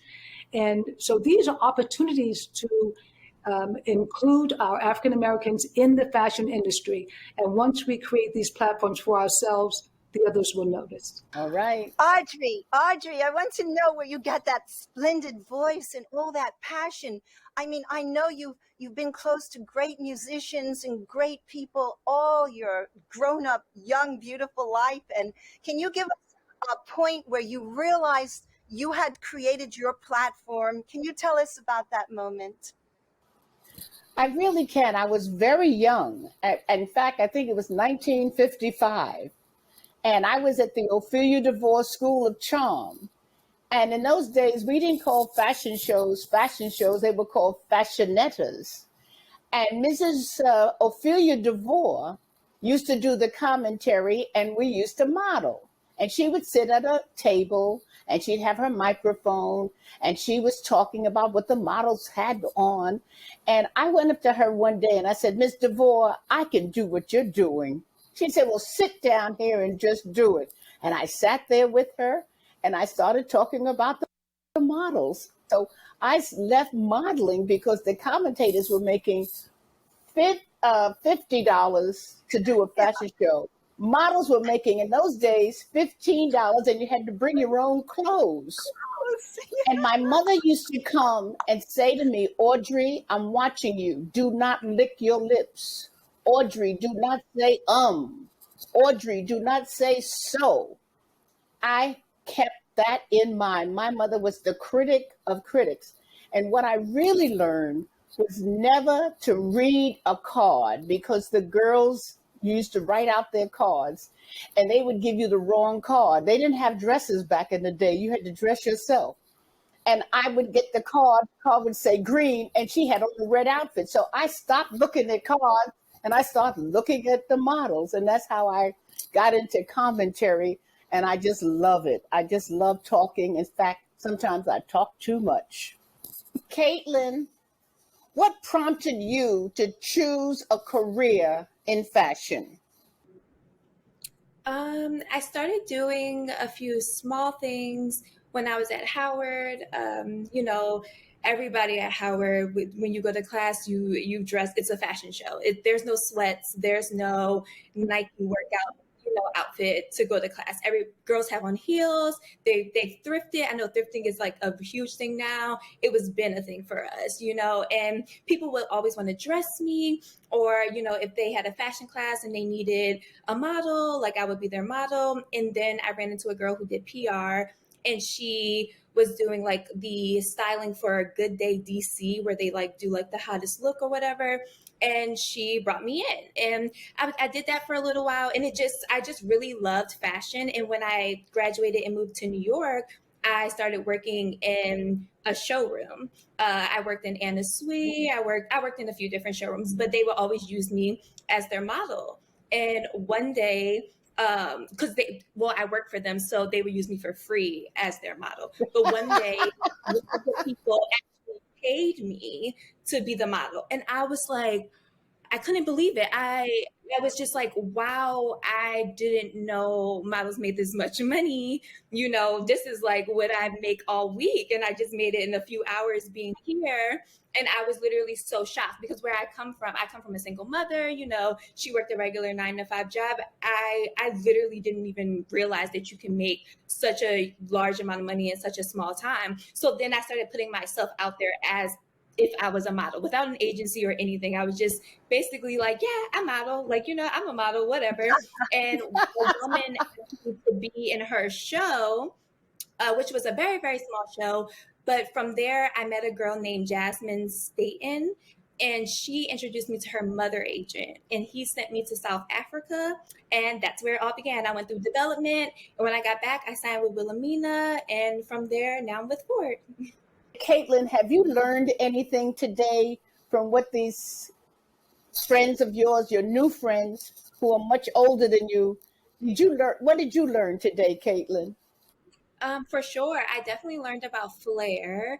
I was waiting to see if you were going to ask me the same question, because I was going to say, I would love to see more Black people behind the scenes instead of just models, like casting directors, which is super duper important, hair, makeup, styling, etc. A lot of the time I get on set and there isn't a black face at all, or even a face of color. So when I heard about Flair, I'm like, wow, that is actually really cool. I didn't even know that there was a whole organization based around basically bringing the Black people into fashion, whether it's scholarship or behind the scenes or whatever the case is.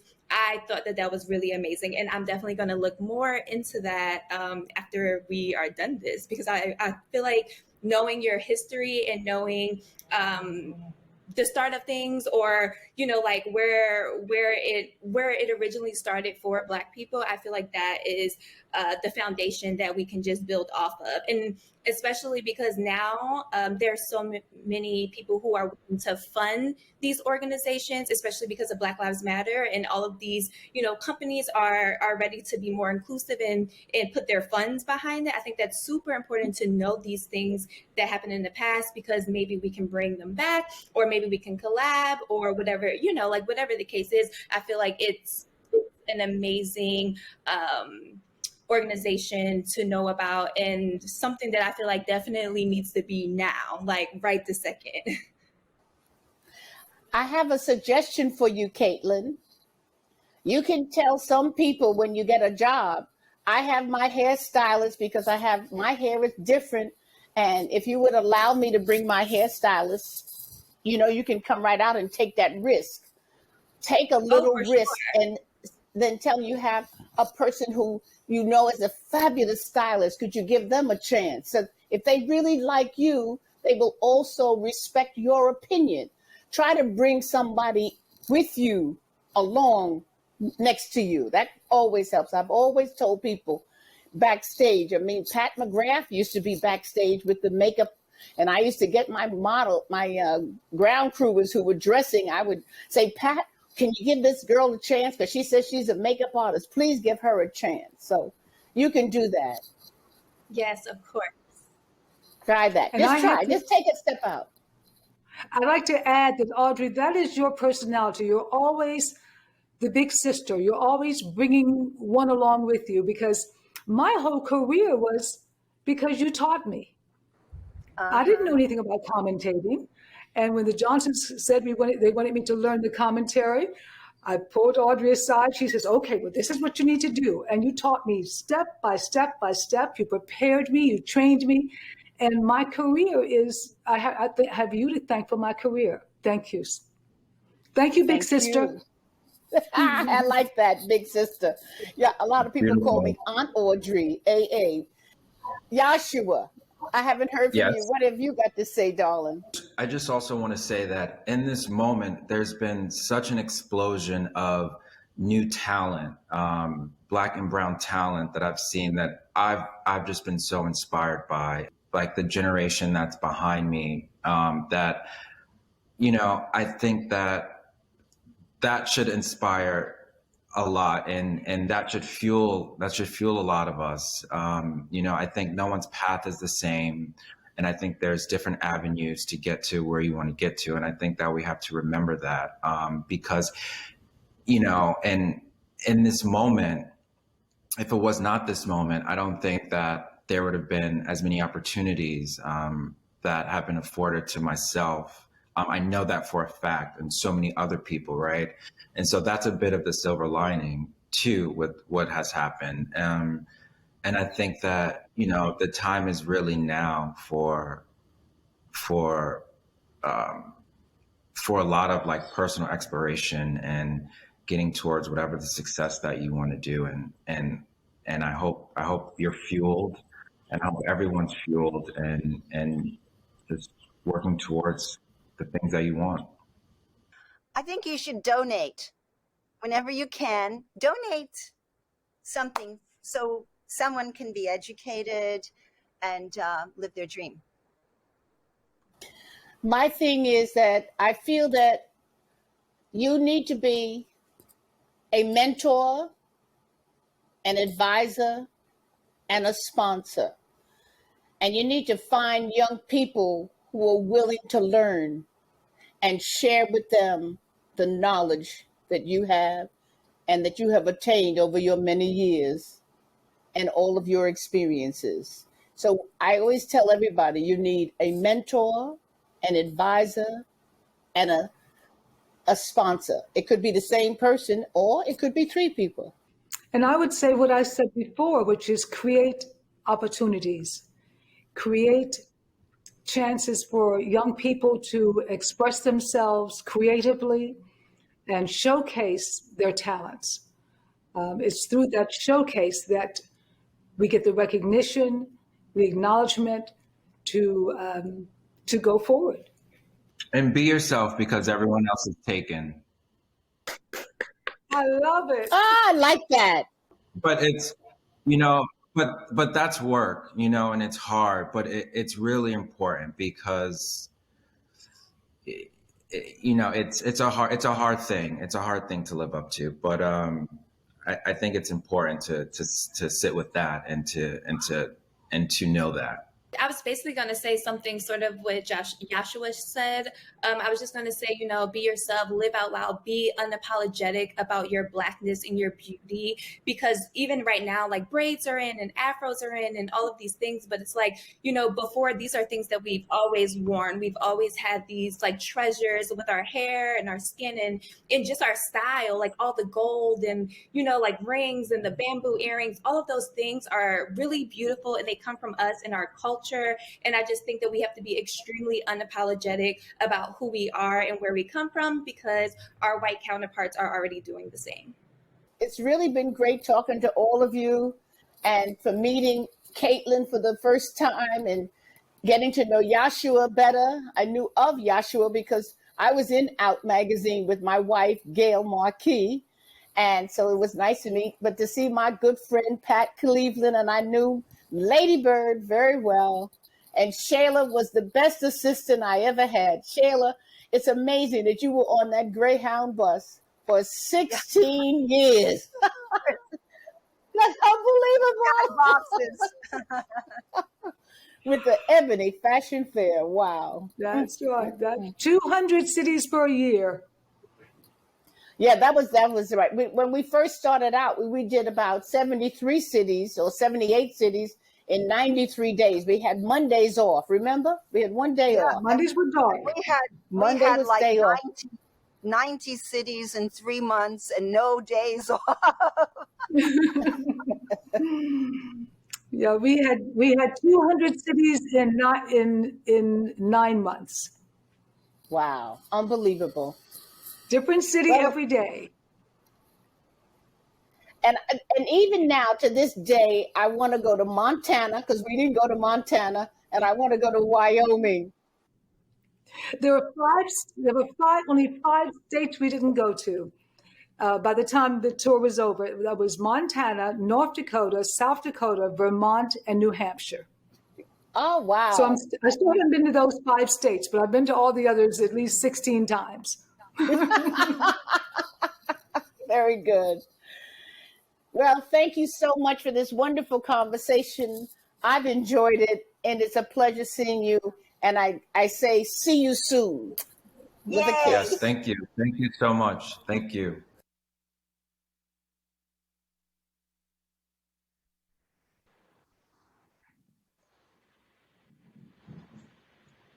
Hi, it's so wonderful to be here with all of us, and we're learning so much. And it's so good to see so many people. I'm having a wonderful time. My name is Audrey Smalls, and I always like to say I was born, bred, toasted, buttered, jelly, jammed, and honeyed in Harlem. I'm a native New Yorker. Welcome to What It Takes to Be a Model. We're opening for questions. I know people have questions for us, and we're ready to answer any question we have to. What happened with that? Some questions are coming. Audrey, I see a question here that came in. Oh, you see a question. It says, okay. Yeah, I see a question.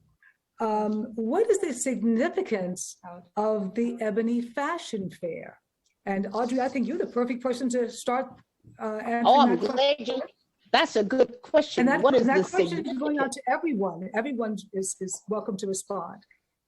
What is the significance for 51 years, from 1958 to 2009, the Ebony Fashion Fair raised over $50 million for various charities across the United States, whether they were sororities, churches, fraternities, United Negro College Fund, the Urban League.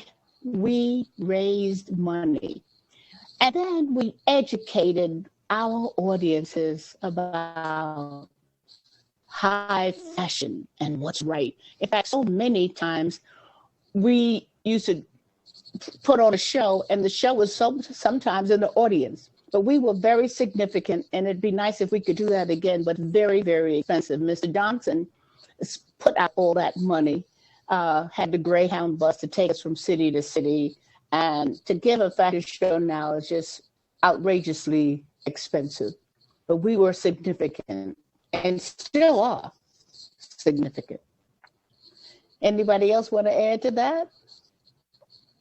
The culture. I'd like to say something about the culture of the Ebony magazine attached to the fashion fair. Very important for the African American community to know who's who, who's doing what, to stimulate inspiration and make people get up in the morning and say, I want to do that too. Let me see what I can do. That Ebony magazine was our Bible. We waited for the newest one to show up, and that fashion fair let people know, ladies know, that they were on the right track, dressing up and feeling dignified, which was our right, and Ebony helped us to realize that. Yes, and I just would like to add that this was something that was for us, by us, you know, and our looking for validation elsewhere. This is where we could sort of come to a space and sort of see ourselves and celebrate the way we looked and to celebrate our beauty without having to seek validation from others that were not a part of our stories or did not look like us. You know, this was self-reflective and for us. And I think that it was so important and so needed. And this, you know, it's our history. Yeah. Pat, I have a question for you. Yes. What was it like working for Patrick Kelly and Halston? Well, let's start out with Patrick Kelly, because he was just the youngest thing that hit Paris at a certain point. They didn't have someone like Patrick Kelly to wake them up to this kind of culture that we have, the African American culture, but more about America and how it changed and how over the time, you know, slavery and music and Josephine Baker, which he was very in love with, and she was connected to Paris and he went to Paris, and because of being around him, people just got their soul together. He's very soul-filled, his spirit was bright. And I felt that from the very beginning, that this was a spirited young man who needed to have a break. And that's why I bought him that ticket to Paris, because I say, darling, you're a seed and you need to land on fertile grounds. So go over there and take over. And he did. And what it was like, it was an honor. And what about Halston? And Halston, oh my gosh. Don't forget, Halston came to the Ebony Fashion Fair in Chicago in 1966 to see what Mrs. Johnson did with his hats, because he was putting hats on Mrs. Kennedy and he was making hats for the fashion fair. And he sat in the audience and he applauded. And then years later, when I met him, he said, I saw you long ago before you saw me. And he had me close to him all the time, because I think he has a lot of soul and he loves soul girls and soul music. And that's our Halston. Caitlin. Audrey. Okay, yes. Before you go forward, may I ask something about Patrick? All right. I'm so happy to hear that story, Pat, about how you got Patrick started in Paris. That's wonderful. And what Joshua said about for us, by us, Mrs. Johnson was a part of that story as well. When he had his first collection, we were invited to his show. After the show, he was expecting buyers to come in and purchase from his collection. And it didn't go as well as he expected, because his his clientele at prior to the first show were the models. He was dressing the models in Paris. Okay. So Mrs. Johnson invited him to come to the Plaza Athénée, to our hotel, and I got a suite downstairs. He brought the entire collection with him, spread everything. He didn't have rolling racks. He spread them across the floor in the ballroom at the Plaza Athénée. And Mrs. Johnson pulled out a check, wrote a check, and bought the entire collection. And that's what he did. And Mrs. she said, Johnson. She said, I'm doing this to encourage you to keep going forward. And that's how he gave him a second boost. That's right. Terrific. That's a great story. Catlin, what have you learned from these role models on this panel? And what would you like your legacy to be?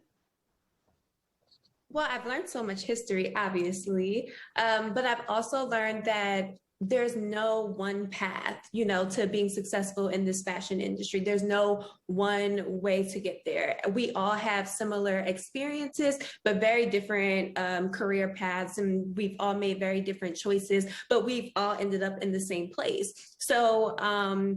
So yeah, that's basically what I learned. And then on top of that, as for my legacy, of course, I would love to do more campaigns and shows and covers and all of those things. But I just want to be remembered for being authentically myself and being an advocate for Black models and just being kind and hardworking. Because at the end of the day, it doesn't really matter how many shows and covers and things that you do, but it's really the effect that you have on people and, encouraging people and even helping people along the way, because that's extremely important, especially when, you're trying to build a brand or when you're trying to build up, other models or fashion designers or, directors, whatever the case is.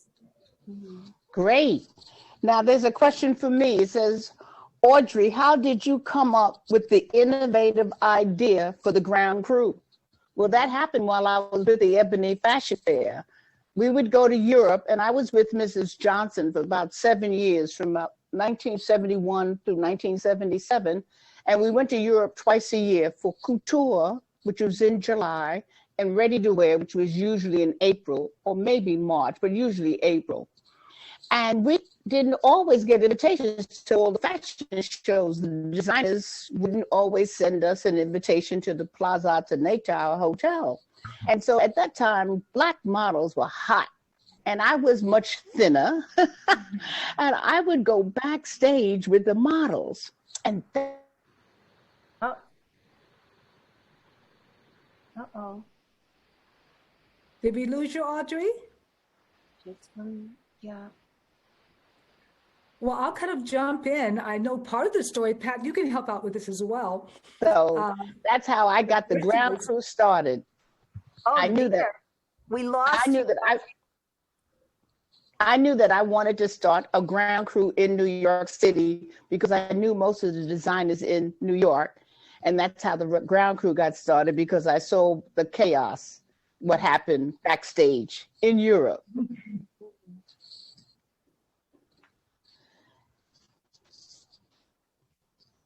Another question here. Shayla, can you say more about the association that you have helped to organize related to the people who worked with the Ebony Fashion Fair? And how are you documenting oral histories, photographs, artifacts, etc., for everyone's contribution in the Ebony Fashion Fair? Absolutely. I'll start from the beginning, which was over 20 plus years ago, when Faye Clerk Mosley, one of our models who was on tour for 1 year, called me about 1 million times and said, Shayla, I need you to have a Facebook account. I need you to go on Facebook and reach out to all the former models. I want to pull them together. We have a wonderful resource. We need to come together, and we can do a lot for our industry. So I gave her she created my Facebook page, password, everything. And that weekend, my computer crashed. Oh. I got over 1,000 emails, and this was, 20 plus years ago. My computer crashed from people responding, saying they were interested in information on the Ebony Fashion Fair. How could they become involved? And at that time, she was just trying to create a reunion, just to get us together, just to get to the next step. So fast forward, 2013, I think, is when we finally came together with our first reunion in Los Angeles. It was a wonderful, wonderful moment. We were at the African Museum of Art in Los Angeles, had our first reunion, and we said, we've got to do something more than just come together and have a party.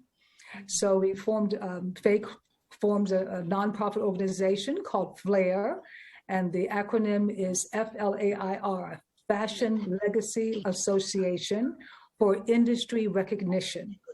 And the goal is to recognize people in our industry, models, fashion designers, people who work backstage, stylists, and keep this going, like you said, for us, by us, Joshua. So the organization has grown. We tried to take it to different cities like the Ebony Fashion Fair did, but Faye is the driving force behind the whole foundation. And she's based in Los Angeles. So our reunions are in Los Angeles. And now we provide scholarships for aspiring designers, aspiring models. And we get together every 2 years. We missed last year. So hopefully in 2022, we'll come together again and provide more scholarships to inspire our young people to go forward. Thank you, Shayla. Now this question is open, so whoever wants to jump in on this one. What do you think about Billy Porter not being invited to be on the cover of Vogue and Harry Styles being invited instead? Anybody can answer that one. Oh, it's the same thing. It's the same thing, you know, making choices and making decisions. And I don't know, it breaks my heart in a way. Yes. Sometimes it seems as though our white counterparts have a little bit more freedom in expressing themselves, and the audience accepts them a little bit more. Billy Porter is a proud gay Black man, you know, and if he was on the cover of Vogue in a dress as, you know, what's the other guy's name now? I can't remember. Harry Styles. You know, I feel like it probably would have been a different reaction, and I feel like maybe they just chose this safer bet. But I mean, huge fan of Billy Porter. He is amazing, like superb, and he obviously deserved to be on the cover for sure. That's what I think. I think very simply, it's beyond the cover of Vogue, right? I think that, you know, as time and time has shown, is that, you know, we don't get props where they are due. And that is just sort of fact, right? So I think that what he's talking about is bigger than the cover of Vogue. And you know, us just not getting props where they are due, very simply, you know, without, you know, bashing anyone or, you know, talking about Harry, or it's just like, give us our props. Like, give us our props, you know, it's like, what is the problem with giving us our props, period? This is the last question. How did you all become interested in fashion, and what information would you give a young person interested in fashion? I would say keep your eyes open to what inspires you. If you feel like being dignified in the way that you dress yourself for the job, and you start to take attention with, you know, the idea of creating clothes, if you're interested, you know, actually go into the school and learn how to do that technical thing. And in fashion, there's so many opportunities. If you really love something and you're passionate about it, I think that kind of strength and, you know, constantly going for it, it's very important, you know, to put yourself first with, this is something that's real and it's not frivolous, and I can live that lifestyle. You have to go for that lifestyle and apply it to yourself. Well, our time is up now, and I thank you so much for all those good answers. And I know we've helped you out there. And we love being in fashion, whether you're a model, backstage, commentator, designer, assistant designer, stylist, writer, journalist. There's so many aspects of being in fashion. And it's been fun talking to all of my friends. Thank you so much. And thank everyone who's listening to us. Thank you very much.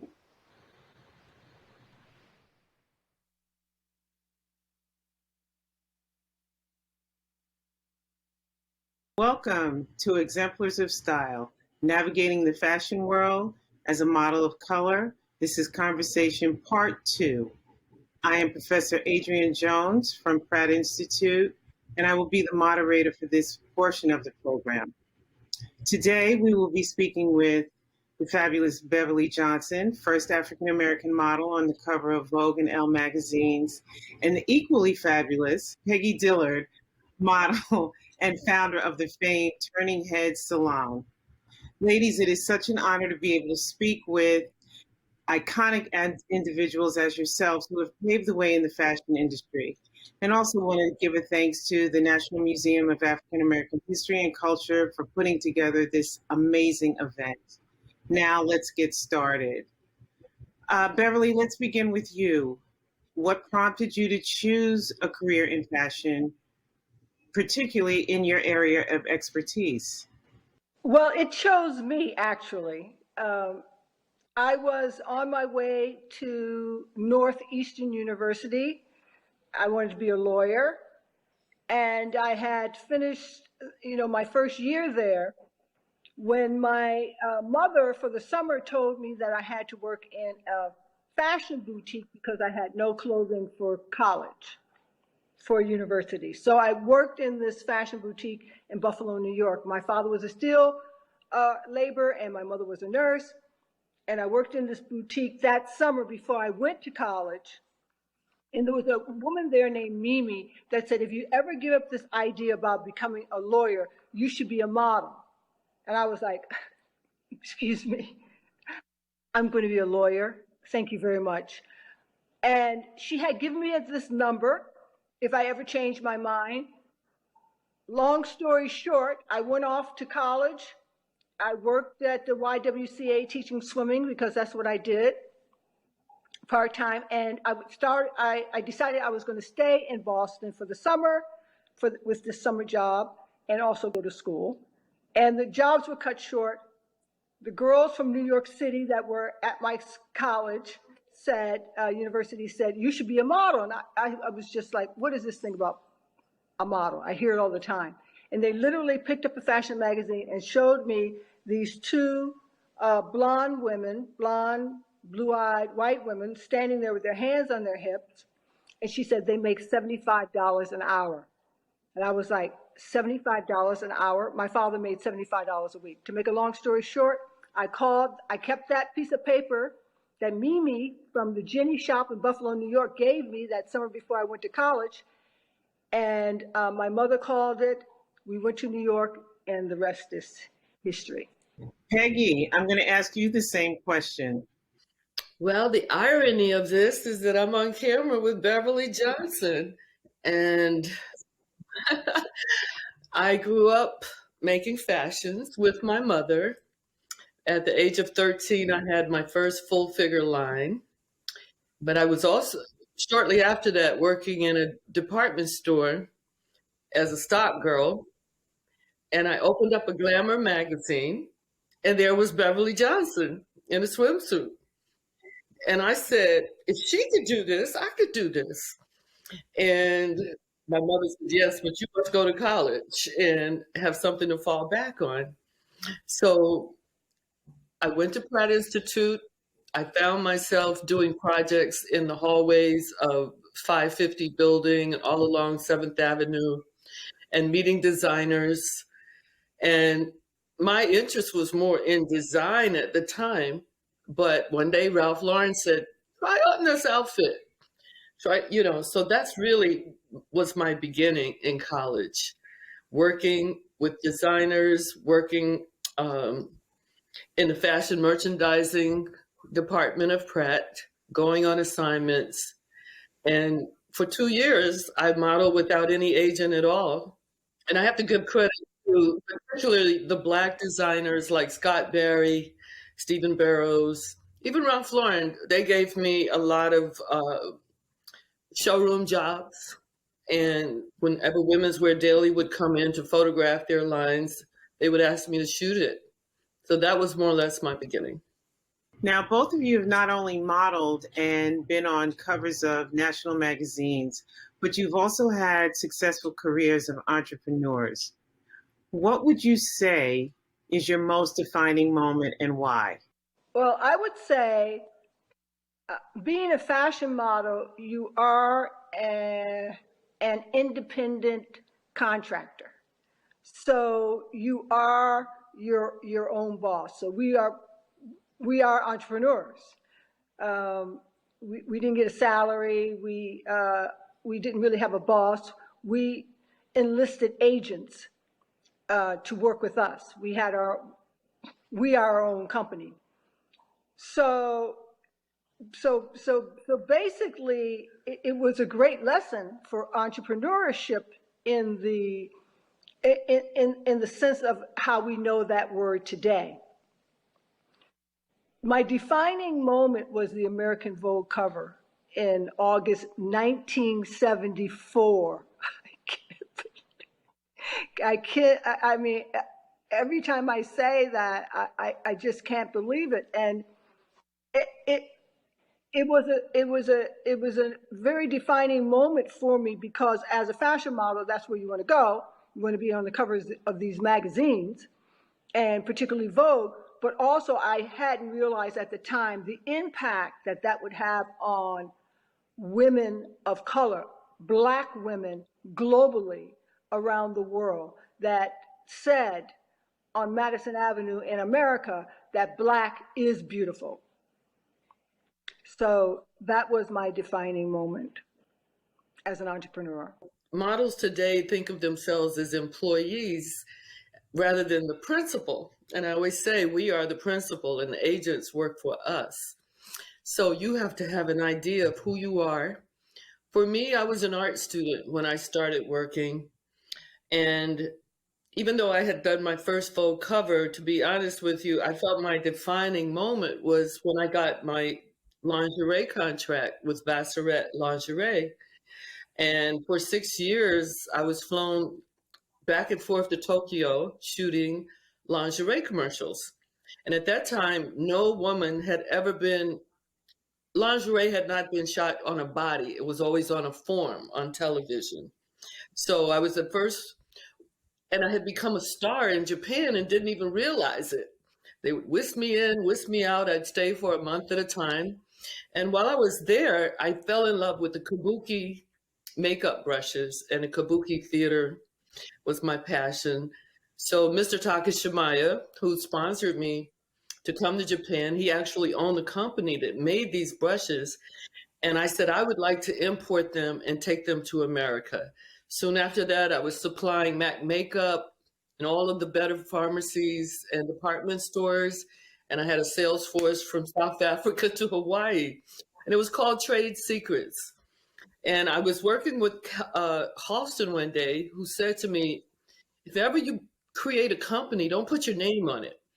He said, because you'll lose control of what your mother gave you.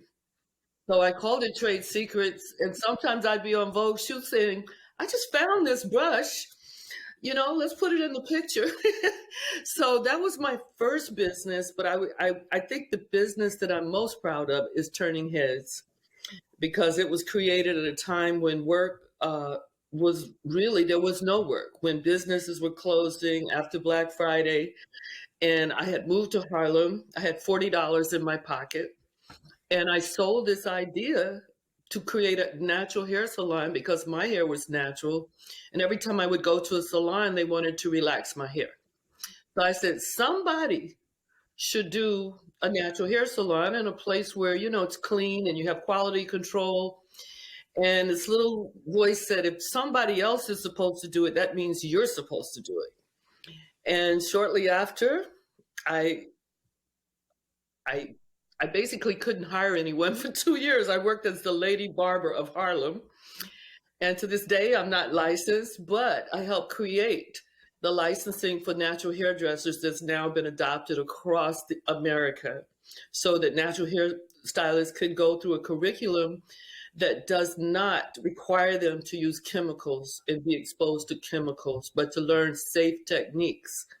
And I was able to sell it in 10 years because I said, I'm going to create it, I'm going to sell it. In almost 10 years to date, this young Black woman walked up to the reception desk and said, do you ever think of selling this? I've been coming here for 9 years. And I said, let's have lunch tomorrow. And she purchased Turning Heads. And I felt like I did better on that business than any, modeling job. And just the fact that I was giving jobs in Harlem when there were no jobs, we became a licensing center for other hairdressers. And it sold 3 times. So I was very proud of that. Peggy was the first model. We had Joyce Walker, who wore the little natural, but Peggy was the first Black model to refuse to straighten her hair on a job. No, I said you could blow it out or you could do it safely, but I would not straighten with chemicals. And my thing was, everyone can do what they want to do, but do it safely.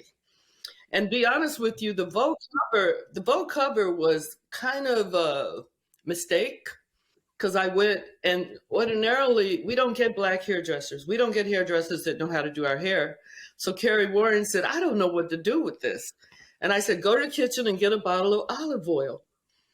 And I went in the bathroom at Albert Watts and stuck my head in the sink and poured the oil on it. And when I came out, he said, that's amazing. That is amazing. And I was like, but you got to do it. He said, no, it's done. And so that wasn't planned, but it was a defining moment, because after that, all I could hear was natural hair. I did 3 Vogue covers that almost looked like they're carbon copies, because they said these covers had sold more demographically than any other covers they had done in areas that they had never. I said, those are my cousins in South Carolina. So, but yeah, that little natural do became a defining moment for sure. It did.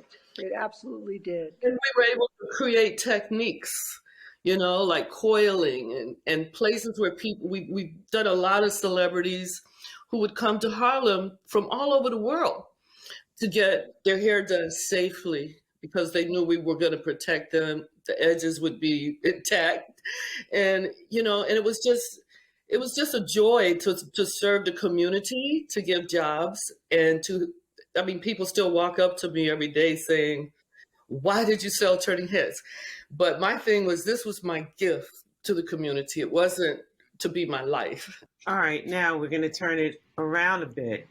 What was the most difficult or challenging moment in your career? Did race play a part? And how exactly did you handle that situation? Well, as a young woman growing up in the 60s, and I remember looking on a black and white television set, for all you young people out there, the television was in black and white. And I actually was a witness to the marches and, the George Wallaces, and I, saw Martin Luther King on television, and we saw those marches where they were turning the water hose on people and the dogs, and I was so affected by that. It was one of the reasons why I wanted to become a lawyer. So coming out of the 60s and going into New York City in the 70s, and as a young woman, as an 18, 19-year-old young woman, I felt like, hey, we have overcome. And it was, not a surprise, but it was kind of a letdown when I realized that, no, we got a long way to go. And within, I started freelancing for Glamour and Vogue, kind of like Peggy, before they even knew that I was a working model, because the magazines, it took 3 months to publish. So every agency that I went to, and also Black Beauty, which was the only Black modeling agency in New York at the time. They all turned me down. Oh, you're too light. Oh, you're too dark. You're too fat. You're too thin. Whatever the reasons were. And I was so naive, I didn't say, oh, well, I've already been working for Glamour and Vogue. I didn't say anything. And then finally, Eileen Ford called me back. You know, there's no faxes. There's no internet at that time. But word got around. And she found the telephone number of my girlfriend who I was living with in Brooklyn. And she called and said, come back down to the Eileen Ford agency, which was the #1 agency at the time. And was the agency that I wanted to be at. And when I walked in the door, she said, oh, you lost so much weight. And I realized that this was the business of smoke and mirrors. And the racism was present, loud and clear in the modeling industry. I, from a family of great work ethics, I knew that and also as a competitive swimmer, we were always told to keep your head down and swim, touch the wall first. You can peek every now and then about your competitor, but basically you put blinders on and you go. And that's how I dealt with the racism in the fashion industry that was there in the 70s, and it still is there. It's systemic. I want to piggyback on that because oftentimes I would be coming into studios after Beverly, and it was always, don't be like Beverly Johnson. And I was like, why? You know, don't go to the school of Beverly Johnson, because Beverly was strong. And I was strong too. I mean, I think I was a gymnast. So like you, we were being trained to be competitors. And that, my mother had integrated schools when I was in junior high. I was one of 8 Black kids in that school. And I even run into teachers now who say, we sat in the lounge trying to figure out what to do to you to break you. And all I knew was put the A on my paper.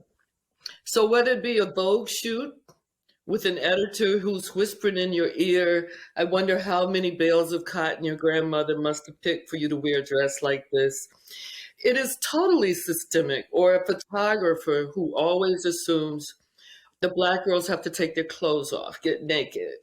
Or an agent who feels like, oh, you got to come to the party and date a few clients. And so it is systemic. And it's also twofold, because you get it from Black people as well as white. And like Beverly said, in my case, I would get just the opposite. You don't look like a Black girl because your hair is not straight. So I just knew that we were schizophrenic about it all. And I felt like if it was straight, I would look like every other Black girl at the time.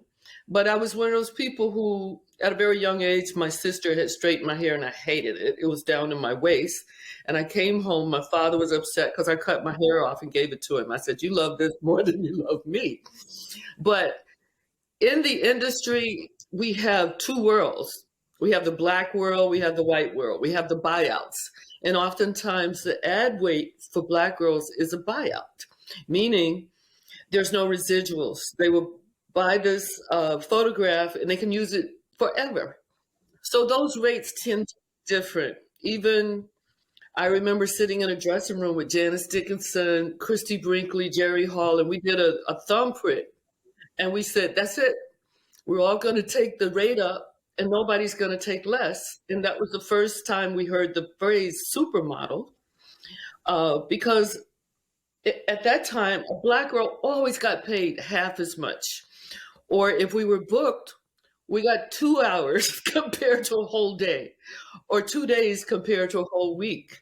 So we had those quotas. And I don't know if you remember when Reagan stopped the air traffic controllers and said, no more quotas.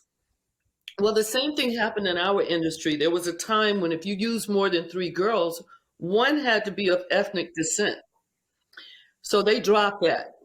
And even after my Vogue cover in Beverly's, I was called into the office of Grace Marabella, who showed me a letter from Reagan that I read.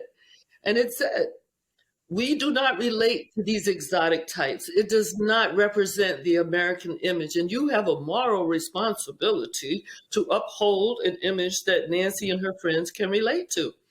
And it was 8 years before Vogue put another Black woman on the cover in the magazine. So it was political. And we never think of that when we are going out on auditions. And I would often say to my agent, "Why are you sending me on an audition when they only ask for redheads?" "Well, we want to, make it look like we're being diverse." And I remember at the end of the Times article that was written on Eileen Ford, and it said, had she been as dedicated to the Black models like Beverly Johnson and Peggy Dillard, where would their careers have gone? So it wasn't easy being with Ford. It wasn't, I credit the bookers for being there for us, because the agents, I remember when I did my Cosmo cover, Cheryl Teagues wrote a letter to the editor saying, "How dare you pick this in over me on this cover try?" So this is coming.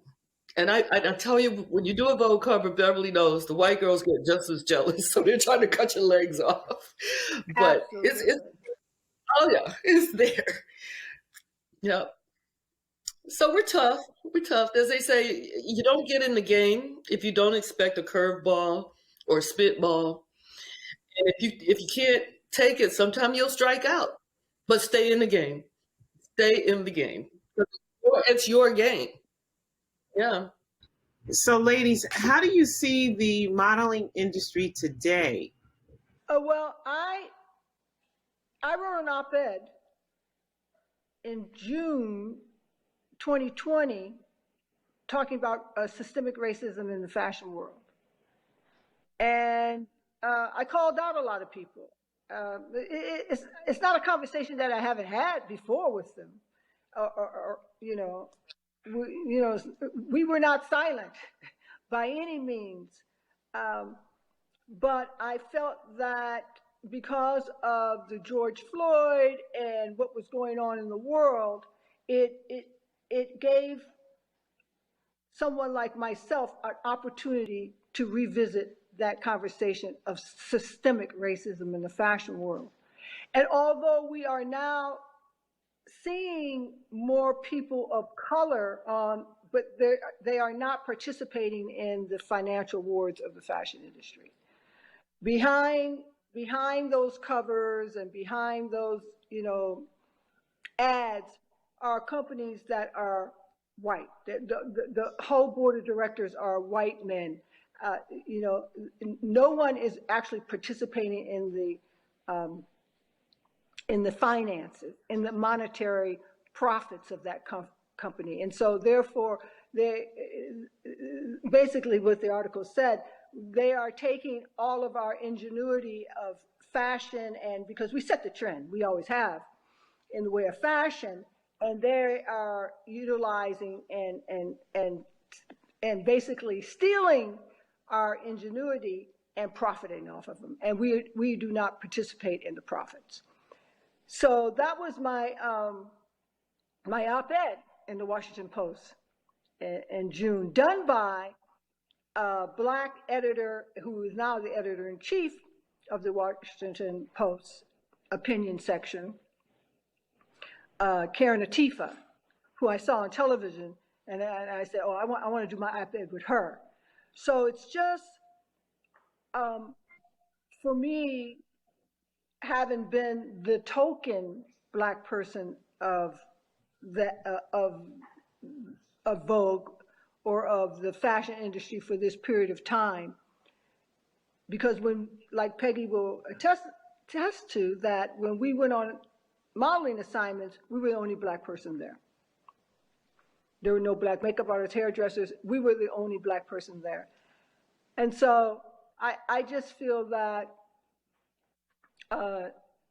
today we have to continue to push. I speak to a lot of the young girls, Joan Smalls and Chanel Iman, and Himalia, Winnie Winnie, Harlow, I mean, all these young women that come to me and they have the same complaints that we had 50 years ago.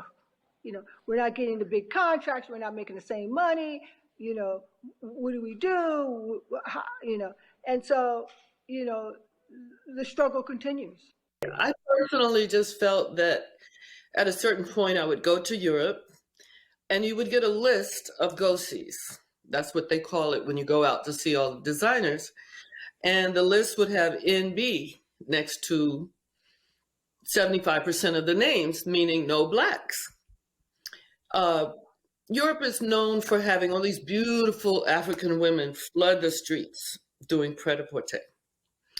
And so what I noticed was at one point, I think Marpessa was about the only woman of any color who wasn't considered a woman of color that was doing any shows, her and Iman. And the way I feel about fashion today is there's really no representation of African American women. I'm so happy to see the African women and the beautiful chocolate skin that I always wish I had. But at the same time, the diversity is missing. And I think a big part of that is everyone knows Beth Ann Hardison. They know her influence on hiring Black models. And since Versailles, she's been the go-to. She has been the person that made sure that they put faces of color on the runway. But like Beverly says, where does that monetize? Where do we see the cosmetic contract? So the difference in then and now is we have the opportunity to brand. We might have brand before. Beverly had her wig line. I had my companies. But it was shunned upon if you brand. If you branded then, you didn't work. So you didn't tell people you had a company. Now, it's great. You can start with a lipstick on Instagram and you got a brand. So I say to the young generation, use this as a stepping stone. Don't get locked into thinking that you're going to do this forever because there's always going to be a young girl after you. So be gracious to her. Don't shoot her in the foot. For me personally, when I saw this happening in Europe, I came back to America and I said, you know, these catalog clothes really don't fit me. My arms were still growing at 22. So I started doing full figure. And I knew that the average woman of color, whether they be Latino or Black, were over a size 12, 14. And even though I wasn't that size at that time, it was the ideal place for me to go because I could come home, I could cook, I could eat, I could do what I wanted to do, basically. And I made more money in that part of the industry than I ever made in high fashion. Because people think a Vogue cover pays you a fortune. It didn't, it paid $200. And then Cosmo was where the money was, that's still the money cover. So very few of us will ever do Cosmo. But the money jobs, the advertising jobs, and all of that, it's still a void. Let's just say a void there. So we have to brand. We have to go in with the mind that we are our own product. And just like we can sell for other designers, I personally, if Prada or whoever didn't want to use Black women, I didn't want to wear their clothes. I have on Carlton Jones today because I buy Black designers. And I make a point of promoting Black designers because for a long time, you didn't see their fashions, you know, presented like they are today. So I think it's very important that we show that as well. And as much is important for the Black designers to promote and support the Black models too. Do you feel that now that we have more, well, last year, and I know, Beverly, you spoke on this. So last year with George Floyd and all the other things that were going on, the Black Lives Matter movement, did you feel like the inclusivity that they tried to present was more of a trend? Because I remember last year, almost every Vogue cover came out with a woman of color on it. And my thought was, well, how long is this going to last? And then, you know, they put the women of color that were plus size, and they put them on. So what were your thoughts about that, and now and going forward? You know, I knew it was a moment, and it was moving, and I was appreciative of that moment, to be heard, for Black people to be heard, for us to, you know, remind everyone where we've been and where we still are in the way of systemic racism, and everybody came out and everybody was donating to the NAACP, and we're going to do this and we're going to do that, and we're going to make this right. And it's just the same thing all over again. And now it's crickets, and it's like it never happened. One of the reasons why I was talking about the Beverly Johnson rule, and that's a whole nother reason why it became the Beverly Johnson rule. It was from the Rooney Rule in football, which was the owners are the board of directors in football, because they own everything. And this one white owner said, you know, this is not right that we don't have Black people in coaching positions and everything. And he just said, you know, hey, we're going to do it. We're not telling you have to hire a Black person. We're just telling you you have to interview one Black professional for every opening, particularly in the coaching area. And 20 years later, you have Black coaches, you have so on. And they've got a long way to go still in the football industry. But I was trying to institute that in the fashion industry and these huge conglomerates that run the fashion and beauty industry and media industry, that you don't have to hire them, but you have to at least interview just two people. Just put them in front of you, because they don't even know who they are. Well, are there any qualified people? You know, we all know that's nonsense. And then some people took it and said, we're not going to just interview two people. We're going to interview half the people that are interviewing for these jobs, because my whole goal was to get the board of directors diverse, to get somebody that looks like you and me in the room, because they make the policies and then they pass them down to the executives. If it doesn't get done in the board of directors, nothing changes. It has to be done in the board of directors, because they set the policy.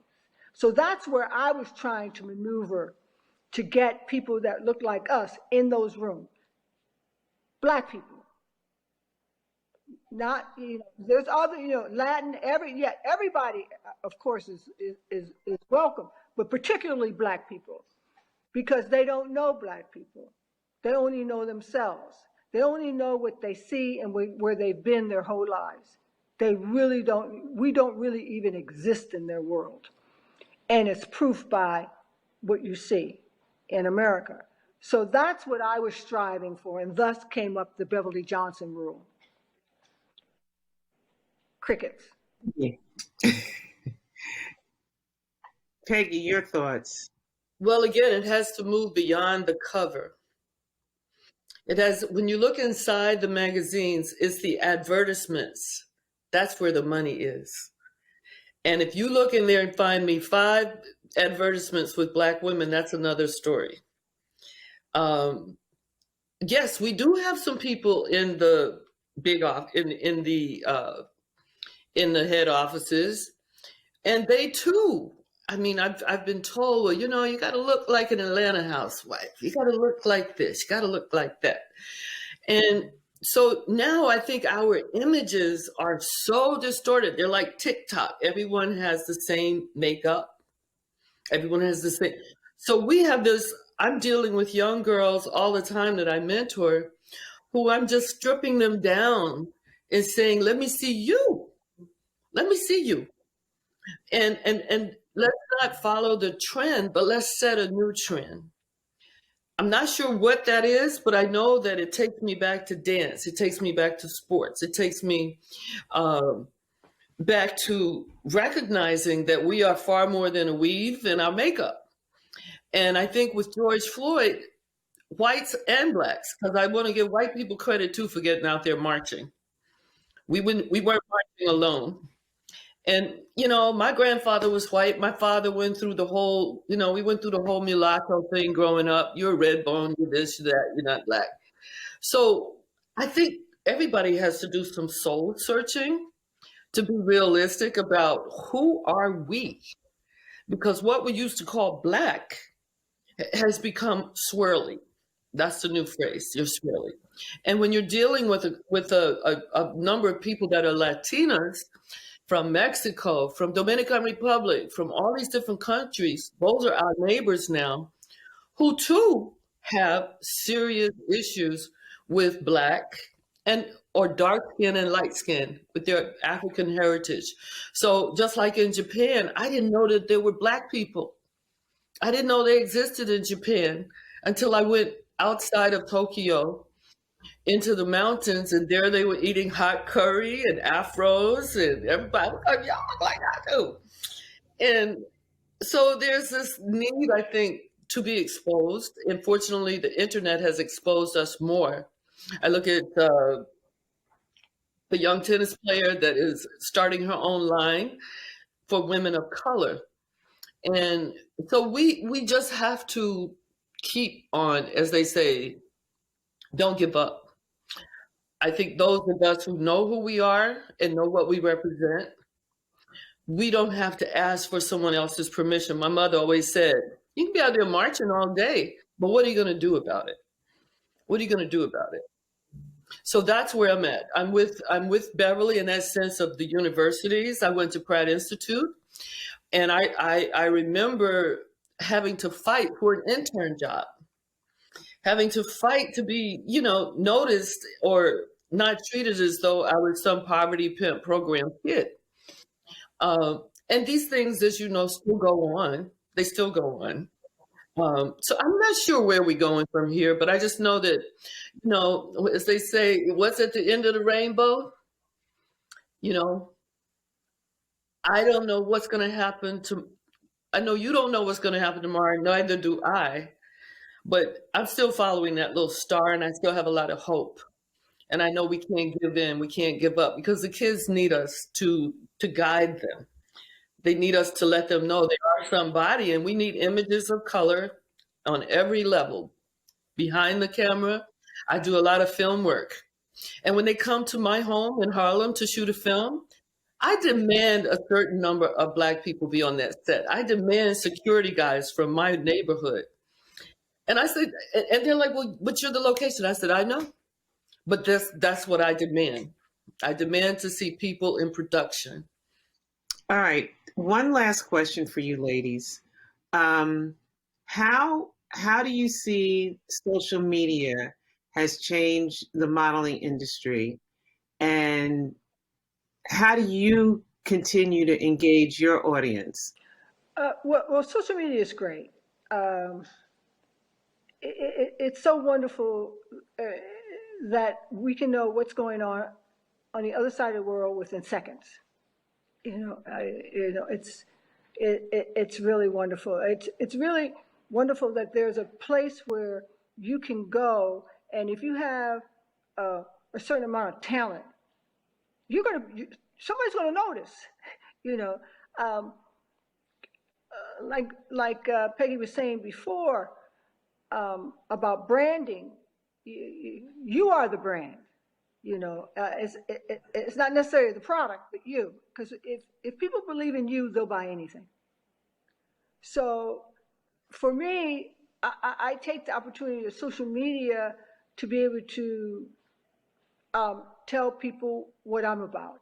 You see my grandchildren and my daughter and my family and my friends and my and certain products that I love and that I want to push forward.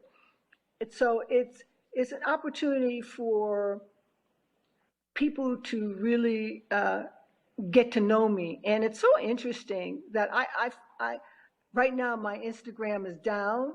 So whoever hacked it, please give it back. But the power of but the power of being able to, it's almost like you really have relationships with these people that follow you, you know. And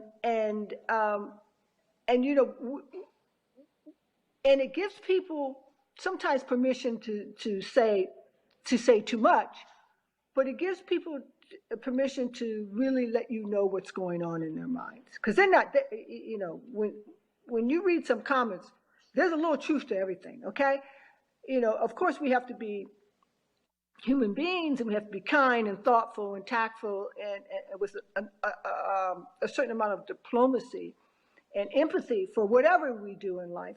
But it's a chance to really be able to have a vehicle that is not really controlled by a conglomerate, a company that is like no blacks allowed. So you're really kind of like, you know, forging your own path, which I think you can do with social media. I think it's a good thing. I think it's a great thing, and I think it can be a double-edged sword if it's used the wrong way. You know, kids are making a lot of money that would have never been able to afford to go to college. I mean, in many cases, I'm watching 8-year-olds who have become producers, who are monetizing like crazy, you know, in coding, and now we have NFTs. So I go to them for tutorials. And the fact that you can have your own channel is really like having your own TV channel every day. I've been on social media a lot.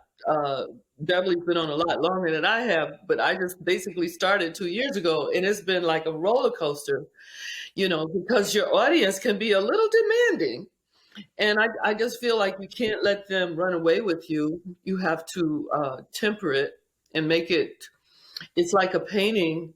Sometimes you have to just clear the board and do your Instagram page all over again. It's like having your own control over your own artwork. So people say you have to be on this platform, you have to be on that. I think you have to find the right platform that's for you, and you have to post with a purpose, not just to be posting. Ladies, I can't thank you enough for giving us your time and giving us some information that we're getting straight from the icons themselves. In wrapping up, is there anything else that you would like to add? I like to acknowledge my ancestors, because I got to where I am by standing on their shoulders.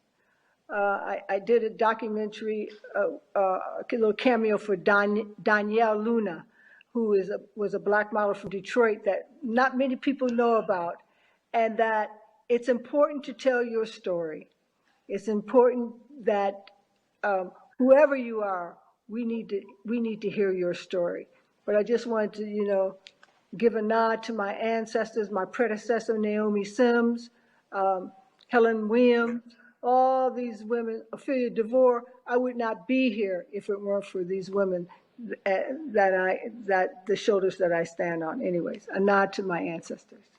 But I have to say, when I started modeling, the runways looked like 125th Street. There were so many black models, and we supported one another. We competed against one another, but it was all, you know. So I too, because when I saw Naomi Sims on the cover of Life magazine, I went straight to Harlem. And on Cosmo, I went straight to Harlem to Frenchie's at Casbulon, and I said, cut my hair off, cut it just like that. And that was her hairdresser. So to my mother, my grandmother, to my grandfather, who was a tailor and who taught me how to make a men's tailored suit ticket, you know, and that's what I told Valentino. And he says, well, what do you know about couture? And I said, I grew up in couture. My mother made all my dresses. So, you know, here's to the next generation. I hope that they learn from us and they take it to the next level. Yes. Thank you so much. And for our audience, you can find additional information on each of our panelists on the website of the symposium. Thank you again, ladies. Thank you, audience. Have a great day. All right. Thank you. Thank you.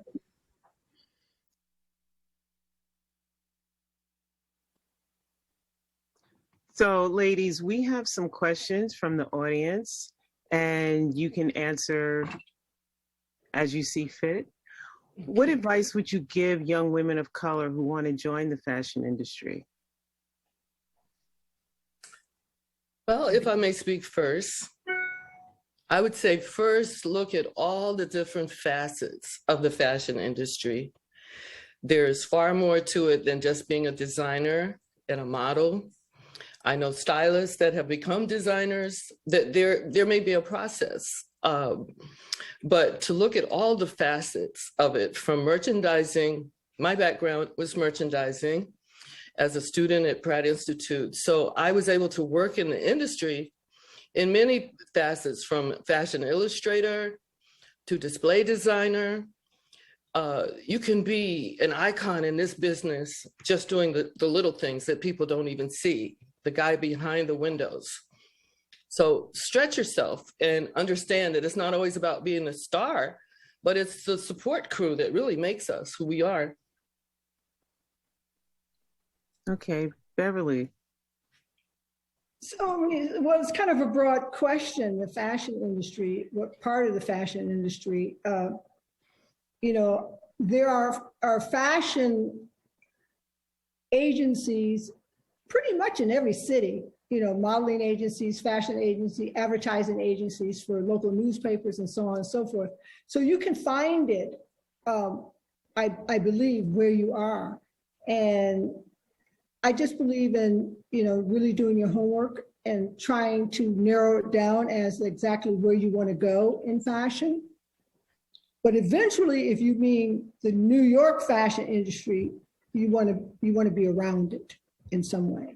You want to connect with it in some way, connect with someone. It might be on Instagram, which is a great way to connect with people.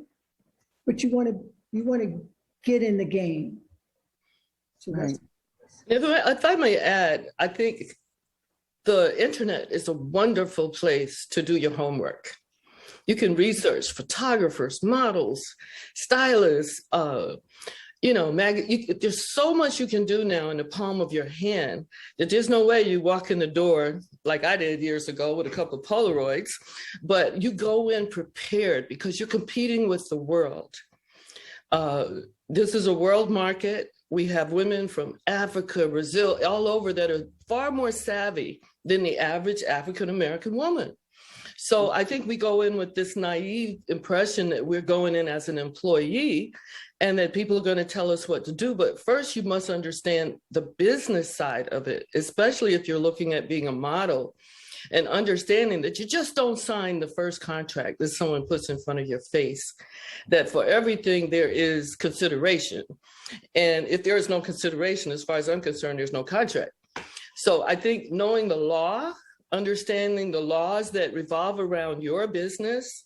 There are many agents, for instance, that were signed model management contracts, when in fact, they really weren't doing any management. Mm-hmm. And there was a major suit, class action suit by major models a few years ago that addressed this issue. So I think all in all, we have to understand that every agent is the same. Every particular talent is the same. And in terms of your representation and what you expect out of this business, I think you also have to be aware that if you're putting yourself out front and you're representing someone else's product other than your own, that you too are responsible for not posting things that are going to be derogatory, that are going to hurt you much further down the line. And you mentioned contracts. Can you talk to us about the need for benefits for models?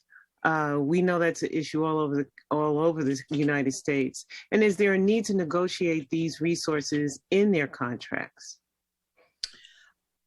Contracts are all over the place. A contract, first of all, you are the principal. The agency is your agent. So you could have, your contract is not the same as someone else's.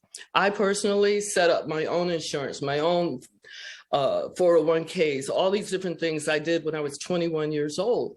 So to expect an agent to do this, I don't think you really want them to have control over that.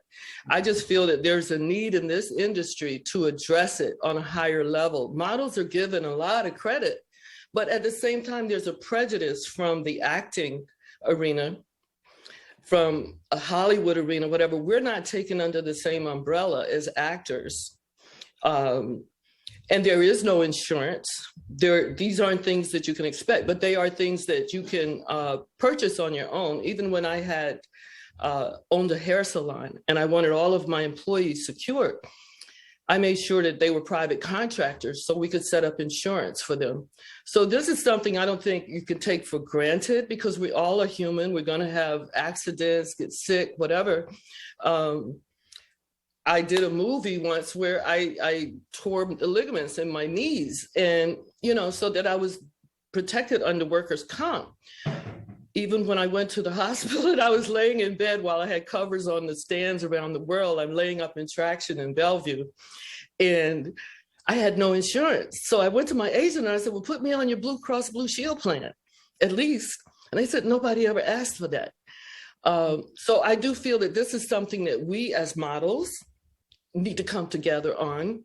We can have all kind of coalitions and all this, but until we address some of those basic issues in terms of life security, even being able to, like SAG, for instance, being a SAG-AFTRA member, they do workshops consistently on how to manage your website or how to do social media and all this. So we too, I think, have to move beyond just saying, oh, hire Black models. I think as a group that we can come together and find some solutions for young models. This is not a career for most people. It is a one-night stand. Some people make it a lot more.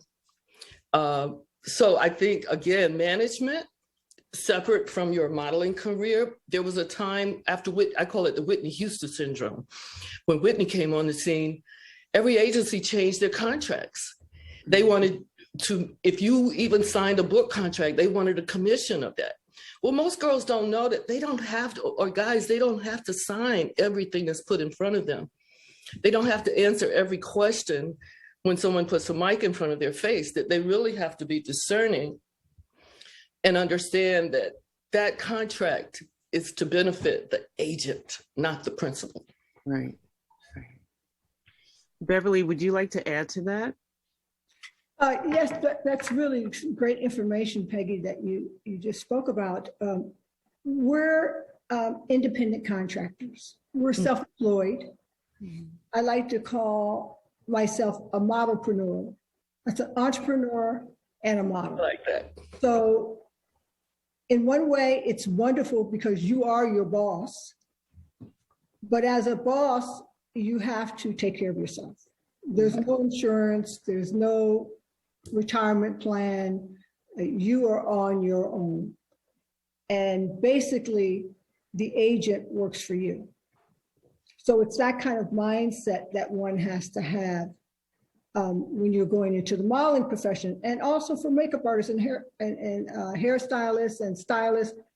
I don't believe there's a union and there's, a pension or health care. It just doesn't exist in that arena. Now, once you get to be an editor for a magazine, now you come under another umbrella of a magazine. But basically, there are a lot of independent contractors in the fashion industry. Okay. And I love being independent. There was a time, I think I had 5 agents throughout the world in different countries. Mm-hmm. And I had no one managing me like I was a child. There came a time, I think, during this whole supermodel moment when agents were literally setting up girls with their husbands and all kinds of things were going on. There wasn't this expectation that you had to party in order to work. So granted that understanding the laws that revolve around independent agency, being your own contractor, as opposed to being an employee. Most people go into this industry thinking the agent is their employer, and that's not the case. So understanding those basic guidelines, I think, is very important. I've just been thrown a question.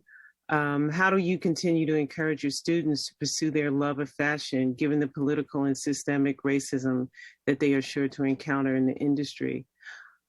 I give them part of my story and let them know that if this is something that you really want, you can't let anything or anyone get in your way.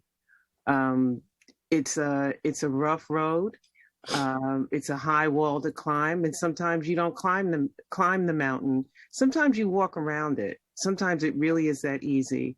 And I've been very fortunate throughout my career to have found some incredible mentors who are willing to not just open the doors for me, but take the hinges off.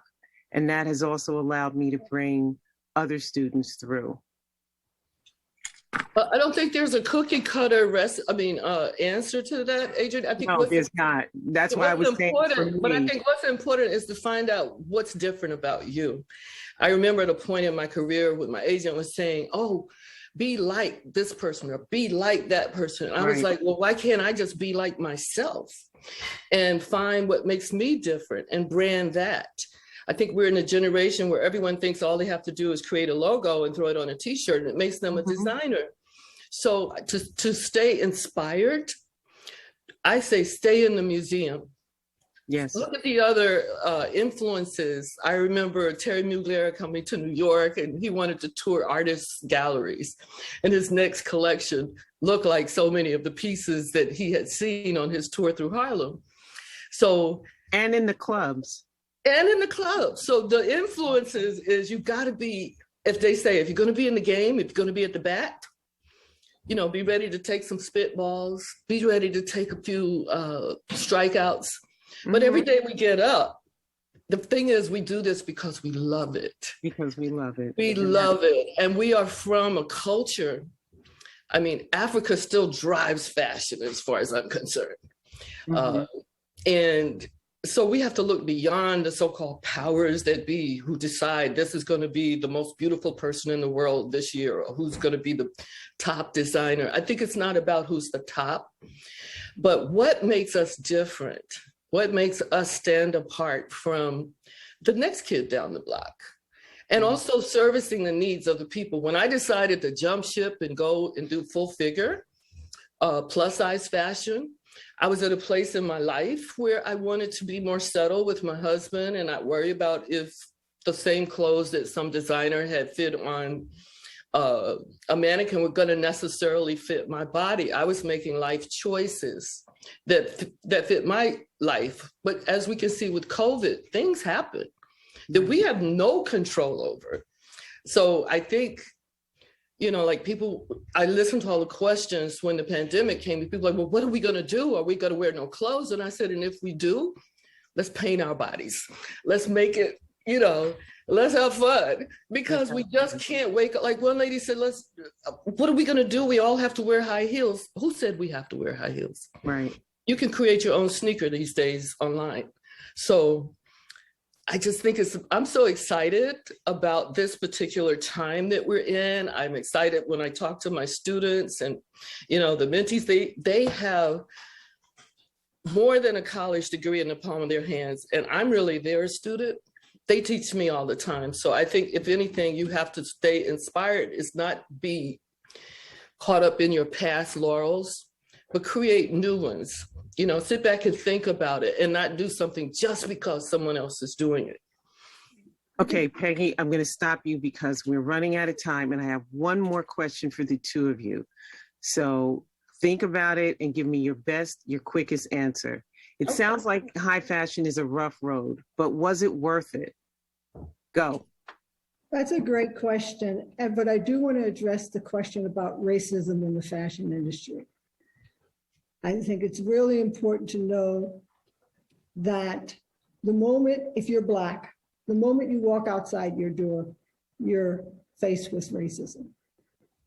The moment you go anywhere, the moment I go to CVS, I'm dealing with people following me around the store. No matter the moment you get into your car. So racism is there. And one has to be able to, of course, protect oneself be aware, but also you have to enjoy your life and live your life within the construct of this systemic racism. And also making sure that when you're in a position to do something about it, that you actually help and do something about it, even if it's just by using your voice. So I just want to say that. I'm so sorry, ladies, but we are out of time. I would love to continue this conversation with you because there's so much more we want to talk about. Thank you again. Hopefully we'll get to do this again and we can get through the rest of the questions. But I wish you love and peace and blessings.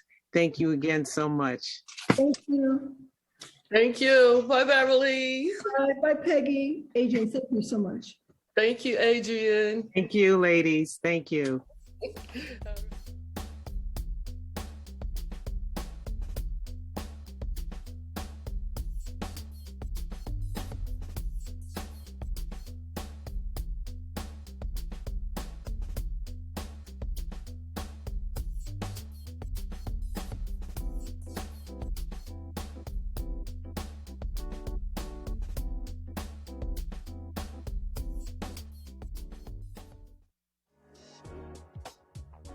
Helen Williams was the first African-American model to be accepted by mainstream America. In 1960, she was considered America's most successful Negro model. Born in Riverton, New Jersey, Williams developed an interest in creative endeavors in her youth. After graduating from high school, she worked at Pagano Studios, a commercial photography studio in New York City. The studio introduced Williams to the art of photography, along with the background production elements of modeling and styling. While at the studio, she met Lena Horne and Sammy Davis Jr., who encouraged her to consider fashion modeling. By 1963, Williams was one of the top Black models in the country. However, that level of success was financially inconsistent and not steady enough to sustain a comfortable lifestyle. Thus, for more than 30 years, she continued to work as a stylist for Pagano Studios. The financial stability allowed her the freedom to break barriers in the modeling industry, as she was not solely dependent upon modeling for survival. In her retirement, Williams pursued other interests in creative expressions, such as landscape painting. She continues to enjoy life in the Northeast.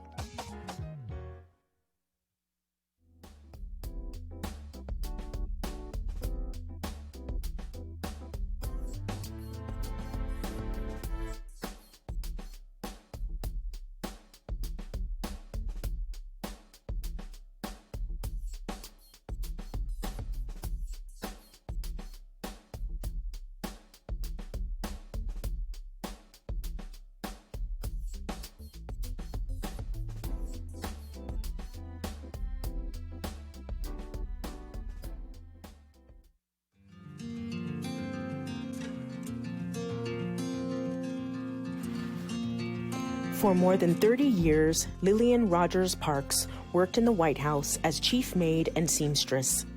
She officially began working in 1929 during Herbert Hoover's administration and continued until she retired in 1960 under the Dwight D. Eisenhower administration.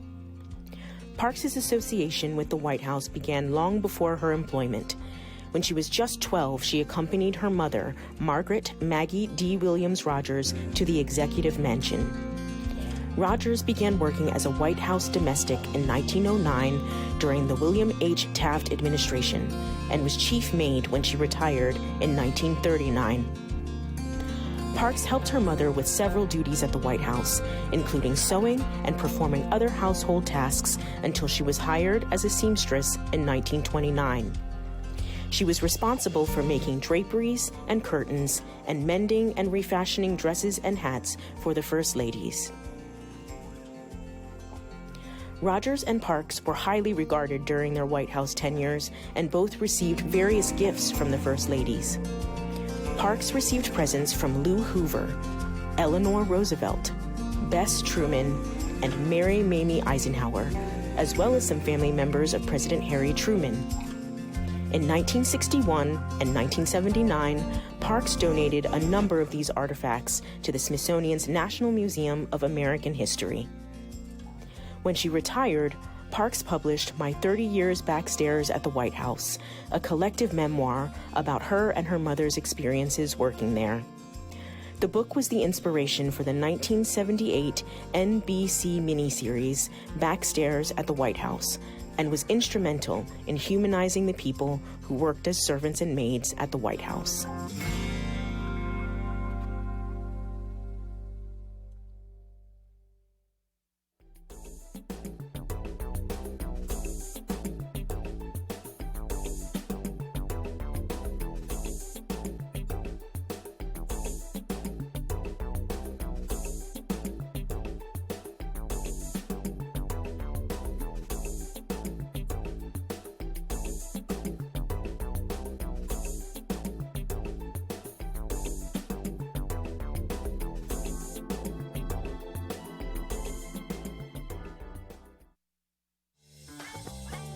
During the disco and mambo dance eras in the 1970s, the bold, contrasting, color-blocked designs of Stephen Burrows were highly popular.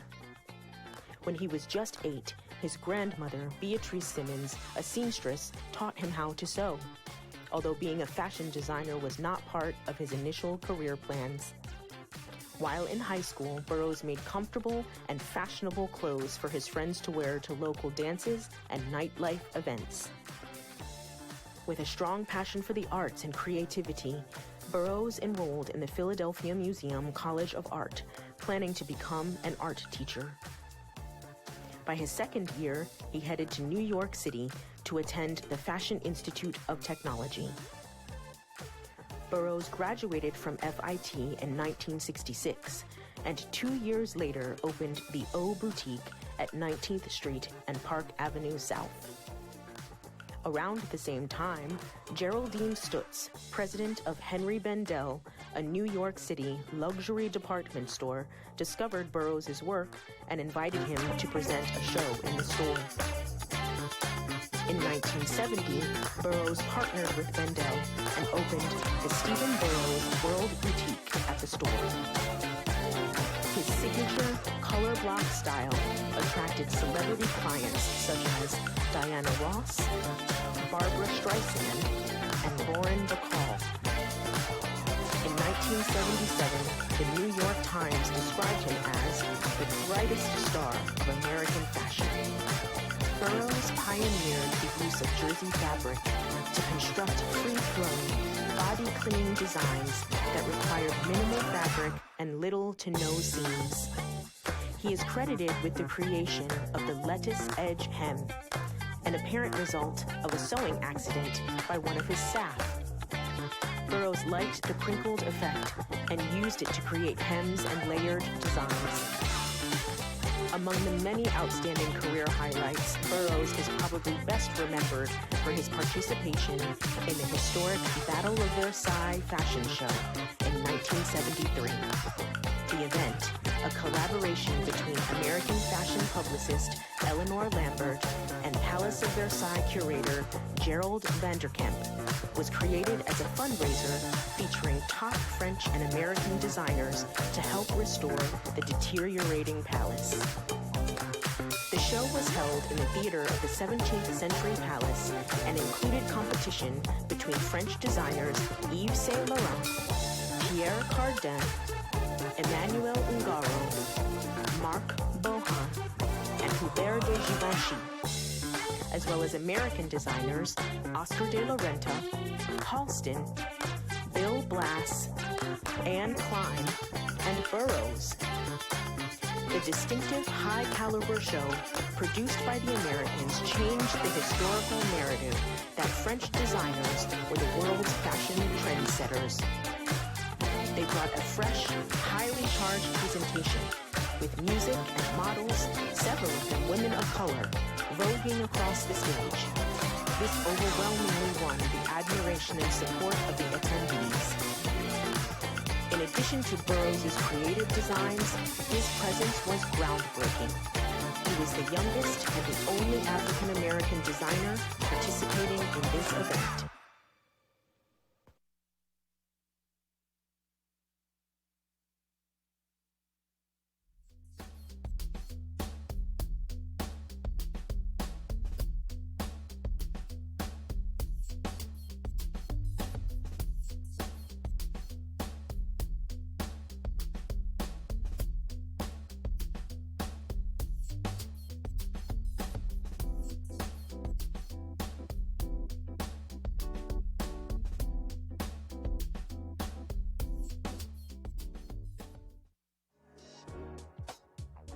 Helen Williams was the first African-American model to be accepted by mainstream America.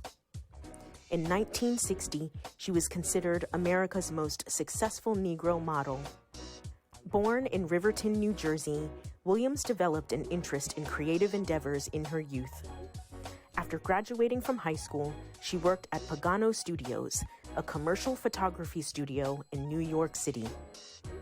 The studio introduced Williams to the art of photography, along with the background production elements of modeling and styling.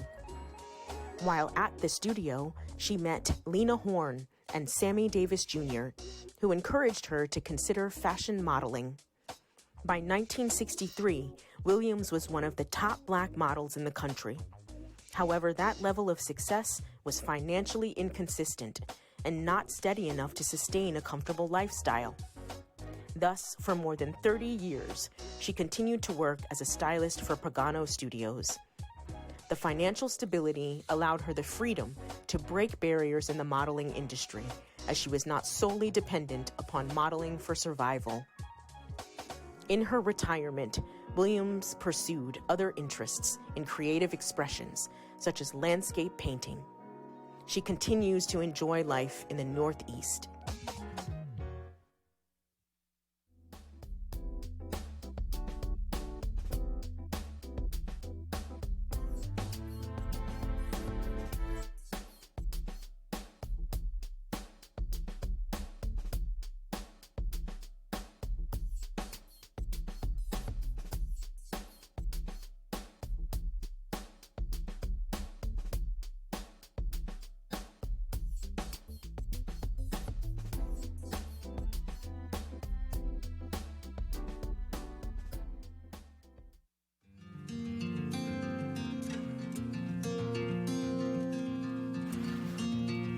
For more than 30 years, Lillian Rogers Parks worked in the White House as chief maid and seamstress. She officially began working in 1929 during Herbert Hoover's administration and continued until she retired in 1960 under the Dwight D. Eisenhower administration. Parks's association with the White House began long before her employment. When she was just 12, she accompanied her mother, Margaret Maggie D. Williams Rogers, to the executive mansion. Rogers began working as a White House domestic in 1909 during the William H. Taft administration and was chief maid when she retired in 1939. Parks helped her mother with several duties at the White House, including sewing and performing other household tasks until she was hired as a seamstress in 1929. She was responsible for making draperies and curtains and mending and refashioning dresses and hats for the First Ladies.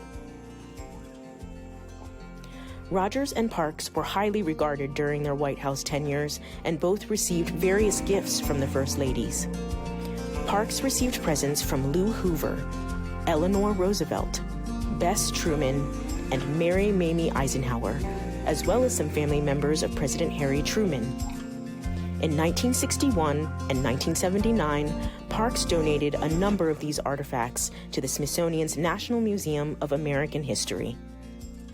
When she retired, Parks published My 30 Years Backstairs at the White House, a collective memoir about her and her mother's experiences working there. The book was the inspiration for the 1978 NBC miniseries Backstairs at the White House, and was instrumental in humanizing the people who worked as servants and maids at the White House.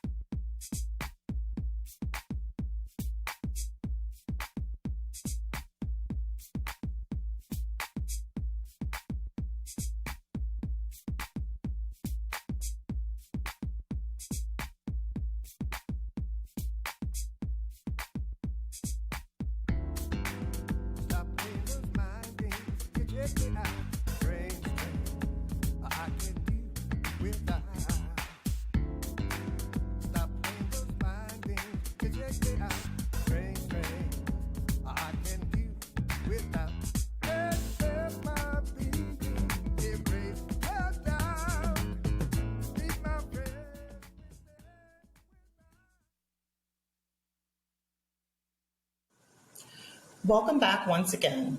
I'm excited that you rejoined us for this wonderful finale conversation about the impact of African Americans on global fashion. It is impossible to go online or travel anywhere in the world and not see the trace of Black fashion sensibilities from streetwear, athleisure, sneaker culture, and beyond on every continent. Here to illuminate that influence is B. Michael, Sergio Hudson, Nichelle Gaynor, with moderation by Robin Gavon. I'm pleased to welcome you to today's panel, Contemporary Sway, with our three panelists, Nichelle Gaynor, who is the author of Vintage Black Glamour, among other things, veteran fashion designer, B. Michael, and rising star designer, Sergio Hudson. It's my pleasure to have you all here. Yes, thank you, Robin. Thank you. Well, I thought I would sort of start at the beginning to give our audience a little bit of a greater sense of who you are and what drew you into the wonderful world of fashion. And I thought I would start with Nichelle. Can you tell me a little bit about what attracted you to fashion enough to inspire a book?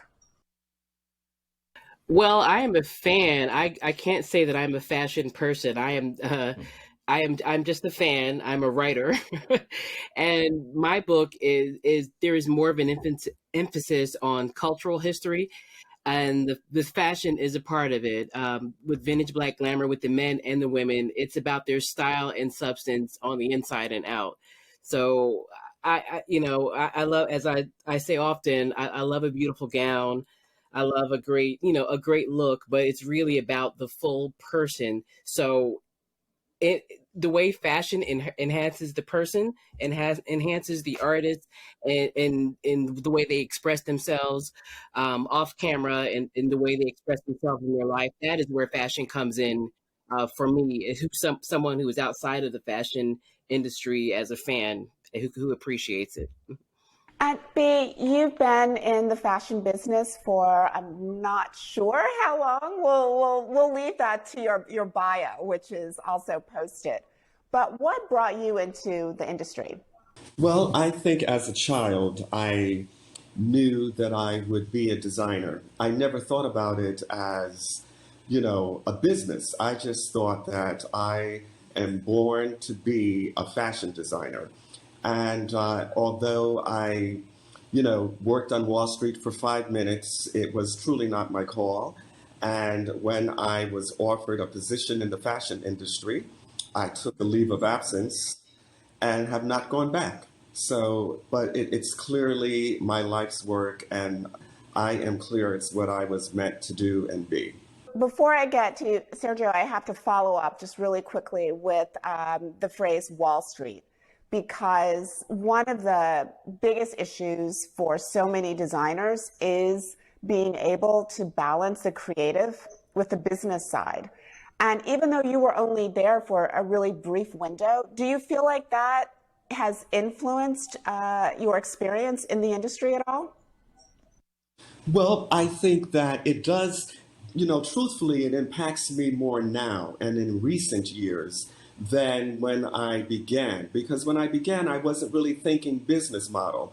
And in fashion, we didn't have people we could go to that could give us that kind of advice, that this is about a $3 trillion industry and it's a business. I mean, I just focused on designing. Of course, now and in recent years, I learned better.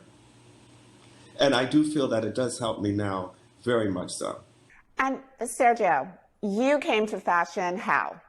It's crazy. I tell this story all the time, but I kind of grew up in a household that was fashion obsessed. So I really had no other choice but to be in fashion. So at a very young age, probably about 3 or 4, I decided I wanted to be a designer. I was sitting watching Elsa Clinch on CNN Style, and I was just hooked. And ever since then, I've been on a trajectory to be where I am today, for sure. I mean, since we sort of started with your past, and I think probably all three of you can really address this question. I mean, Michelle, you really have looked back at the role that Black musicians, actresses, dancers have played in creating a language of beauty and glamour and style. And I'm also curious, since both of our designers have said that they really knew early on that this was something that they wanted to do, if there were women or men in, the past that just really sparked the fascination with glamour. So I'll start with you, Michelle. I mean, can you talk a little bit about sort of the history of Black glamour and how it presents itself today? Yeah, well, it's interesting. I was also a fan of watching Style with Elsa Clench on CNN many years ago. I grew up watching that. I grew up watching beauty contests, in the suburbs. Watching, that's what you get it where you can. I would get an idea of the history of it, history of fashion, of our culture, possibly through means like that. As I started writing books, and I worked in magazines in the early 90s. I was an assistant editor at GQ at one point. So I had a chance to kind of dig in Condé archives and see some of the things that, that maybe didn't make the paper, maybe it didn't, photographs that didn't make the issue. And I started putting two and two together. And I started to see that we've always been there. We may hear every now and then about Anne Lowe, who designed Jacqueline Kennedy Onassis' wedding gown. Now people are starting to hear a little bit more about Zelda Wynn Valdez, who everyone knows. I worked with the Dance Theater of Harlem for many years. She designed Maria Cole's wedding dress, Nat King Cole's wife. You say everyone knows, Michelle, but I don't think everyone doesn't know. Well, and I should rephrase that. I would say that it's not, not everyone, but more people, thanks to the advent of social media. And now you have random people on Twitter commenting on the Met Ball and the gowns there. And whereas before you had to read Vogue magazine or read the New York Times to see who was at the Met Ball and what they were wearing, if you cared. Now it's more, it's not everyone, but it's definitely a wider audience that's been exposed to it. And that wider audience that's where my books came from initially. I started Vintage Black Glamour through social media, through Tumblr, through Instagram. And that's where my books came after that. And that audience who, it's like they know that their grandmother was not the only stylish woman in town. So when they see a stylish Black man in the 1940s, in the 1950s, it makes sense to them. When they see a woman who is not just the Lena Horne or Dorothy Dandridge, but another one, because I highlight the legends that we know and the legends that we don't know. So it's definitely not everyone, but it's definitely a wider audience now. Thanks to social media, people are learning, people are gleaning, people who can, whereas Sergio and B, years ago, you had to rely on Vogue and all the old magazines and maybe Style with Elsa Clench. Now it's at their fingertips. If they're, the exposure is there. I mean, one of the things that I am intrigued about, you brought up the Met Gala, which is a perfect segue to a conversation with B about his recent experience on the red carpet at the gala. And I was surprised to read that it was this past season was the first time that you had created a gown for that event. I mean, you have worked so much with Cicely Tyson, who one might call your muse, and then you collaborated with the new editor-in-chief of Bon Appetit, Dawn Davis. How important is it for a designer to have those points of inspiration, and how important is the red carpet? Well, I was thrilled when Dawn approached me and commissioned me to do her dress for the Met Gala. And she said that she wanted in some way to pay homage to past Black American designers that, she felt it was an opportunity to recognize. And she just said, I would love for you to consider how you can incorporate that into the dress. And so what I ended up doing was having the names of 7 designers embroidered along the border of her dress. And those names included, as you know, Michelle has mentioned, Anne Lowe, Elizabeth Keckley, and Arthur McGee, you know, Patrick Kelly, Willi Smith, Jay Jackson, and Scott Barry were the names. I mean, I could have covered the gown in names because there were so many as I extended my research. But, you know, it was just very special to do that, and especially particularly at this time. And we were discussing it, and Mark Anthony said, as we were having a conversation with Dawn, he says, you know what this means is that as Dawn walks up the steps of the Met, she is bringing with her all of these designers. And that, for me, just brought it home. You know, I embraced it in such a way where it's, you know, it's activism, it's artistic, it's, you know, history, all of those things infused in a dress. And so for me, that was more important than even me attending. I felt like that's the way I'd like to be present. And when you were thinking about the dress and about that sort of red carpet moment, I mean, were you also thinking of it as a business opportunity? I mean, I'm always struck by just the sheer amount of resources that designers put into a dress for an event like that, a dress for an Oscar red carpet, you know, any award show. I mean, it's not a minor undertaking, particularly for a brand that is, you know, just starting out. So the red carpet really is an industry unto itself, quite frankly. And you raised some great points. It is costly. It's, you know, the bigger houses are able to entertain differently the stylist and can offer them the kind of perks that, you know, an independent designer may not have those kinds of resources. And then for a brand like myself, I'm a couture house. It's not that a stylist can just come pull a size 8. Whenever I do red carpet, it's because I've actually made the dress specifically for the individual wearing the dress. So yes, it is costly. I mean, retailers, it gives the designer and the brand collateral, and you can use that collateral for marketing, entertaining retailers. So clearly the absence of that also impacts the brand and the designer. And quite frankly, there's been a lot of inequity in the ability for smaller designers, and particularly Black designers, to participate at that level and have it affect our businesses in a really positive way. So yes, it is a business endeavor, and it does impact and affect what we do and how we are received generally in the market, for sure.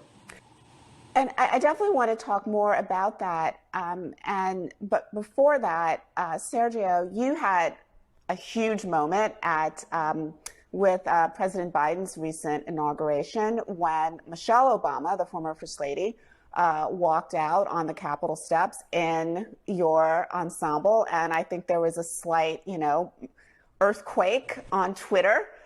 I mean, can you talk a little bit about what that moment meant for you as a business person, as a designer behind a brand that bears your name? I mean, beyond it's an honor and it was thrilling and all of those things.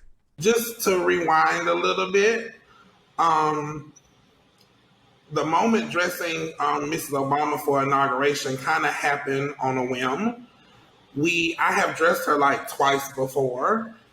We dressed her for the press tour for her book a couple of times, and it was great. It was a great moment. We got a lot of press from it, but I never expected the reaction that we got from inauguration. I guess I was so, you know, sometimes when you're in this industry and you are a designer of color, you work twice as hard as other people that are in this industry because you're trying to prove a point. And me being an African-American boy from the South, I feel like I have to work even harder because it's ingrained in my head as a child. You have to be better. You have to do more. So that's constantly running through my head. So at the moment we dressed Mrs. Obama for inauguration, I was on a plane flying back to Atlanta to do a shoot for my spring campaign, and I had forgot about it. And I got the text from her stylist, and she was like, she's wearing it. And I was like, okay, great. So I went to the TV in the airport to watch it with everybody else. And I realized in that moment when she walked out and everybody in the room kind of audibly gasped. And I was like, okay, this is different. It was like almost like a paradigm shift for my business. And immediately from my business from January 20th to the 21st was a completely different business. My site crashed like 4 times. It was not able to hold the amount of traffic that was going through it. So it's like it was very unexpected. It was not planned. It was just me going about trying to make things happen. At the end of the day, I have gotten a lot, over the years, a lot of press. I've been pushing really hard, and like B said, it's very difficult and it's very expensive to, cater to these celebrities and try to get these red carpet moments. But at this time in the industry, as an African American, it's the only way for me to get out there at the beginning, because I didn't have the money to have a sales rep to be in all the stores. I didn't have the connections to be in New York. So my only avenue to get where I wanted to get was to dress these celebrities and to build my brand in that way. So I kind of came in through a back door, but all the work kind of paid off in that moment. It was like, it was the moment that I wasn't expecting. So definitely after that, the business really shifted for me. And I mean, I know that, for sometimes having that big tidal wave of attention is obviously, it's a great thing, but it also can be a really difficult thing because, maybe you get orders that come rolling in, but then you have to be able to produce the clothing in order to fill those orders.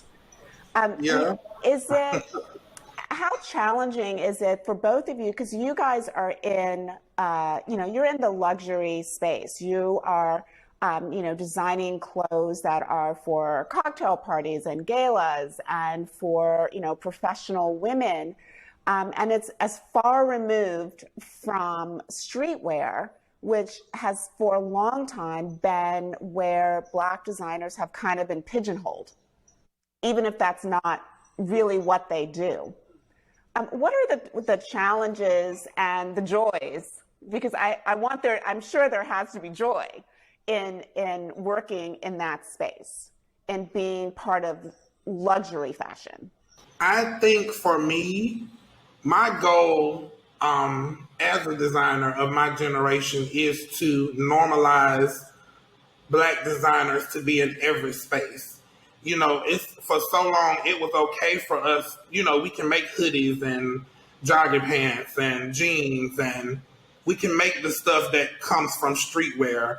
But when you cross over into, Michael Kors or Ralph Lauren land, you don't get as much support. So my goal when I entered the industry was I want to change this this view of how we're viewed as designers. We are not a single person race. We are not monolithic. We are everything and we are everywhere. So I feel like we should be represented everywhere. So me entering into that space and me dressing Mrs. Obama was very intentional, because why not have an African-American designer dressing the First Lady of the United States? It's not unheard of, as we know from history. It's just never been publicized. And I feel as though we have to take the reins of our future. We weren't able to control the past, but what we can do is control the future and how we're viewed going forward.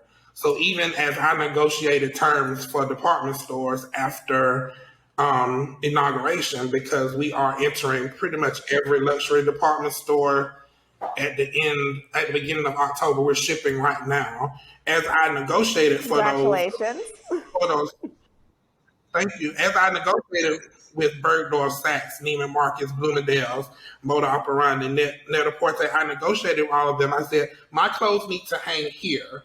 My clothes need to be next to this designer because the next designer coming up needs to be able to see when they go in the store that Sergio Hudson is hanging next to Oscar de la Renta. Because if you don't see that, then you don't know it's possible. It's just, like when I was coming up and I was looking, you would see, of course, I'm a history person, so I knew, that B designed the hats on Dynasty, because I was obsessed with Dynasty. So, and Diane Carroll is one of my great inspirations. But everybody didn't know that. And it's a travesty. Everybody didn't know that Kevin Hall was the first Black designer to head up a major house. Everybody doesn't know these things. And I'm not talking about just far back in history. I'm talking about just a decade ago. These men were doing great things and nobody knew about it unless you, kind of unless you research. dug into the history like we do. Yeah. Oh, and it's to me, it's a travesty and it's disrespectful. So I feel like moving forward, it's my job to make sure that the next generation doesn't have to do as much research to see somebody that looks like them. That's my. If I just can I add something quickly? Please. To what Sergio was saying.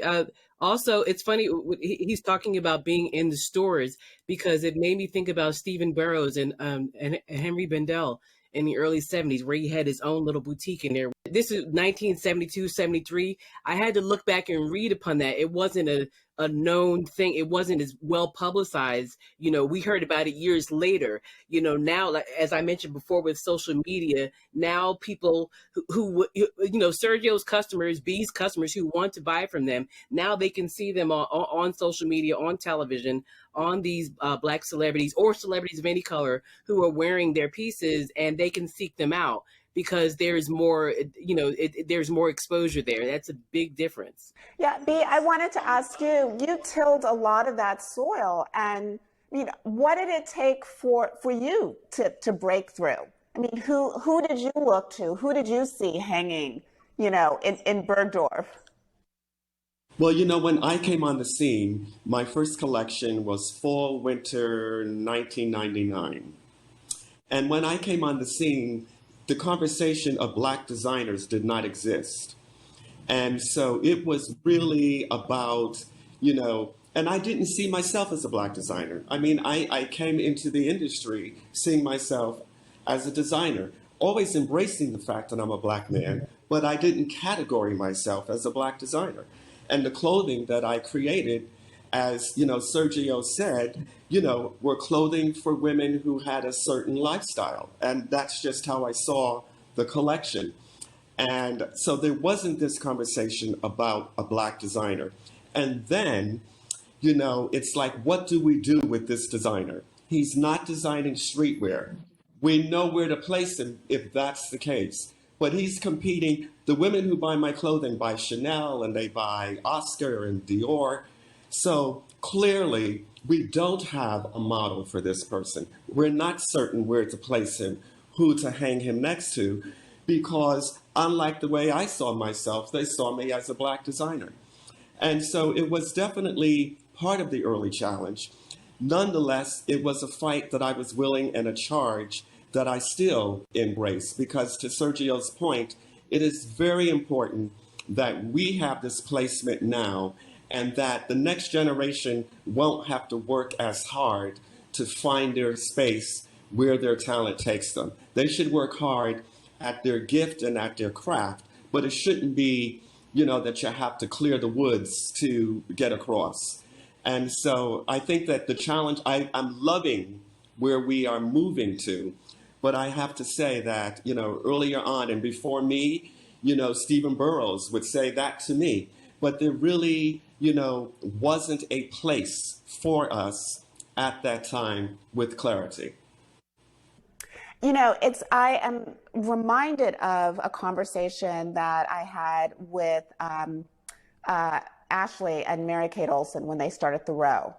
And for them, the prejudgment was that they were these celebrity designers and that they were just sort of dabbling. And one of them said to me that for a moment, they really thought that it would be better to sort of hire someone else to kind of be front for the brand so that no one would know it was them, so that the clothing would be judged solely on its merits and not based on who was producing it. And I'm wondering if that is still an ongoing issue, that people can't separate the clothing from a preconceived idea of the person producing it. I mean, sometimes it happens with female designers where there's this expectation that because they're a woman, their clothing should be very pragmatic, right? It shouldn't be whimsical. It most definitely should not be uncomfortable, because that's not what a woman designer should be designing. So I'm wondering, I mean, do you find that still there are these preconceptions about what your clothing should look like based on the fact that you're Black, or based on the fact that you're from the South, or based on the fact that you are younger or older, or any of these things? I think to some degree, yes. But, I always was inspired by the fact that Ralph Lauren, and you know the story, how he came from the Bronx and became now really, what we call the American lifestyle, at least aesthetically. And so that said to me that as a Black man, and I'm coming from Connecticut, no less, that I too can be a lifestyle brand. And so, yes, I know there is an outside perception at times of who I am relative to what the clothing should be. But, I think you have to move past that, or you can't embrace that.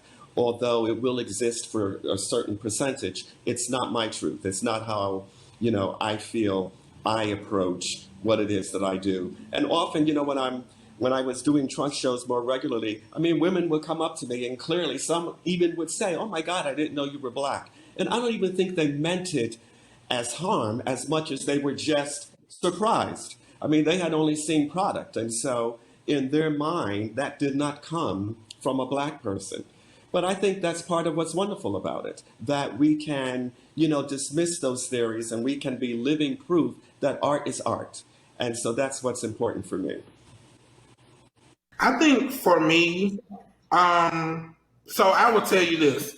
When I first moved to LA in 2016, I went to a boutique. I was already dressing some celebrities, so the name was out there a little bit. People didn't know who I was, they just saw the clothes, because I think the first big, really huge placement we got was we dressed Kendall Jenner for her 20th birthday party in this scandalous jumpsuit, and it was everywhere.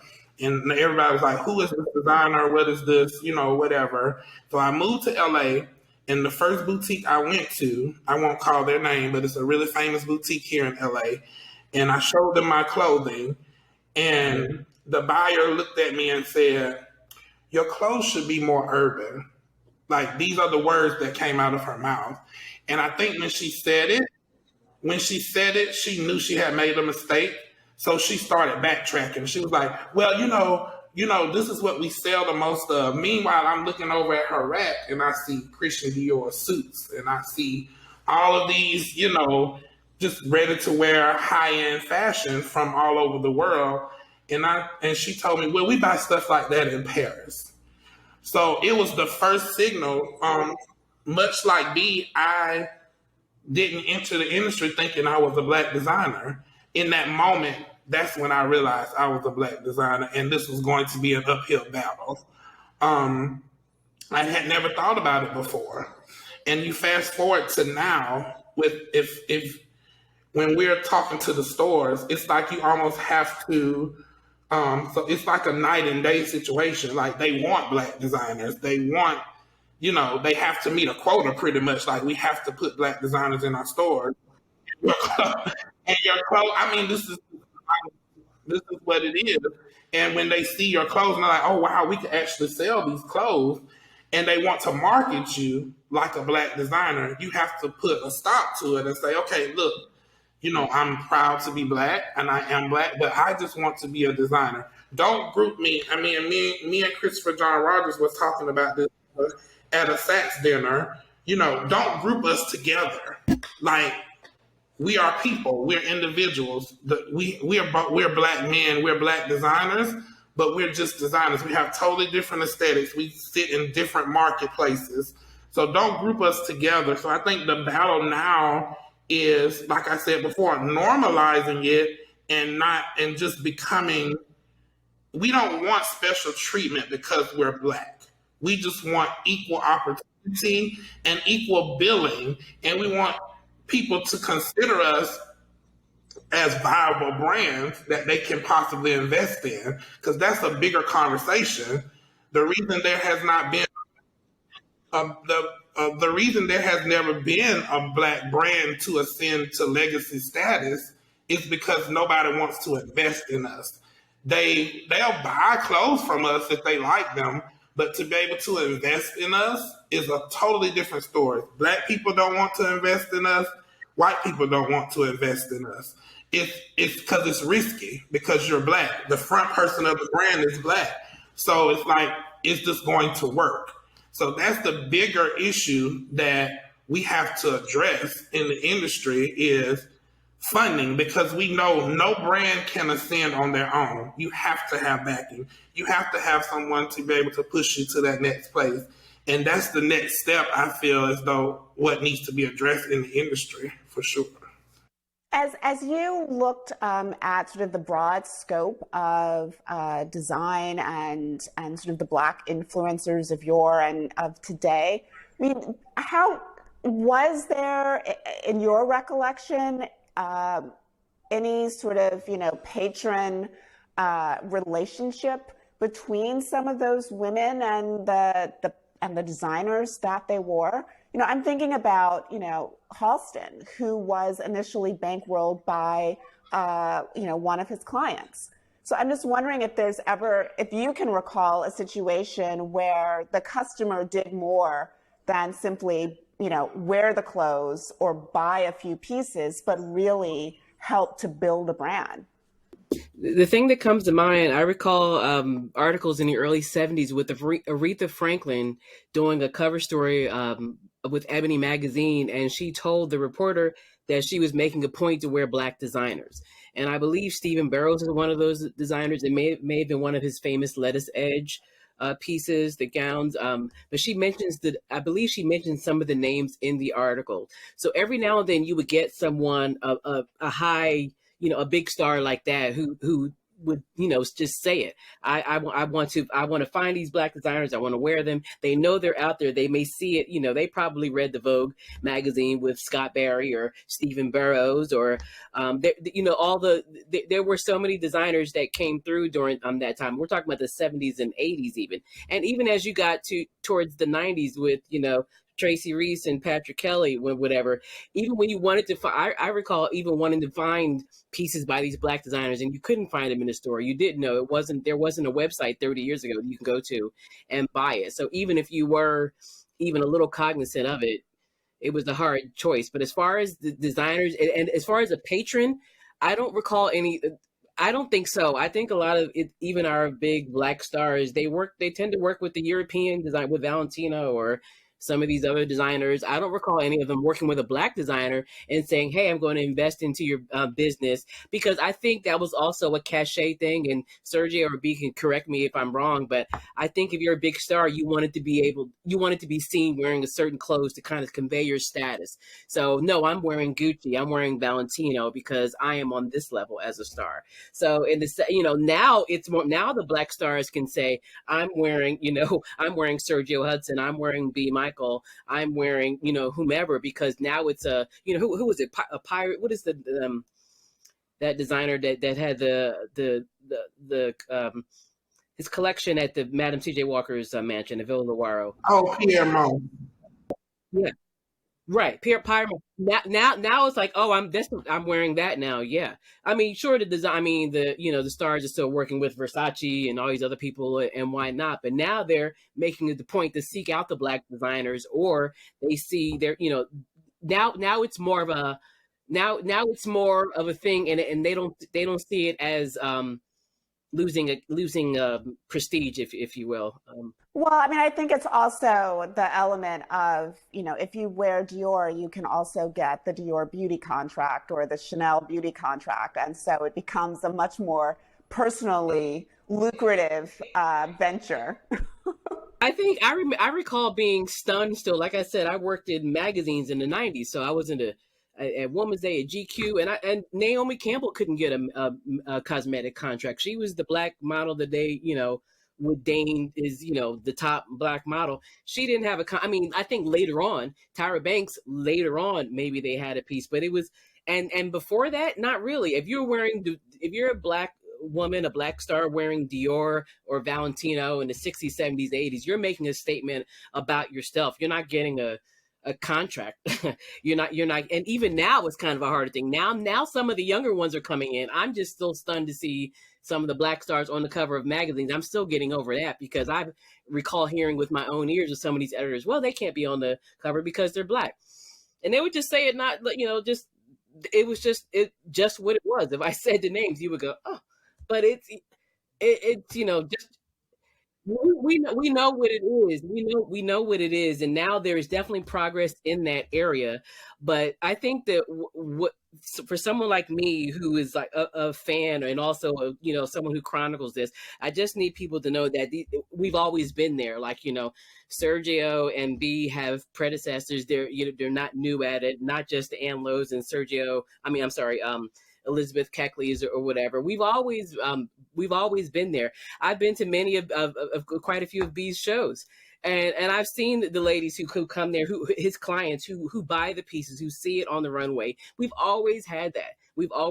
Even if it were the private fashion shows in Chicago or Atlanta or New York, and those ladies are buying their local hat designer in Philadelphia, the famous designer there, or whoever their local top shelf designer was, when they couldn't go into the white stores and try on a hat and a gown and a dress, they would get custom made in each city. It's not new to us. I think now we're starting to get a little bit of respect. It's a little more interest, but it's not new. And I'm just glad for the I don't know. I guess I'm just glad for the exposure of it. Well, I know the question of diversity and inclusivity has certainly been a subject of much discussion within the fashion industry. And as much as the attention has been turned towards Black designers and elevating them, putting the spotlight on them, I was hoping that Sergio, you could talk about what that has meant. And, has it all been for the good, or has it also meant that sometimes, designers are thrust into a position before perhaps they are financially ready or even creatively ready, because there's a kind of rush to make amends for past sins? That's a loaded question. But I would say this: I think we have to acknowledge the mistakes of the past before we can move into the future. And that's my opinion about the industry. There's a lot of wrongdoing and behavior that has, not just, and I'm going to say this, it might be a bit controversial, but you have juggernauts of the fashion industry that look like we look, that never support it. And I think that's the bigger question, that we should ask. Why did you never reach back? Why did you, there are so many quote unquote white designers that have been put on by the powers that be in this industry that are Black. And you can't say that about any Black brand, but you can say it about numerous white brands. And I'm talking about brands that are like institutions at this point. So there are a lot of wrongdoings on both sides that need to be addressed before we can move on. We can't just say, okay, now we support Black designers and we're going to ignore that, we didn't acknowledge all these people from the past.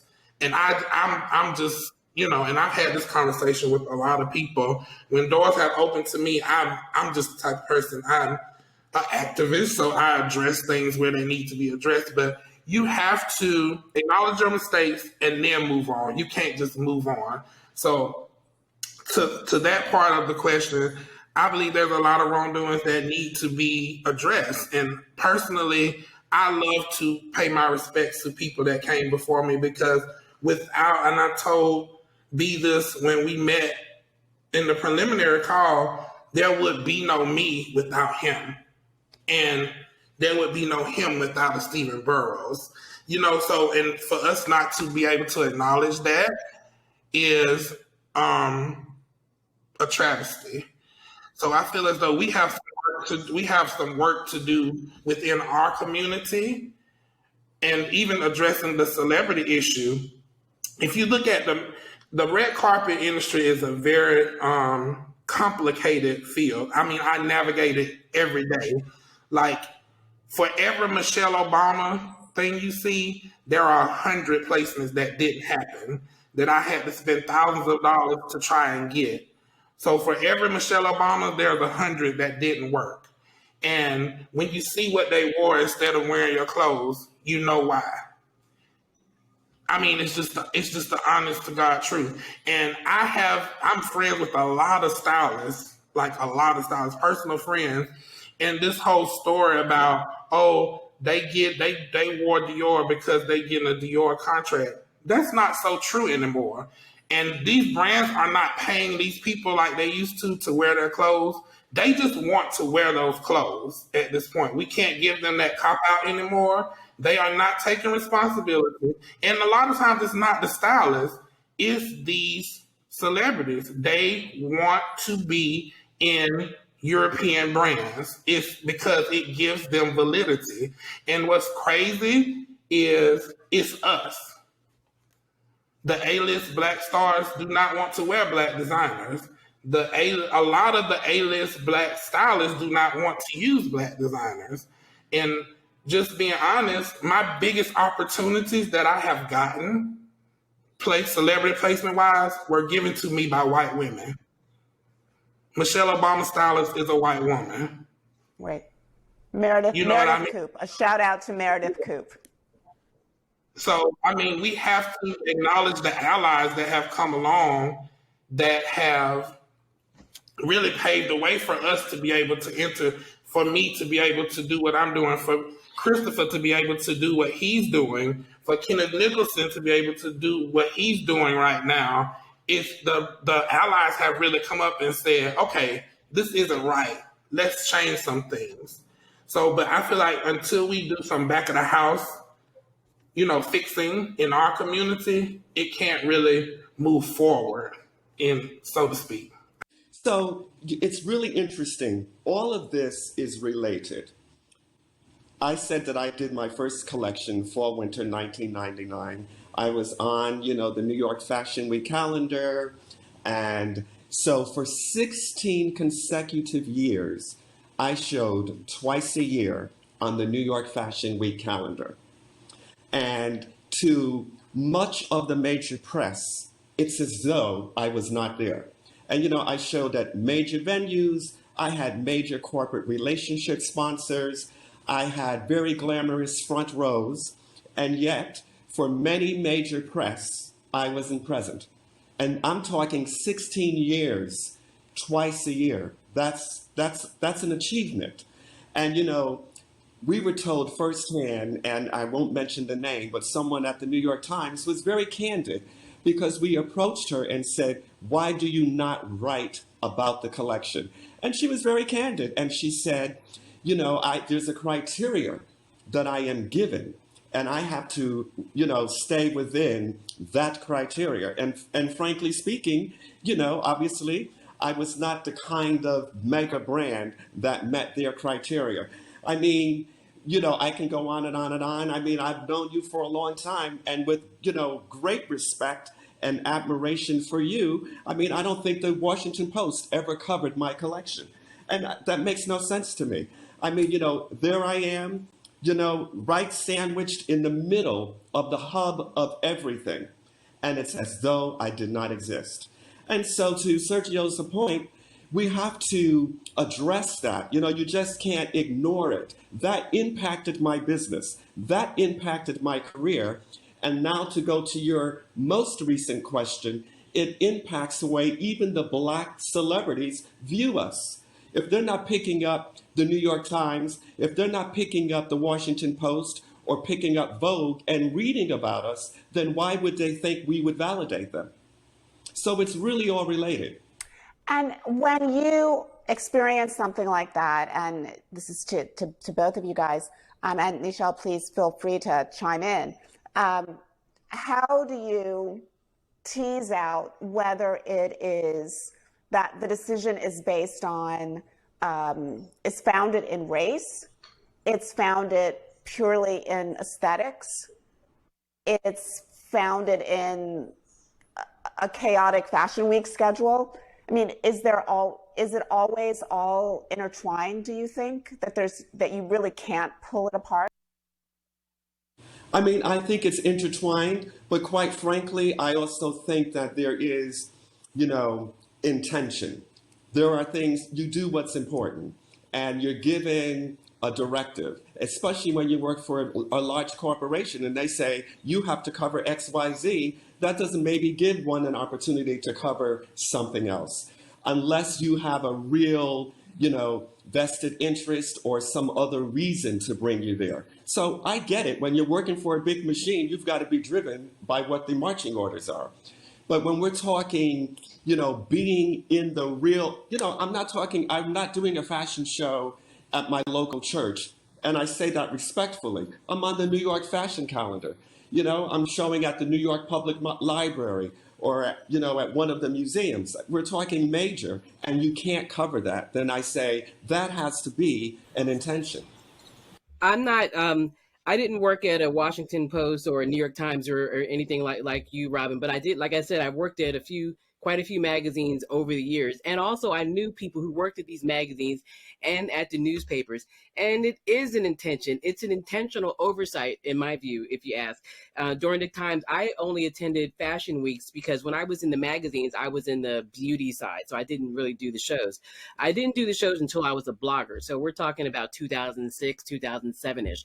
And I saw what was, when there were new designers that came out, or if there was a smaller designer, and if that bigger outlet felt like covering that designer, they would, because they wanted that relationship or they were interested. So it wasn't about, you would go to B. Michael's shows and you'd be astonished that there would be the same photographers that I would see at the other shows, the same reporters. Oh, they couldn't make that. They're going to go to dinner now.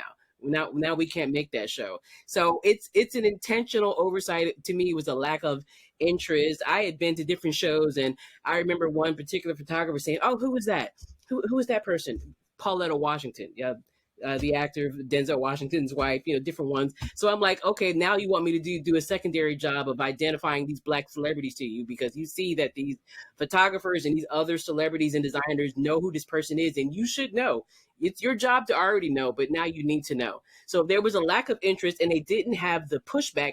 Nowadays, like we said, in the last couple of years, after the Black Lives Matter things, after things have gone on, now there's this sudden interest in the surge. Now I click on Target.com, and here's a section where Black designers are everywhere I turn. I'm like, wow, okay. So now it's a thing. Now everyone's interested. Now they want to know about a Black-owned business. But even this is 2021, so 10, 15 years ago, even if you followed all of the rules, even if you did all the things, even if you had a major show like B. Michael and you had the celebrities at your show and you did all that, I didn't see it in the Times. I didn't see it on television getting the coverage, even in the rolling thing. I saw it on some of the blogs. I covered it on my little small blog, but that's nothing compared to the big to the big places that's gonna put money in the pocket, in their pocket. It's going to get them new customers. Yes, the blogging, the advent of blogging, when it came out, 05, 06, 07, that I think helped newer designers, helped designers of color,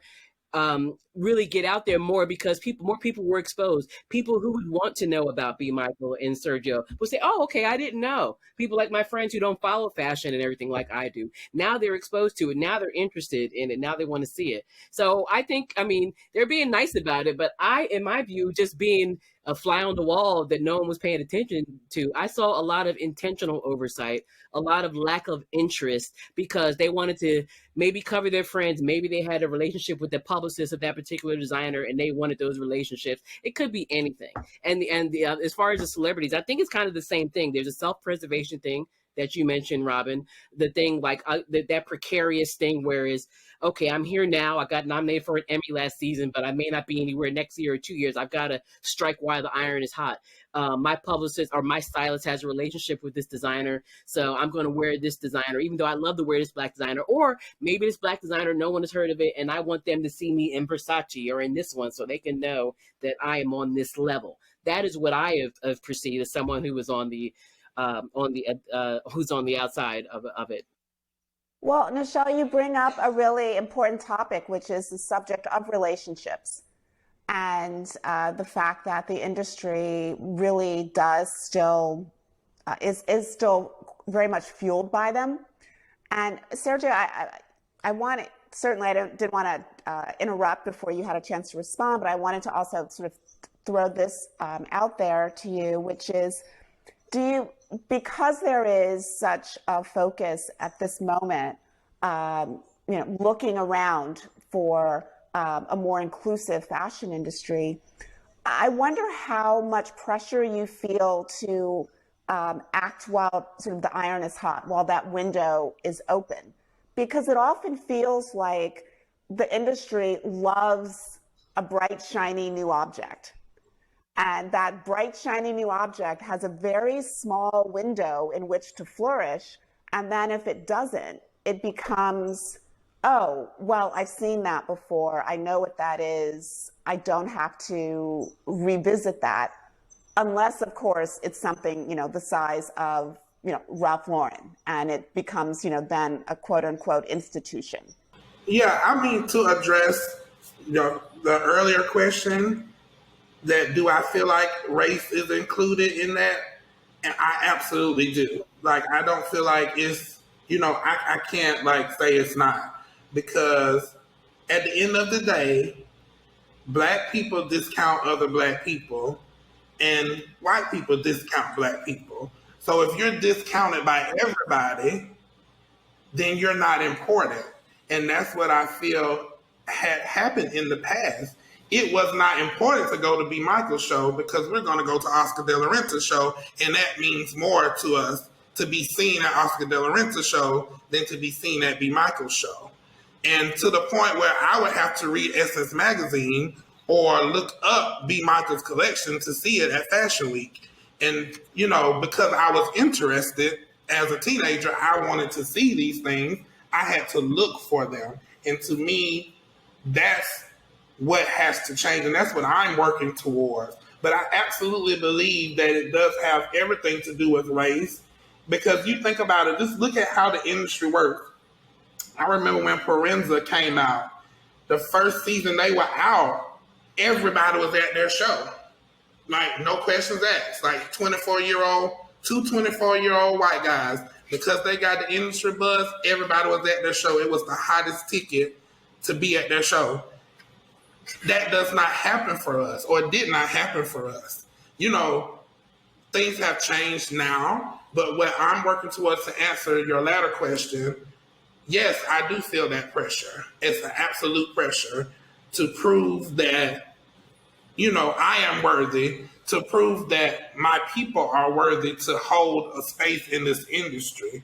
So it is a heavy weight resting on my shoulders. I deal with it every day. Even delivering to these stores, I'll give you a prime example. Like right now, half of my coating fabric was held up in Italy over the holiday. And so therefore, all of my coats are going to be late to the stores. And I'm like, oh my God, in my head, I was talking to my sales president today, and I was like, oh my God, if these people don't get these coats, they might not buy from me next season. And if they don't buy from me next season, who they're going to buy from next season? these are the thoughts that go through my head. It's a very deep thing. Like, it's a lot hinging on my success. That's how I feel. I know I might not necessarily have to take on that weight, but if Bergdorf doesn't buy coats from me, who are they going to buy coats from that look like me? That's the question that I ask myself. I don't want to get emotional, but it's very important, and it's a heavy weight to carry as an African American man to really carry the weight of moving forward. And I've talked to this with a lot of my friends who are current designers that are, breaking into this industry and, holding space. It's heavy. And to be honest, it's serious to us because we all know that fashion people take fashion so serious. It's like brain surgery to us.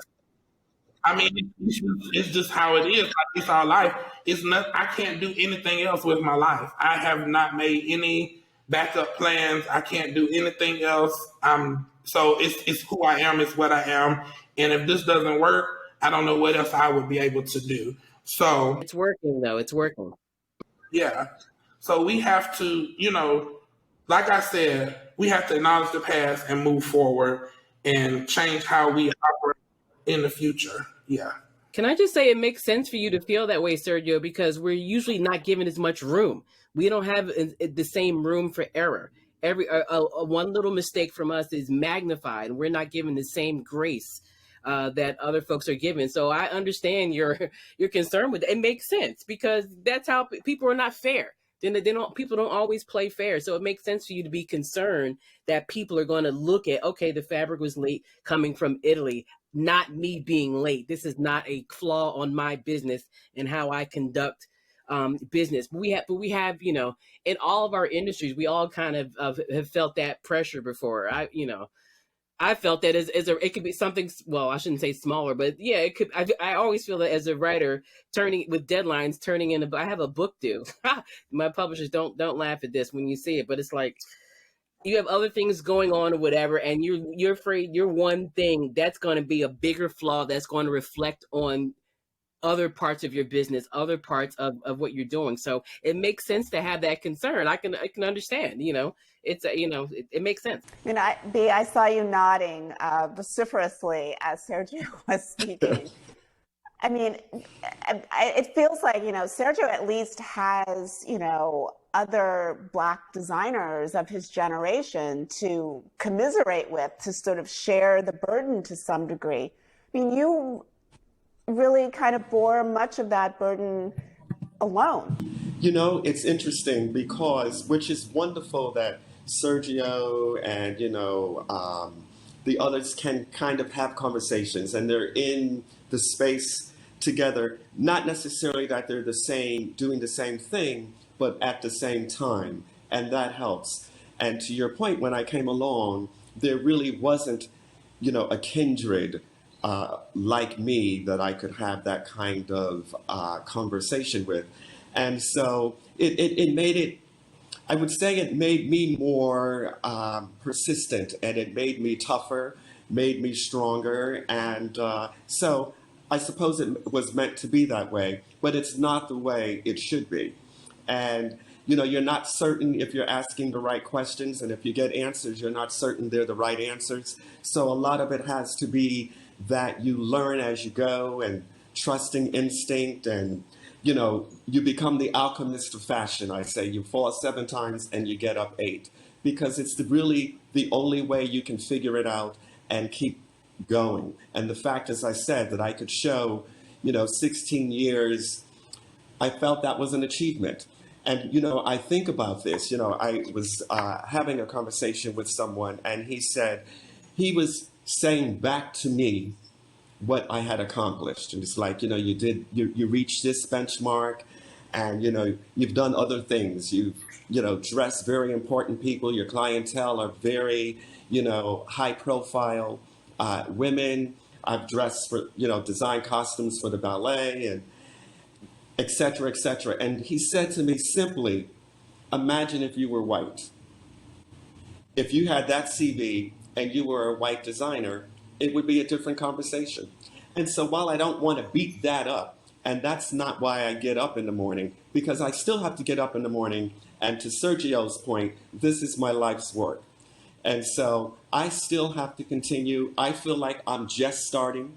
We have some great new projects on the horizon, you know, and so I'm not looking at myself as that happened to me. I'm looking at myself as this is what I will accomplish, and we are accomplishing it. I'm going to share a quote that my, spouse, who he is also the co-founder of our business and the CEO, and this is a quote he said only last week. He said, "I am all for Black people making history, but economic equality creates generational wealth, and that changes history." And I think that just resonated so strongly for me, because that's what I aim to do in the fashion industry, to change the history, to change the paradigm so that it's not about being a Black designer, it's about being a designer of whatever it is that you do, and that we have economic, equity in the space, that we own some of it. And that's very, very important. And when we talk about red carpet and press, et cetera, well, quite frankly, when you have enough equity and economic power, you can dictate that. So as long as we're always having to ask, we will always have to ask. It has to be that, that we own, we're the Ralph Lauren, if you will. And so that's what we have to do to change history. And I appreciate all the plaques that come to me and all of that, but it's really about when I am gone, 30 years from now, B. Michael as a brand still has to be relevant. With all of the digital native publications, with an increased number of Black-owned public relations companies, I'm curious if you feel as though the old gatekeepers are falling by the wayside. If talking about sort of storming the barricades, if that's really happened, and do you feel a restructuring at all with the fashion industry? I'll just quickly say that, I think for those gatekeepers to really feel the impact of change and changing history, it's still economic. It's still, money talks. It's a $3 trillion industry, and the gatekeepers handle that. And so we still have to have some sort of economic empowerment to influence and I'll share that question with everyone else. I definitely think, to piggyback off of what B was saying, it's definitely economic, because I'll take even example, my Fashion Week show that we just did. We literally had every major press outlet, every magazine represented, every newspaper represented, every retailer represented there, and all on the fact that a Forbes article came out saying that we were entering every major luxury door in the United States. Once that was said, and they said, oh, this brand is actually going to start making money now, we need to be a part of this. Yes. So we were literally turning the people away. Like, it was people like managing editors of major magazines had to sit on the second row. Like, it was not, we couldn't, especially because of COVID. And I definitely attribute a lot of that to Mrs. Obama wearing the clothes. But a big portion of it is because all of these stores picked up our clothing, and now they realize, oh, this might be something to deal with in the future. Let's support early on so we don't get left out of the mix. And that's something that my PR, you talked about Black-owned PR companies. I'm represented by the Hinton Group, which is a Black-owned company, and they do excellent for me. But Nate, who runs the company, he came out of the PR world. He used to represent Prada, and he came out of like two of the biggest PR conglomerates in fashion, really. Yeah, and started his own, and he mostly represents Black brands at this point, not intentionally, but it's just like, you know, we he was a Black man that started, even though he had all these accolades and all of these, you know, brands that he helped push into the next stratosphere. He was still a Black man. So it was like starting all over. Even with all the accolades, you have to start from the ground up.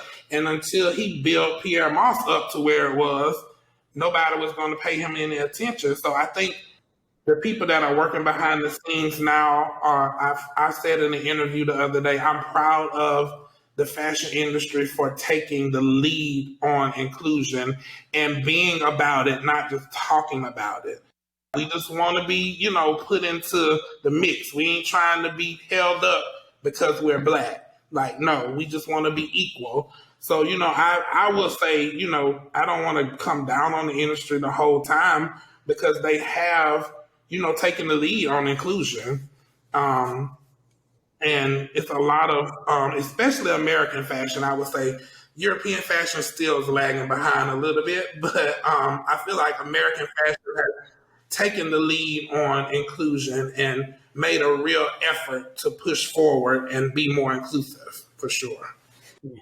I think the gatekeepers definitely have changed, and it's been happening gradually over the last decade, I would say. And what I can speak on closer is the media. So with magazines, there have been Black editors at Teen People, now at The Cut. There's the Black editor-in-chief of Allure, of all things, unheard of 20 years ago, whatever, 10 years ago, unheard of.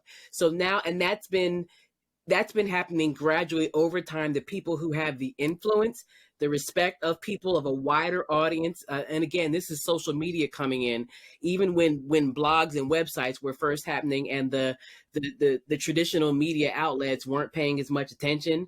And so initially they were losing out on that influence because they realized that there was a generation coming up that maybe didn't look at Vogue for their first thing. They didn't look at Harper's Bazaar initially. They looked at this magazine, at this person, at these people. They were coming from a different space. And so now that generation is coming through, whereas it's not unheard of to have more editors of color, more openly gay editors, more people coming out, and just even the things that they're wearing, they're saying, they're doing, the articles that are coming out, the open activism, people just saying things out of their mouth they wouldn't have said 10 years ago because they thought they would be correct in thinking it would hurt their career. They wouldn't be able to get as far.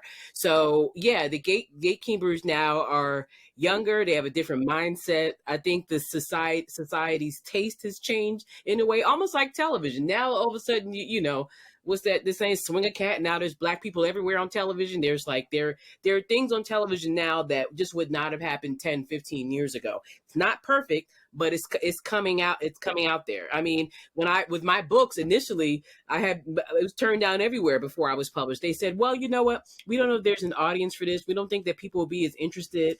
I mean, they probably don't even know these people. You know, like they don't know Diana Ross and Tina Turner and Eartha Kitt and Sammy Davis Jr. and they don't know these legends. You mean you don't know because you didn't grow. I know who Audrey Hepburn is. I know Marilyn Monroe. I know Katharine Hepburn. I know legends. I'll take legend in any color. So I know all of them. So you're the ones that don't know. So now with the gatekeepers, with the taste changing, with the influences changing, it'll be interesting to see where we are 5 years from now. They say that fashion is like a wonderful fashion photograph is in many ways more telling than a history book. It can really capture a moment. So I'm wondering, as we sort of start to come to a close, if you think about your aesthetic right now, what do you think it says about where we are, what this moment in time is like?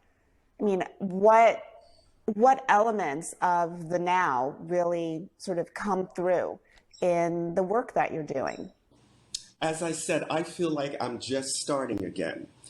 However, you know, what I think is true for my work, if I see someone wearing something they had 10 years ago and wearing it today like it's new, that says that I'm doing what it is that I believe I do.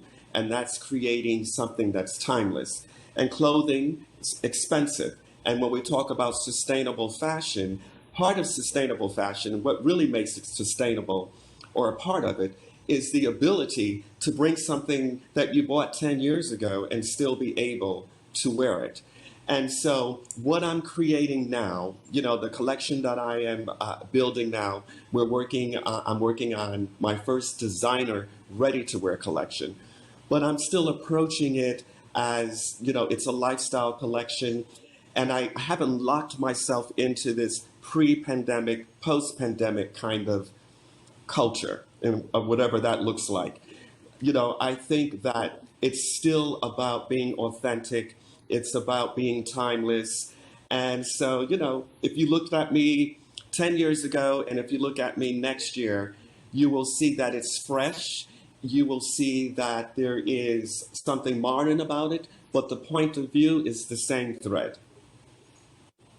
And I think that's what's very, very important and signature to what I call iconic designers. That there is a thread throughout all of their eras.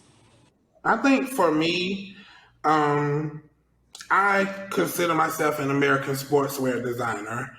I don't consider myself a Black designer. I don't consider myself anything but an American sportswear designer. And what I do is classic American sportswear. And I speak to what I believe in. I believe in beautiful color. I believe in beautiful cut, tailoring, and I want the Sergio Hudson woman to walk into the room and everybody's head to turn, but not just because of what she's wearing, but because of how she looks and what she's wearing. So there's always going to be an understated, ostentatious effect to what I design. And that's where I am right now. And I'm not thinking about no pandemic, so it's a lot of cashmere and silk. And, women are tired of wearing pajamas, and, it's evident just in the pre-sales from the collection. Like, women are ready to dress again, and I think we are ready to meet the challenge as designers, because designing pajamas and all that stuff over the pandemic was not inspirational at all.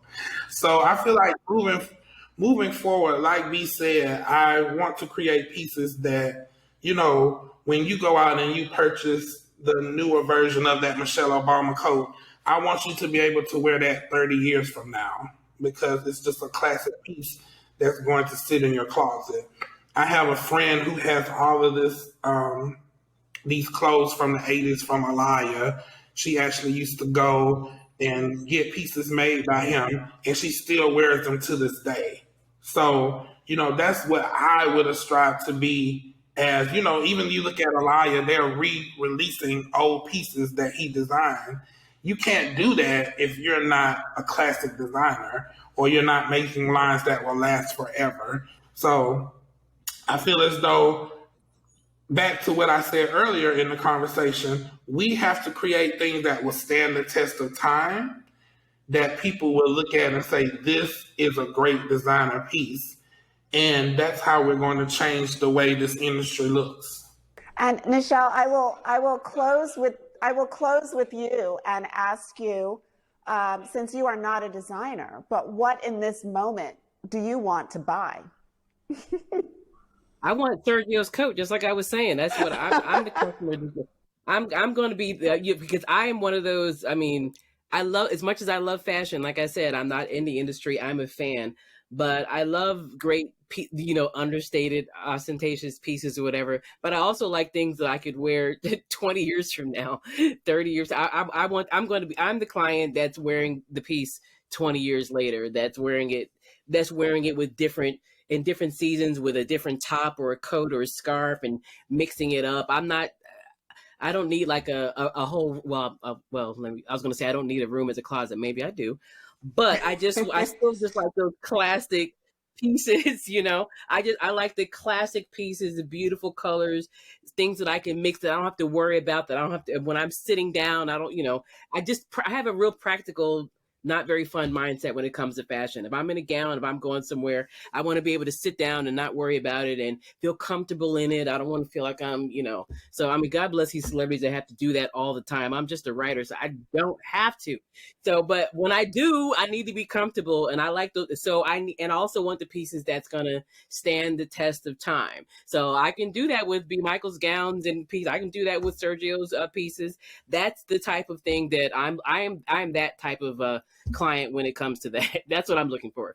Not really the trend. I've never been, even as a younger person, I've never been really trendy like that. Yeah.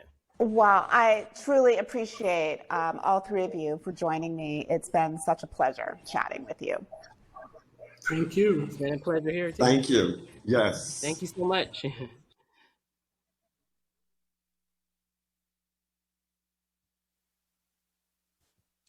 So it gives me great pleasure to be able to go to some of the questions from our audience. And the first one is about how you sustain a brand. B, you mentioned the importance of generational wealth and that it's part of both personal and professional sustainability. What are the other sort of key factors that you would argue are important for the staying power of a brand? That's a great question. And I remember when I was first presented the question, and it happened to have been by my husband and now also co-founder of our business. And we were having dinner one night following one of my Fashion Week shows. And he said, "Why aren't you euphoric? You just had this amazing show and women love and buy and wear your clothing and you have established yourself as a fashion designer. So what else do you want?" And I said to him, in actuality, And I thought, what I really want is to create a brand. And his response was, well, that's very different. And I recognize that being a fashion designer is actually a step toward being a brand, but they are actually very different as a business model. Mm-hmm. And a brand for me would be about sustainability, which is about a lifestyle, so that it's vertical. It's not just, you're doing one thing, but it's that you are creating a lifestyle around what is your brand. And I thought that's exactly what I will accomplish. And I felt that as a Black American designer, that is something that had not yet been established in the truest sense. Mm. And brands, I think, work best when they start at the top and work down. It's very difficult to start at the bottom and work up and build a brand, because you want to start at the top and then create the demand and create the need for it. And if you can't buy the dress, you can buy the bottle of perfume. So I think brand building is really a very different thing than being a fashion designer. Thank you. Another question is one that I think perhaps, I will toss it up. We've heard about writer's block. What do you do when you experience creative blocks? What do you do to move on to the next level? That's yours, Michelle. Going to say, well, I can certainly speak to writer's block. Hi, that's me. Yes. And I find with writer's block, it's just, and I suppose other creatives would probably come to the same conclusion. At the end of the day, you have to do something. You have to get something down. Crap on a page is better than nothing. Sketch something, maybe listen to a song, maybe watch a movie or listen to a podcast or read something, play with your dog, whatever it takes. I don't know. But I know that and the great thing about creative blocks is that you don't have to discuss it with people. You don't have to say, I'm having a block, or I can't write, or I can't sketch this design. I don't know what my next collection will be for next season. Just work it out with yourself and sketch some things out. No one has to see your early drafts. If they're terrible, you can throw them away. They don't have to be, no one has to dig through and see it. I have been known to shred things to make sure no one ever sees it. So, no one will go through my papers and go, what is this? So you could, you have to be free enough with yourself, with no one watching, to just get something down, to just do it. And I suspect that's true for for a creative in any field. Yeah. I could share this. I remember I was having creative block and sharing that with Mark Anthony, and he said, I said, the collection is like 2 months away and I'm just not feeling inspired. And his response stung me, but I got over it and now I get it. And he said, inspiration is for amateurs. And I thought, after I, cleaned myself off and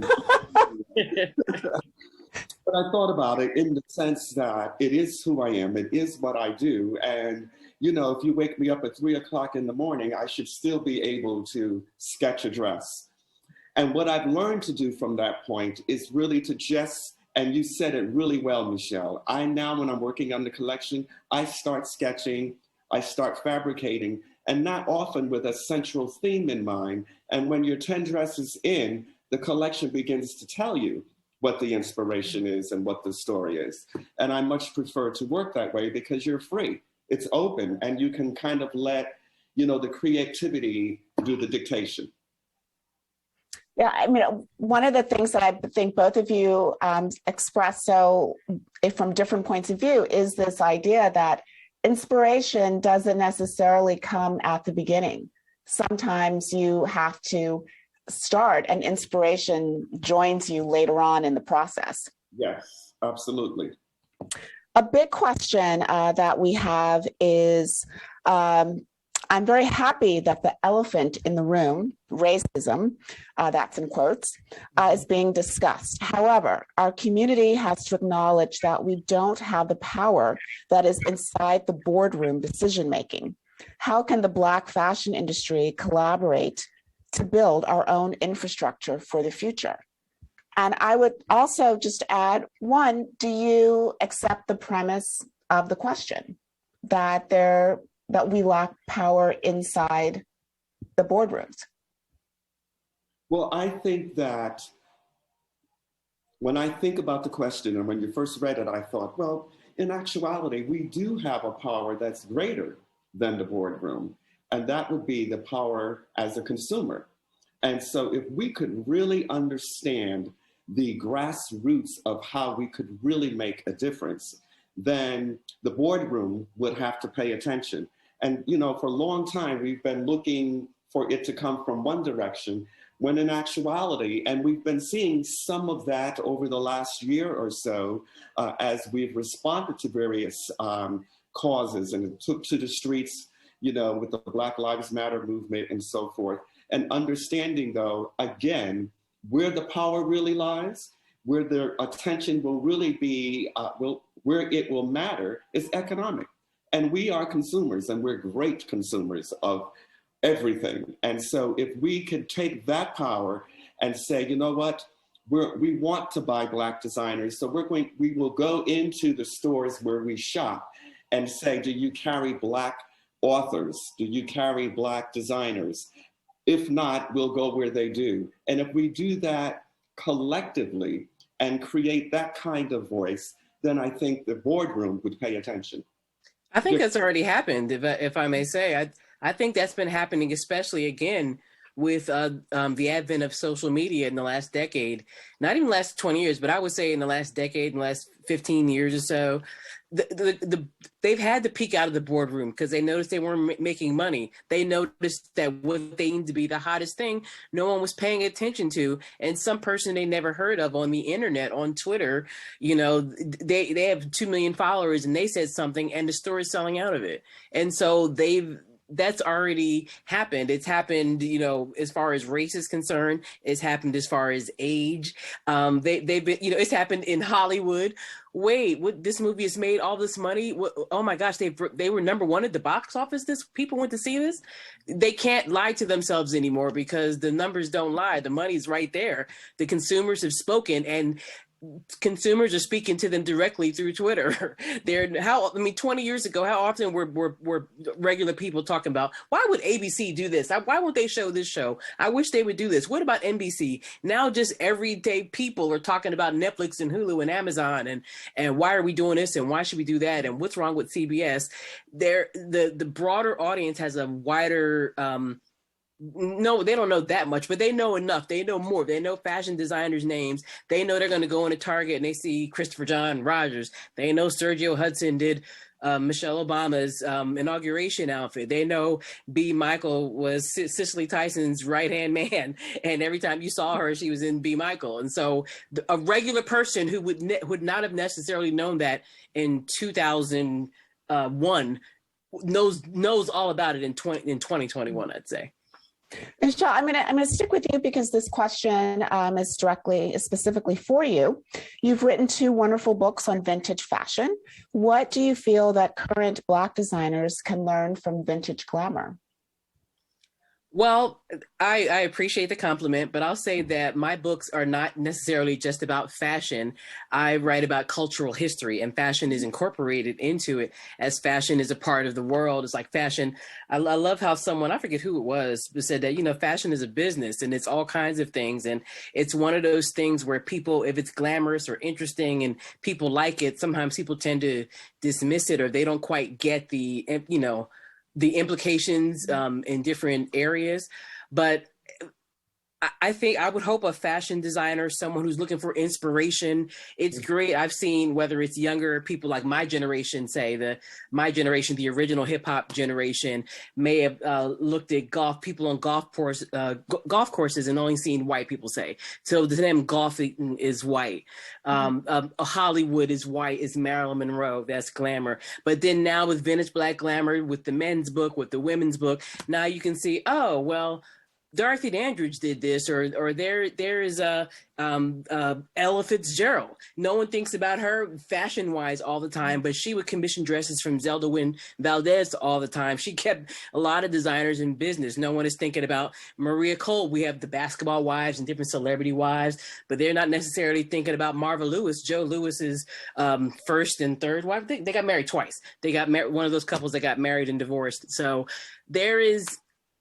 I hope that if you're designing a collection, if you're writing a book, if you're writing a movie or a TV show, if you are teaching in a classroom, that you get inspiration from different areas and see where that comes from. If you see a certain look in the collection and you see that person was inspired by Eartha Kitt in the 70s, or they were inspired by Lena Horne wearing almost like as much as she can get her hair in the afro in the 70s, she was wearing Giorgio Sant'Angelo and she was in the all the long things. Diana Ross, yes, of course. Diana Ross coming to me she's fabulous now, of course, but in her peak in the 70s with mahogany and all those looks, all of the styles that she created that people copied for decades, I hope that they get those inspirations from different places and recognize that it's not just one thing. It's not just fashion.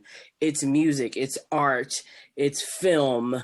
It's food and wine. It's lifestyle. It's a culture. It's everything combined, and it's Black people are everywhere. It's not just, oh, this is white or this is high end. So we have to start associating Black being everywhere, high end and everything. And so I would just encourage a broader lens is all. Yeah.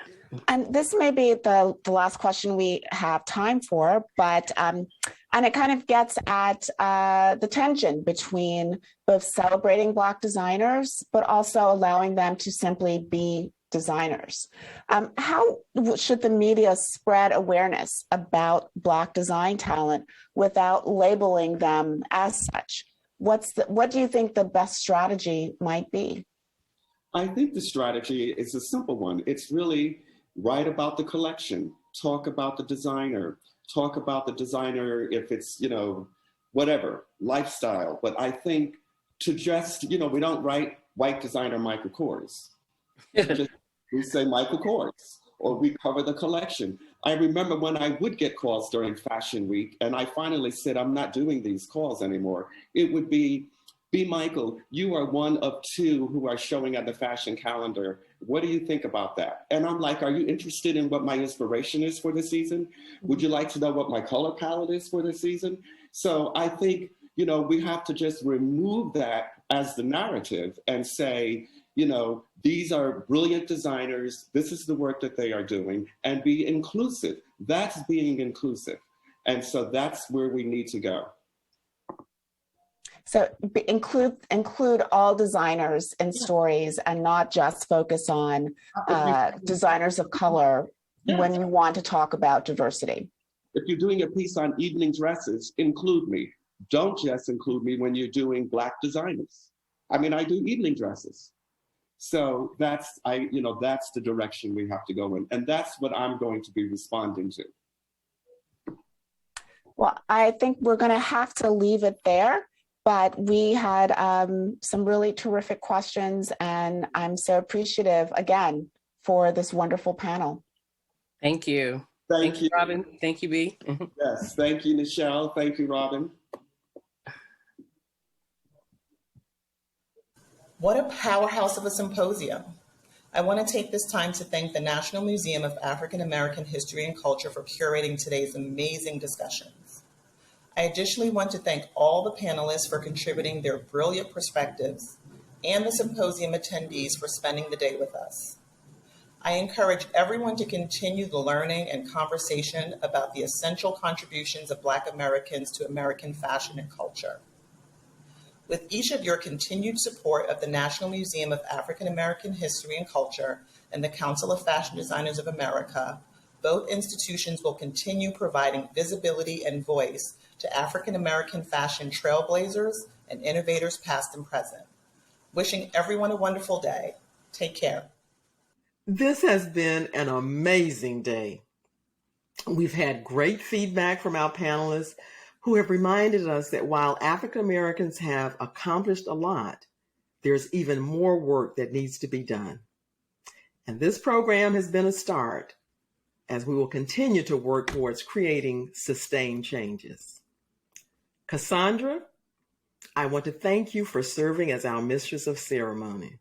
I've enjoyed it, and I am looking forward to working with you in the future. I also want to express my appreciation to our sponsors, American Express, the Smithsonian Office of the Provost, and the planning team that made this symposium possible. And finally, I want to thank those of you who have joined us throughout the day. Thank you.